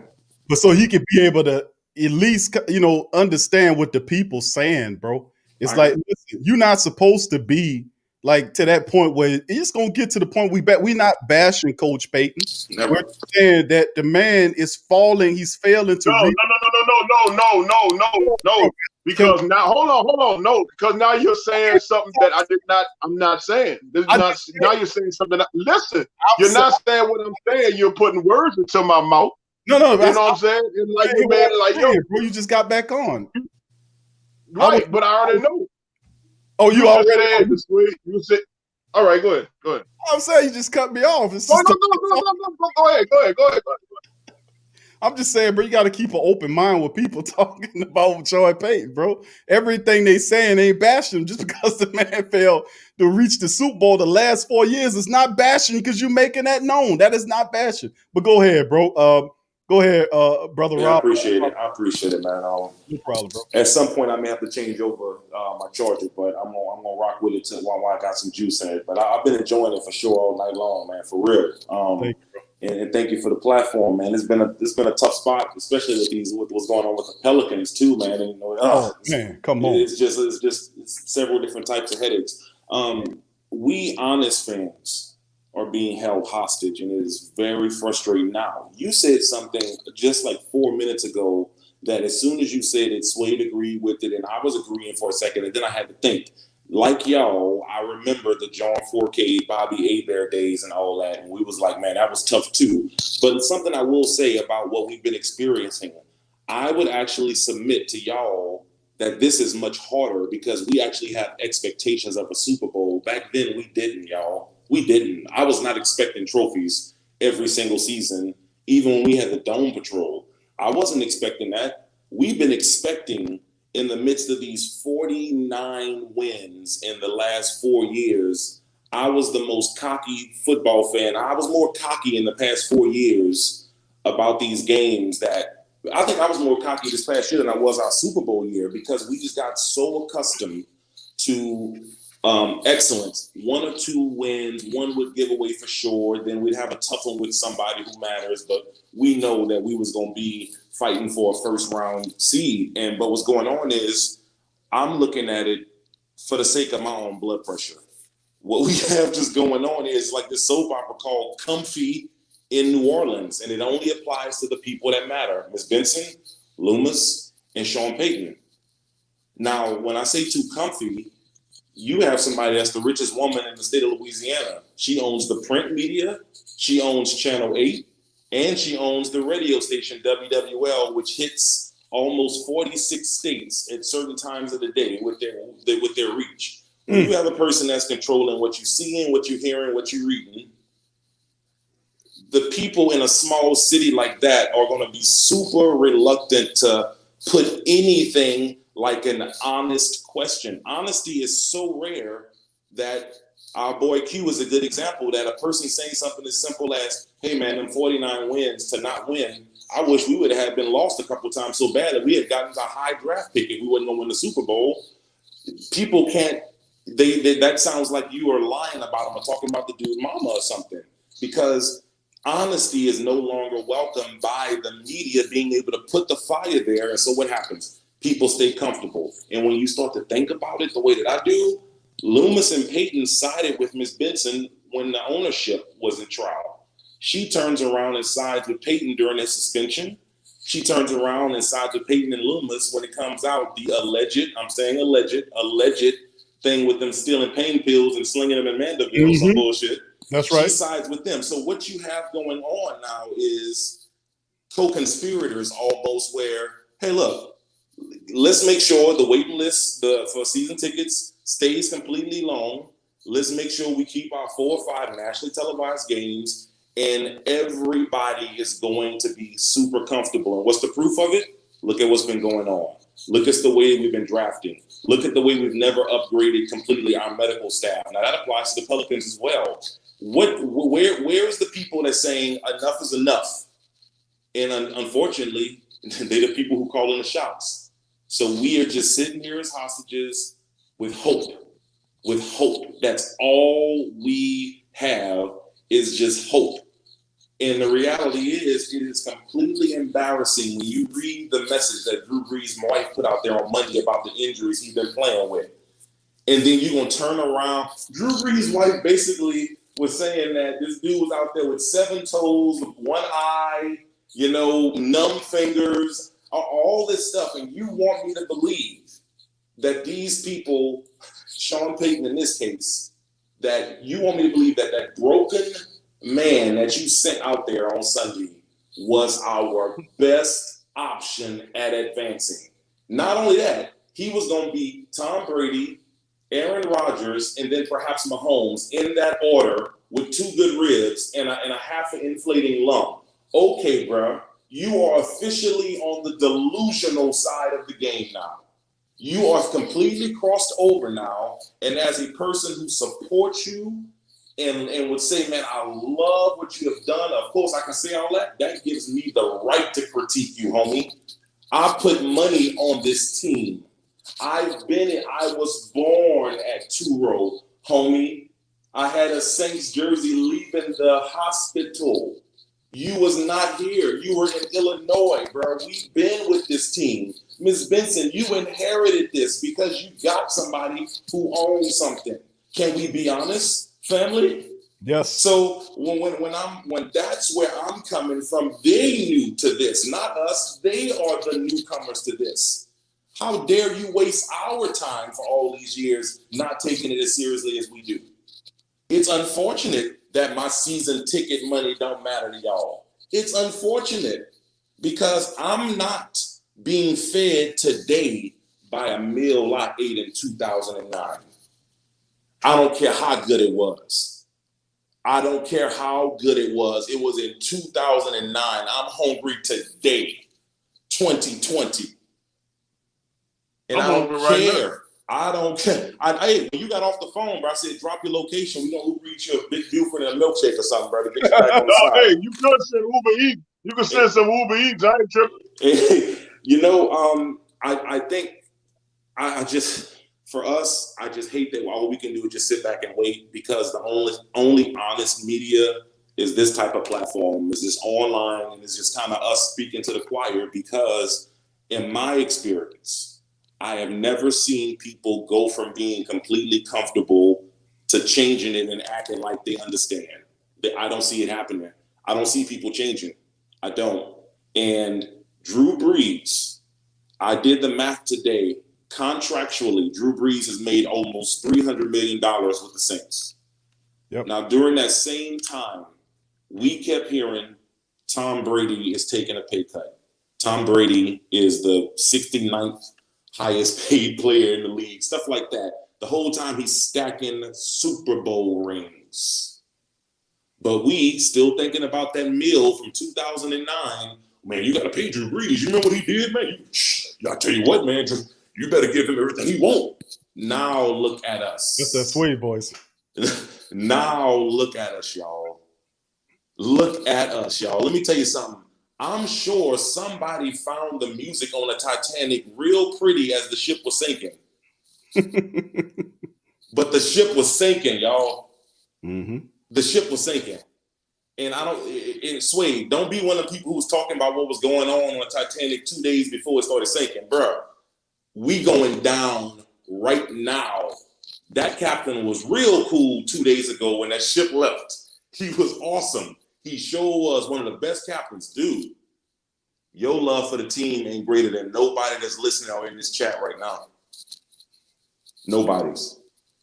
We need to move on, and unfortunately, it's not going to happen because these people are connected in more ways than just regular employee business stuff. These people got stuff with legal stuff that they are into. So maybe we can just hope that Sean Payton falls in love with somebody and moves away or somewhere with a team, that a college team just makes some offer you can't refuse. But we going to have to just sit and watch this, y'all. We going to have to sit and watch this, and it's incredibly frustrating. It's incredibly frustrating because we forget Drew Brees was one of 52 people who dressed that Sunday, that February in Miami and won a Super Bowl. He was just one of them people. And the special teams stood out. And our defense clinched it, not Drew Brees. We forget that 5 times following the Super Bowl, Drew Brees was in the top 3 of interceptions. We forget. Go I back. ain't never heard that one. Go look it up, bro. Go look it up. I'll wait. I can wait. I waited a long time for that previous call. y'all can look that one up. Drew Brees, following the Super Bowl season, look at intercepts thrown for that season. But we holding on to how awesome the Titanic was on the first few days of the cruise, man. We holding on to that. And we better believe that that is the thing that's putting us in this position right now. We got to take ownership. If we have nothing control over nothing else, we can control being honest. We can control at least saying Sean Payton was wrong as hell for letting Drew Brees go out there. Let's, for all intents and purposes, say it was a bad concussion that dude had, and his wife revealed it on Monday. Mm-hmm. You see, the NFL Players Association will want to talk, wouldn't they? Yes, How dare you send him out there? We saw Patrick Mahomes dizzy walking off. There's a reason he wasn't allowed to go back in, right? You saving a player from themselves because Pat might have tried to go out there, right? So what's the difference that you sent this man out there who was completely diminished? He already was diminishing to the point that we have to bring in a gadget dude anyway, y'all. We ignored that. Mm-hmm. We ignored the fact that we the only team that's a top 5 team that's consistently taking out their quarterback just to throw a ball down the field 30 yards. Y'all, the dude was broken, and shame on anybody in the media that did not tell Sean Payton the same thing. Sir, how can you say that this man was better than Jameis Winston on that day? Why couldn't you have arrested Drew from the end of the season to the Super Bowl? Told him that. Drew, it's going to be about a month almost. You're not playing week 16 all the way through. Heal up. But when you have people that are too comfy, man, this don't really matter. We got our records. Drew was on a nationally televised game when he got his 80,000 yards. He did his thing. It's all good. It's all good. It's all good to them. It's all good to them, man. Y'all, and I see a few people, that they feeling this stuff. This dude played with a torn rotator cuff, y'all. Yep. The ribs and all, and then during the game, do y'all remember it was said? Drew said, I think I came back 1 week too soon. You have people far too comfortable. And this is what happens every single time when you have power that is completely unchecked.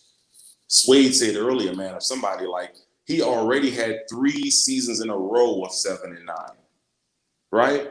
Yep. We know this, and that's why when I first started talking, I said to the honest fans, we know we have seen so many teams move on. Think about this, y'all. San Francisco has been to the Super Bowl more recently than we have, and have completely rebuilt and has came back around to being relevant again since we won our last Super Bowl.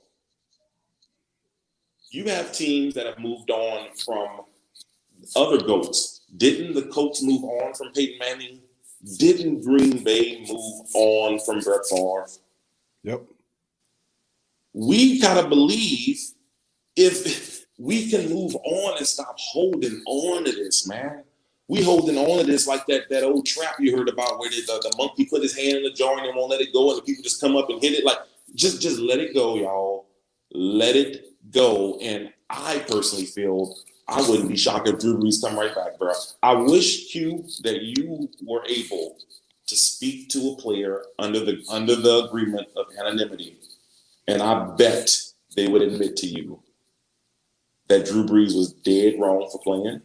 That all along they wanted Jameis, and not only that they don't believe in Taysom long term. I bet because something that I am catching on to finally is in the national. Oh, don't let him hear you say that, bro. What do y'all think, though? I mean, No, go ahead. Okay, no, I want you to finish your thought, Rob. Yeah, thank you, and I appreciate it, man. Thank you. No. I just think that what I'm realizing with the national media is a lot of them are repeaters. I think a lot of them are lazy journalists. I really do believe that they just are repeaters. That goes from the cowherds, that goes from the people who are actually working on Sundays. But something else I'm starting to put together is a lot of these people are keeping their foot halfway in and halfway out of the sport, where they're not going to talk too honestly and say, you know, some of these play calling here making me think Sean Payton the game is passing him by.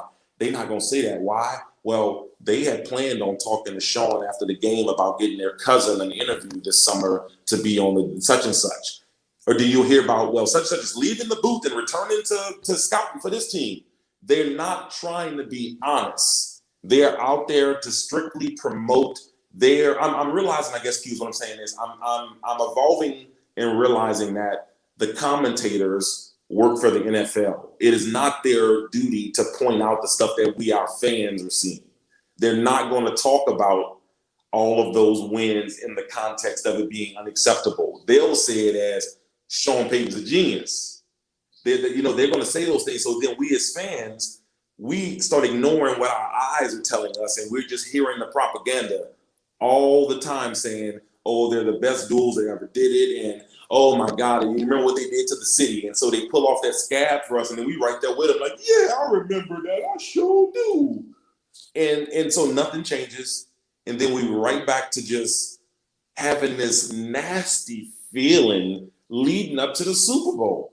Once again, like, and then I know I'm going to see him on TV. Drew Brees going to go around promoting something media week, selling something, and Sean Payton going to be calling some game, cheesing.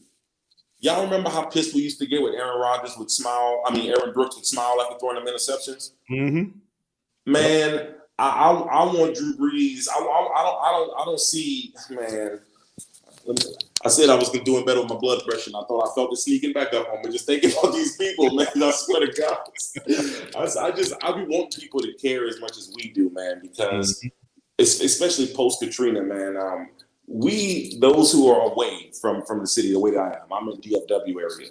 You know, those of us who are away, it means so much to us to be able to, you know, it means a lot stepping out these doors in Cowboys country with all my Saints stuff. And I don't want these people to have nothing to talk about because it's been 24 seasons for them. I feel like it's been 24 seasons for me since we won, but it's been 24 for the Cowboys. And now, y'all, listen, let me tell you, we have to learn from Cowboys fans. I'm surrounded by them. It has been 24 years since they've been in the Super Bowl. And right now, they're starting to finally wake up and realize it may be Jerry Jones is the issue. Think about that, y'all. I know. I just got it.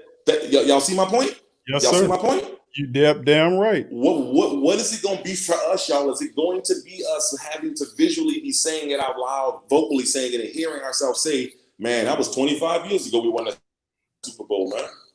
What is it? What is going to happen? We're going to have to see Jeremy Shockey's son playing for the Saints, and then we'll be like, man. I don't know, guys. I'm glad I stayed on, man. I thought about hanging up and going back to put my feet up with this Hennessy privilege, but I said I was gonna hang on, man, and share my thoughts with the fellas and hear what they had to say in return.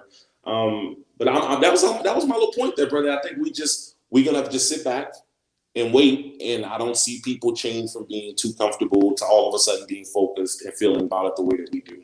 That's it. Rob, back to you. Hold on, Sweet. Yeah. Let me back to you right quick. Rob, absolutely awesome commentary, bro. I just want to throw that in there, bro. Beautifully well said. Really terrific. Look like Rob popped off of there. He must have dropped off. But Sway, go ahead and say I just wanted to compliment him, bro, for all of that great comment. That was an awesome call. Good job, brother. Good job. I appreciate that. I know Rob said that he was waiting on the results of the Drew Brees stats, which he'll probably come back on. I know he's calling back probably in a moment soon, so look out for him. 2010, Drew Brees in interceptions, he was number 2. And also he was number 3 in touchdowns. We go to 2011.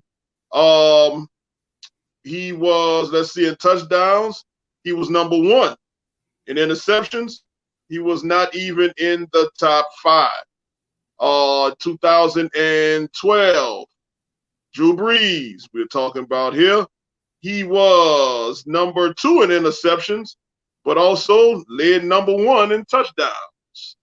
I guess that's when he was his gunslinging days. We go to 213, where we're going to stop, because I think my man said 3 years he was leading in interceptions. He had number 2 in touchdowns, and he was not even in the list of interceptions. So that was at what? He had, did I name 2 that he wasn't on the list of, and 2 that he was like in the top 3 of interceptions? But he led in the top 3 of touchdowns all those years. All right, appreciate that, Sway. We're gonna bring in our final call of the night, Brother Madge Prime. Thank you for that, Sway. Brother Prime, welcome to the show. Man, I hate to come behind that brother, but that brother kicked a lot of knowledge. Man, Rob is awesome, man. Rob, who that to you, baby? Thank you. Same here. Who that to you, Rob? That was outstanding. Brother Prime, I'm glad he waited, man, to deliver that powerful impact message, man, because the Great Saint Think Tank was feeling every word of that. Rob, you need to chime in a little bit more. Thank you, Brother Prime, for you for being patient and waiting as well, bro. Please. What's up, Prime? Flow, bro. What's up? What's up, tag team? Back again. Check it the record. Let's begin. Okay, well, I'm. It's hard to follow that, but I got some things I have to say. And while he was talking, it just dawned on me one thing. Do y'all realize with the way the season went with the NFL, we're hauling those people in the stadiums. They pulled off basically a successful season. And that may be in the back of their head that, well, we did this in this pandemic. We might not have to be accountable to our fans if we want to do fucked up shit. Just think about that. Just think about that for a minute. And I'm gonna tell you, I was born and raised in New Orleans. I moved to Houston in 2000. I'm not trying to make anybody back home bad, but when you get away from New Orleans, you see some things. And the Saints are just a microcosm of the city of New Orleans. The city of New Orleans has a tendency of holding on things a little bit too damn long. Because I kid you not, I kid both of you not. When I come back home to New Orleans to see family, I can go down St. Claude, I can go down Urquhart, I can go down just about any city in New Orleans. And some of the same potholes are still in the same streets, in the same location 40 years ago when I used to ride my bike all over the city from the 9th Ward, take the ferry, go across the river, then come back, and then go to Auburn Park, and then go to the lakefront. Same pot. Brees should have retired 2 years ago. And I'm not only mad at Brees, I'm not really mad at Brees. I'm more pissed at Sean Payton for putting that man out there. Because last year I said he should have really retired. And knock on wood, and we all should also knock on wood that this man didn't do something so bad to himself where he won't be able to enjoy his family for the rest of his life. Because there's been stories of so many football players over the years that left out broken down. I could only think of one player that left this prime, and that was Barry Sanders. Because even Peyton Manning held on too long. Because the way he went out with a whimper. And I know you could see it in Brees' eyes. Brees is not coming back because just before his wife came out, made those statements on Twitter, I was listening to WWL the day before, and this guy called in, And I kid you not, this guy, I don't know if he's Nostradamus or whatever, but he said to them on WWL, I don't know, it may be a week, it may be a couple of months, it may be 6 months, but there's going to be some information that's going to come out about Brees that we didn't even know about. Bam, the next day, his wife gets on Twitter and talks about the rotor cuff injury and the foot injury. And I'm not a doctor or anything, but aren't your shoulder and all that area, isn't that kind of connected to your ribs some kind of way? Yeah, Looking it's at the, anatomy? I'm not sure. well, it's the motion. Right. That's all when you got those muscles in your back, and that's damn near unbearable, man. And that just show you how powerful those pain shots are that they're giving those guys, man. Yeah, because I'm gonna tell you right now, Because that I'm was on. sideline us, bro. Let me tell you something. You ain't going to nowhere. You got broken ribs and all that kind. You ain't doing that, man. Them people will not let you drive nothing. If you're a driver, you ain't getting out there and driving nothing. Because So the medicine you're gonna be under is gonna impair what you're doing. Driving, you're gonna put yourself at risk. So only man, thing you can do is stay out of the way. So yeah, that's really something else. because I'm gonna tell you right now, I'm on medication. I'm on medication for high blood pressure and cholesterol. And one of the medications I have causes back spasms. And I Mm. don't and man, I'm telling you, when these back spasms hit, oh my God, it's like somebody done took their hand and put their hand in your kidney and just twisted it. Mm. And I could just imagine the pain that Breeze was going through. Hmm. And and he's gone. And the city we done held on to this man too damn long, and that's gonna hurt us. We don't spent all that money on winning the Super Bowl, and we didn't. And like I said, we hold on stuff too long in the city of New Orleans. And I'm gonna tell you right now, every time they won a game, they partied and all this and showed themselves dancing. Damn, you didn't learn your damn lesson after losing to the Rams. You was doing all that party then, and then come back and bite you in the ass again, and you lose to Minnesota last year, and we went out the way we went out this year. Stop all that goddamn dancing and celebration. You haven't accomplished shit yet. Not a damn thing. Yeah, you don't run regular season game. Now that's going to be another dubious record the Saints going to be part of because they're already putting it out there all over Facebook. You only won 49 games in 4 years and you got shit to show for it. Oh my God, that goes up there with all of the Hail Mary pass when Atlanta knocked us out the playoffs. Stopped them from going to the playoffs back in the 80s or the early 90s, whenever that happened.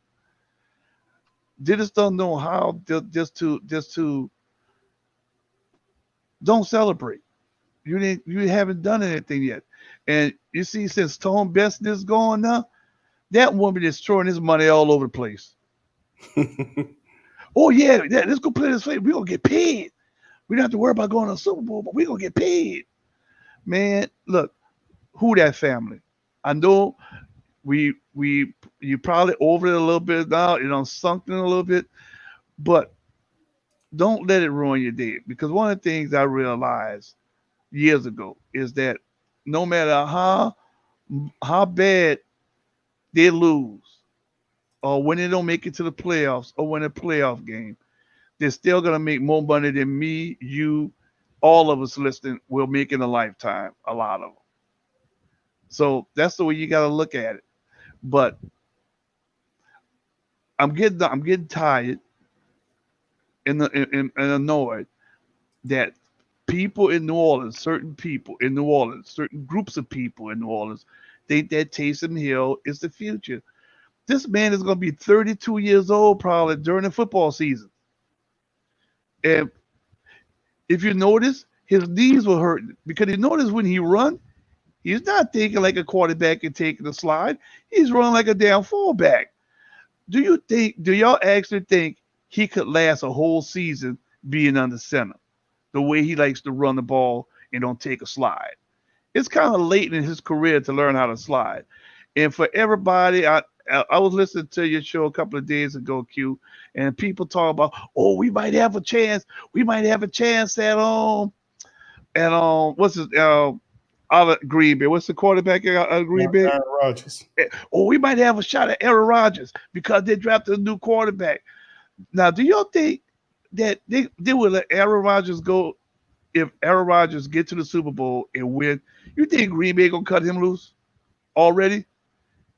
Because there's some talk out there that I've heard that saying that they may not be happy with him. He may not even be ready. He may need a couple of years because didn't Rodgers sit under Brett Favre for like 3 or 4 years before he became a starter? Yeah, 4 years. So this man so they're not gonna let him go anywhere. And everybody's overlooking Jameis. Jameis was a high #1 draft choice. Jameis has never had any kind of coaching to take them under his shoulder to show him the rights or wrong or how to be a quarterback, because he was just the kind of person that would just sling the ball. I was talking to one of my coworkers, and this is a little bit of trivia information. I work with a coworker of mine that is a first cousin to Joe Gilliam. Okay. Y'all remember Joe Gilliam, right? Yeah, I remember Joe Gilliam. His last name is Gilliam, and he played in the NFL years ago. He played for the Rams. Right. And he was telling me that, yeah, man, you see these coaches these days, they don't know how to coach quarterbacks that are mobile. That's why some of them are having problems with these quarterbacks that like to run. Brees can't move anywhere anymore. And I'm gonna tell you right now, if there's any Tampa Bay fans listening on our channel right now, y'all gonna be in deep shit when Brady is gone. To think y'all think Brady say, oh, he want to play until 50 years old? Ha ha ha ha. Yeah, right. I would not be surprised. I would not be surprised if Brady retires after this year. I would, and if he and I'm gonna tell you right now, I'm making a prediction already, and I typed this in the chat. Don't be surprised if the Saints win a division again next year and go further in the playoffs. Because don't you think Jameis has some pride, and he's getting sick and tired of hearing all these people talking about all these interceptions, and you were talking about Brees being #2 in interceptions 2 of the last 4 years after the Super Bowl. Don't you think that Jameis is getting mad and pissed right now, and he has a point to prove everybody wrong? What y'all think about that? Well, I mean, I'm pretty sure Jameis. I wouldn't say he's pissed off. I think he knows he's in good hands, and he knows that, hey, Taysom was here before him, so it'll be only right that, hey, man, throw the man in there. You told him you was going to give him a shot, throw him in there, bam. But you definitely know I'm here. And for another quarterback to give him, which I don't know how true that is, but I heard that's what Q and another caller said, that Bridgewater told Winston that he should come to New Orleans. And so if another quarterback tells you something like that, then, it's definitely a good place to be as far as an up-and-coming quarterback. Right. And I think he knows he has a chance. He has a huge shot, and I have a feeling that he knows he's next up. Because like I said before, we definitely know it's not Taysom. It's not Taysom. No, Taysom. it's not. Yeah, it's not Taysom, bro. That's not what it's doing. No, it's not Taysom. Yeah. What you got to say, Q? Well, I mean, we got to go. My thing is, I don't think it's Taysom either. But Sean Payton calls him Steve Young. I keep throwing these clues out there about which Coach Payton dropping clues. He's called him Steve Young. He's paid $16 million this upcoming season. There is no other quarterbacks on the roster currently not under contract except for Taysom and the practice squad quarterback Simeon. And of course, there are a team interested in bringing that want to bring Jameis Winston to their side of things. So there'll be a little mini competition for Jameis' services because of course, He did some positive things here. A lot of people seen his maturity. A lot of that was he serious enough about playing football? Was he mature enough? Right. He got Right. himself. He proved he really excited a lot of people and really, opened up some doors for himself. Because before he came to New Orleans, there were a couple of teams that were trying to sign him for 3 times what he signed with the Saints for. And Right. ultimately, he did fire his agent, and they got another agent, which they're probably going to try to get some money on this next deal. But I think he does want to be here. He has the experience advantage over Taysom Hill. Taysom's just starting to play the quarterback position. He is in his 30s. At 31. Yeah, that's a part of it. But see, that's common sense coming from me and you and other people. But of course, they don't always reside in the mind of our beloved coach. He Right. called Taysom Steve Young, and I keep throwing that out there because that's a lot. You call this man right here. That's all you had. You didn't say that he has Steve Young type qualities. Right. Right. He said he called him Steve Young. Right. So Well, then it's the $16 million, and then people talking about the fact that he kept a promise. Listen, he been lying to the quarterbacks for the last several seasons. What make Taysom so special? And then of course there's the Petty Payton angle that most people not going to cover. The Petty Payton angle is, listen, I'll take this goddamn guy right here and I'll show you I can win with this guy. That's what kind of dude that is over there. Right. And I'm gonna say these last 2 things, and then I'm gonna go. Number one, I don't know if y'all realize it next year, but next year I think they're gonna get rid of 2 preseason games and add a regular season. So that's gonna be 17 games. So the Saints, if they do that, and I think that makes sense because I was a Saints ticket holder back in the 90s, and I'm gonna tell you right now, when you're a season ticket holder for a football team, you're paying the same price for the preseason games as the regular season games. It's the same damn price. And I think it's a good idea that they're getting rid of at least two preseason games because with all of the team, what they call when they play price against each other and stuff like that, they don't need scrimmages. They don't need to have two. They could afford to get rid of 2 preseason games because I remember one time. I don't know if y'all remember this or not, but at one time there used to be 6 preseason games and 14 regular season games. Long time ago, yeah. And before that, it was 8 and 12. If I'm not mistaken. You don't need that much preseason. But I think I know the 6. I'm kind of questioning myself on the 8, but I know it was 6 at one time. But right. my brother, I know you love to talk about trusted Payton, but Payton is to blame for these last 2 years because he did not make adjustments because Tampa Bay was daring Brees to throw the ball deep. Why you think on that touchdown on the flea flicker with Jameis, why you think that receiver was so wide open? If y'all go back and look at that play, the cornerbacks and the safety on either side was like 20, 15 yards behind him. He was wide open. I could have caught that ball. He was wide open because it was bumping and running. And the first interception that the guy caught, he was holding Michael Thomas. They was holding all game, but we're not going to talk about that. I'm not going to make any excuses, but you got to put some of the blame on Payton because Payton didn't make the adjustments that they needed to make. Let's be real now. You know, after what happened to you 2-3 years ago with the Rams and what happened to you last year, well, really, what happened with the Rams, you should know. Oh, we're gonna do everything we need to do or die. We're gonna let it all out on the field. We're gonna do whatever we have to do to win this game because we know it's one and done. For you to have all this talent, and for years we didn't have a defense. Now we got it. Now we had a defense. Now this year we'll probably lose some people. I wouldn't be surprised. I wouldn't be surprised if Taysom Hill take a pay cut. Because you know they're going to have to cut some money. They're going to have to cut some money. Cook needs to be gone because Cook has been a liability the last 2 years. He really has. There we go. Now we talking. He runs like in slow motion. Anzalone needs to go.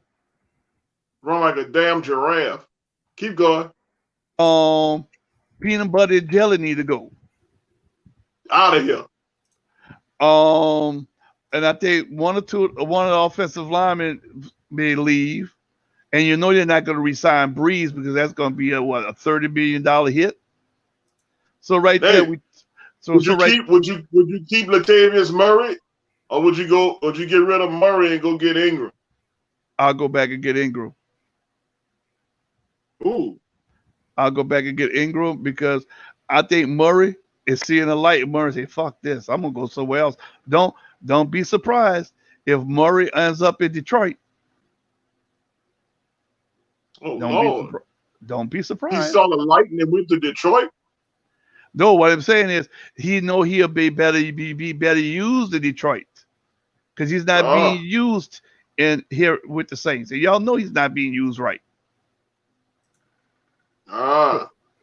So we got to think about. We got to look at things logically here.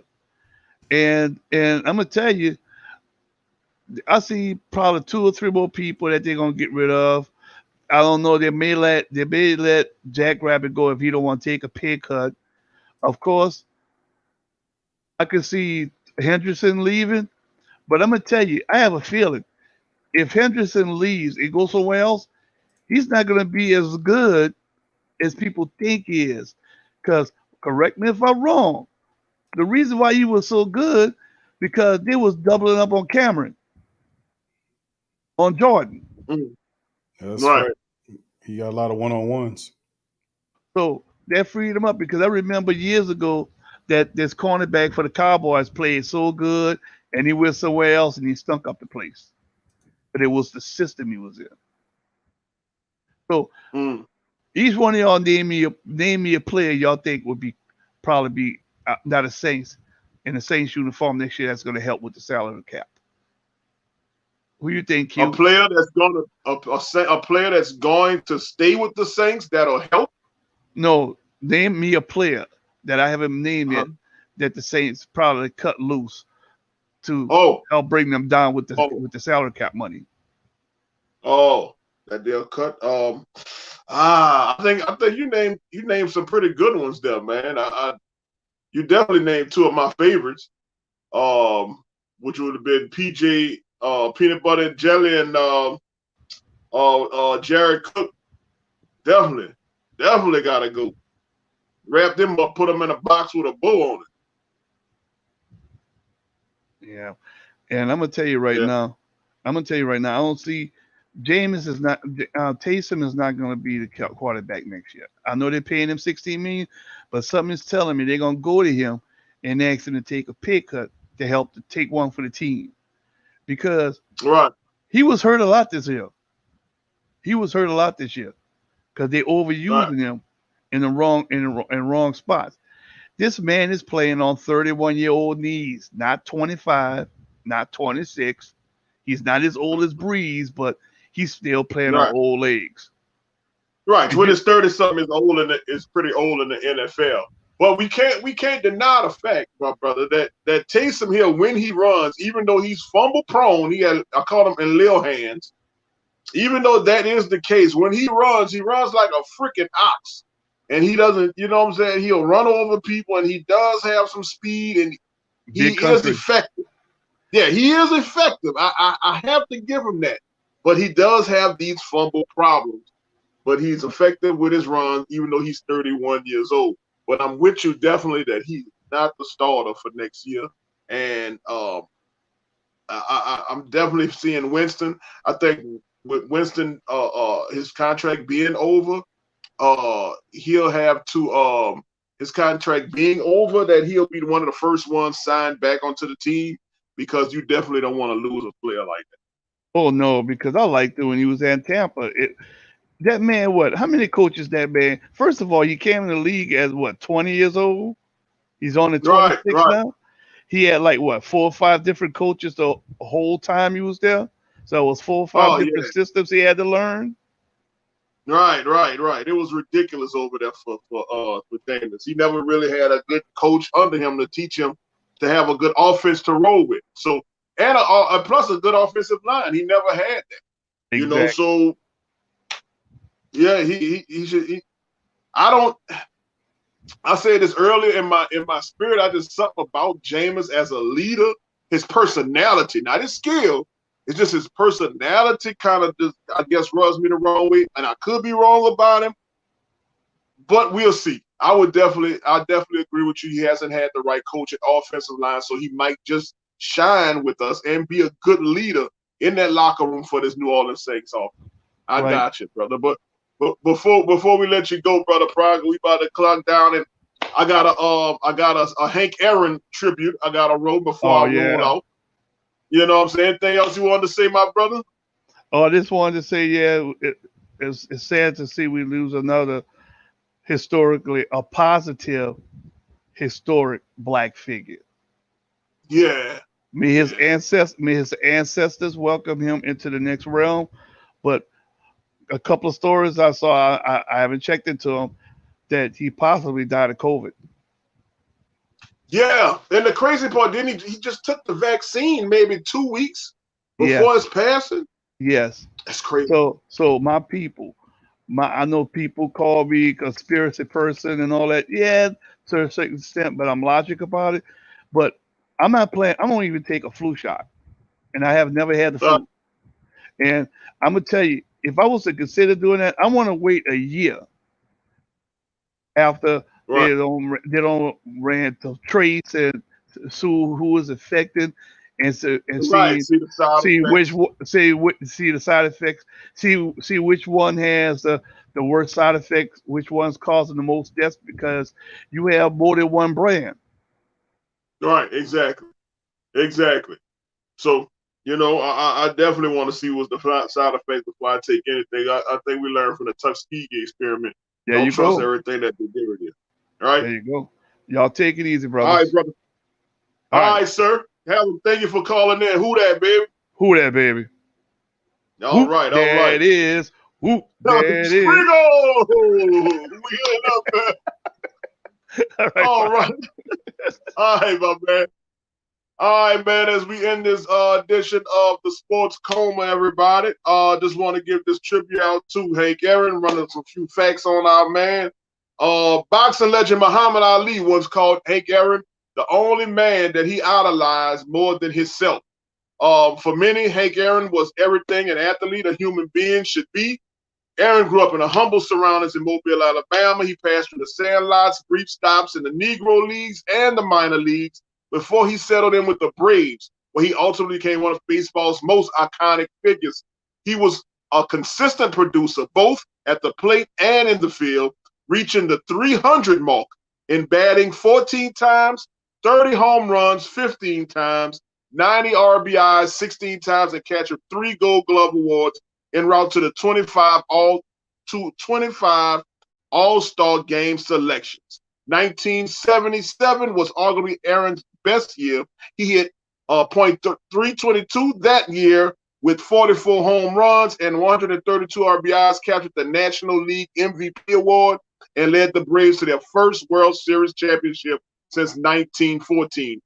Despite his consistent production, it wasn't until 1973 that Aaron was thrust into a national spotlight as he neared the finish of a successful assault on one of sports' most cherished records, and that'll be Babe Ruth's mark of the 714 home runs. It was on April 8th, 1974, that Hammer and Hank a 1-0 pitch from Dodger hurler Al Downing into a left field bullpen at Atlanta's Fulton Count Stadium, giving Aaron 715 career home runs. He would finish his career with 755. Aaron remains baseball's all-time leader in RBIs with 2,297 and total bases 6,856. If each of his 755 home runs were removed from his statistical record, Aaron would still be 3,600 hits on the mark. It was shortly after Aaron's record-breaking home run that Georgia Congressman Andrew Young declared, through his long career, Hank Aaron has been a model of humanity, dignity, a quiet competence. He did not seek the adoration that is accorded to other national athletic heroes, yet he has now earned it. Aaron was elected to the Hall of Fame in 1982. He passed away June 22nd, 2021. R.I.P., Mr. Aaron. Your dedication, your skill, and your contribution to society will forever be remembered. Ladies and gentlemen, thank you all for tuning into the Sports Coma. On behalf of Big Q, I'm your boy Sway. See you next time. Who that, baby? Yeah. Well, all right. Like you always say, welcome, welcome, welcome. Number one sports talking D. We ain't like the Falcons, we won't blow the lead. Look, all we talk is who that, who got cut and who back. Rookies and the vets, players you should look at. It's the Sports Coma, you don't wanna miss it. Got the pre-game, party, post-game statistics. Get a visit for Sway, maybe DC or 5. It's the hottest thing smoking, Big Q and the guys. Go to YouTube Live, make sure you subscribe. Interviews inside the Saints locker room high. Talk to Drew, Jordan, Zach, Payton, New Orleans, Who Dat Nation. Best believe when I say we bleed gold and black. Ain't a miracle or rivalry could ever hold us back. No, Beastquake, Bounty Gate, let the truth be told. It's the Sports Coma, all we know is say Super Bowl. Yeah. You're listening to the Sports Coma with Big Q and the guys on the PRO Media Network.